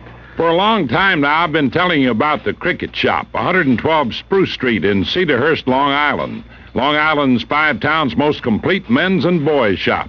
Loyal Yankee fan Dick Kahn, president of the Cricket Shop, is celebrating with these fabulous playoff specials. Pierre Cardin wool blend fall baseball jackets, regularly $80, now just $40. Pierre Cardin wool blend toggle coats with hoods, regularly $110, are playoff priced at only $55, and vested corduroy suits, regularly $110, are now just $84.90. Just like old times, the Yankees and the Cricket Shop, both #1. The Cricket Shop offers 3 levels of the most creative fashions, including an exceptional shoe salon and tuxedo rental and sales department. Visit the Cricket Shop at 112 Spruce Street in fashionable Cedarhurst. Bring the entire family. Tell them Mel Allen sent you. How about that? All right, Mel, we have a couple of minutes left on the program, and maybe we can devote it to what's going to happen in the National League tonight between the... Just before we do, one guy we haven't talked at all about, I think we should. He's the captain of the team, and though he's been overshadowed by, say, Rivers in total number of hits, by the pitching, let's say, of Guidry, the relief pitching of Lyle, is Thurman Munson, one of the 4 top run producers. He has had 2 games in which he's driven in 2 runs. He drove in 2 runs today, and he's the leader. And maybe he can get them back.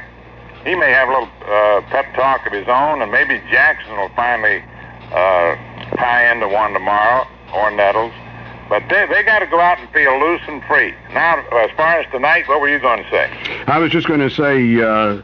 they still are in the league, and in baseball, and if the Yankees win tomorrow, they're going to face either the Dodgers or the Phillies. And in your eyes, who do you think? Well, in view of the, as Casey used to say, the shorts in the pitching department, you've got to go with any team that has the depth in pitching. The Phillies conceivably could be the strongest all-around team in the major leagues.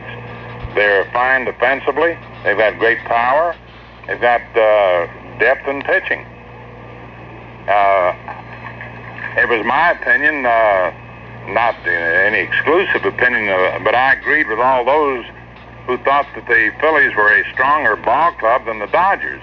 Now, twice in this series, the Dodgers have come back to win, and anytime you can do that, all the more credit to you. But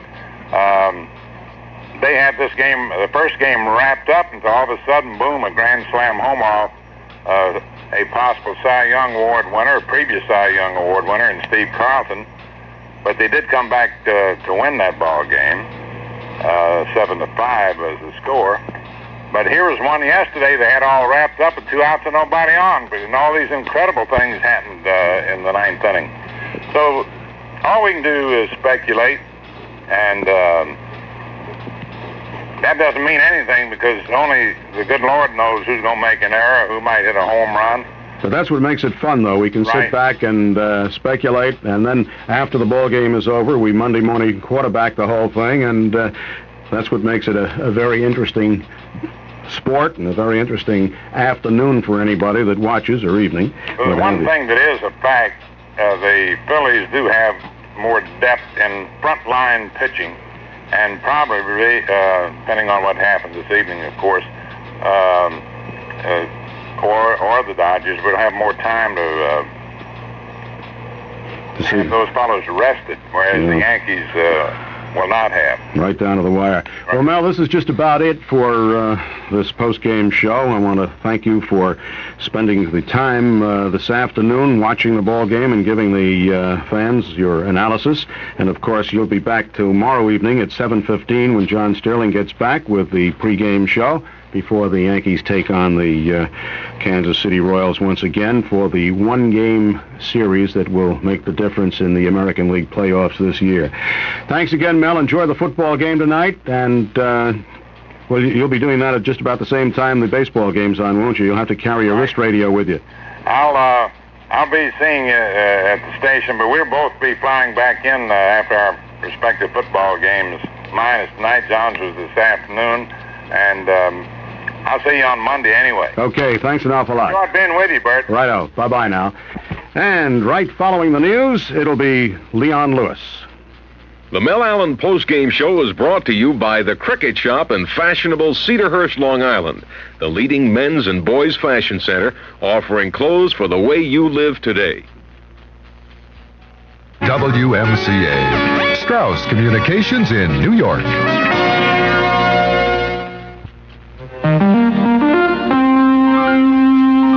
President Carter has signed a bill which requires a case-by-case review before veterans' benefits can be given to those who received upgraded discharges under the Carter Amnesty Plan. 4 people are dead following the crash of a small plane in Vancouver, Washington. Police believe the plane had engine problems. It was having some sort of trouble just shortly after it left the airport at Pearson in Vancouver. The engines were spitting and sputtering and having quite a time. The right engine was smoking. Some of the witnesses stated that the engine appeared as if it was on fire. And he had apparently attempted to turn around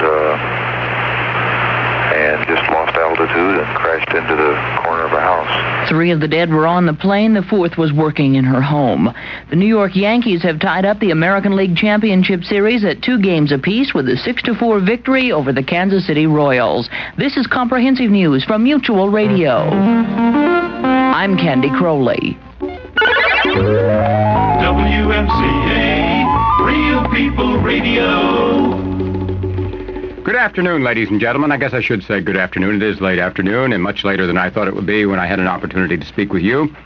But here we are in great, big, fantabulous New York on this glorious Saturday in which the Yankees managed to hang on by the tip of their nails to a chance in this series. And, of course, we'll have a game for you tomorrow. This afternoon, I thought we'd go into something a little different. I like new ideas, and every once in a while one comes along. And so today, I'm sitting here looking at a new idea, and the gentleman who created it, and a lady who works with him. You know, they say that in time to come, we aren't going to need money. We're going to have credit cards, and you walk into a supermarket, and they're going to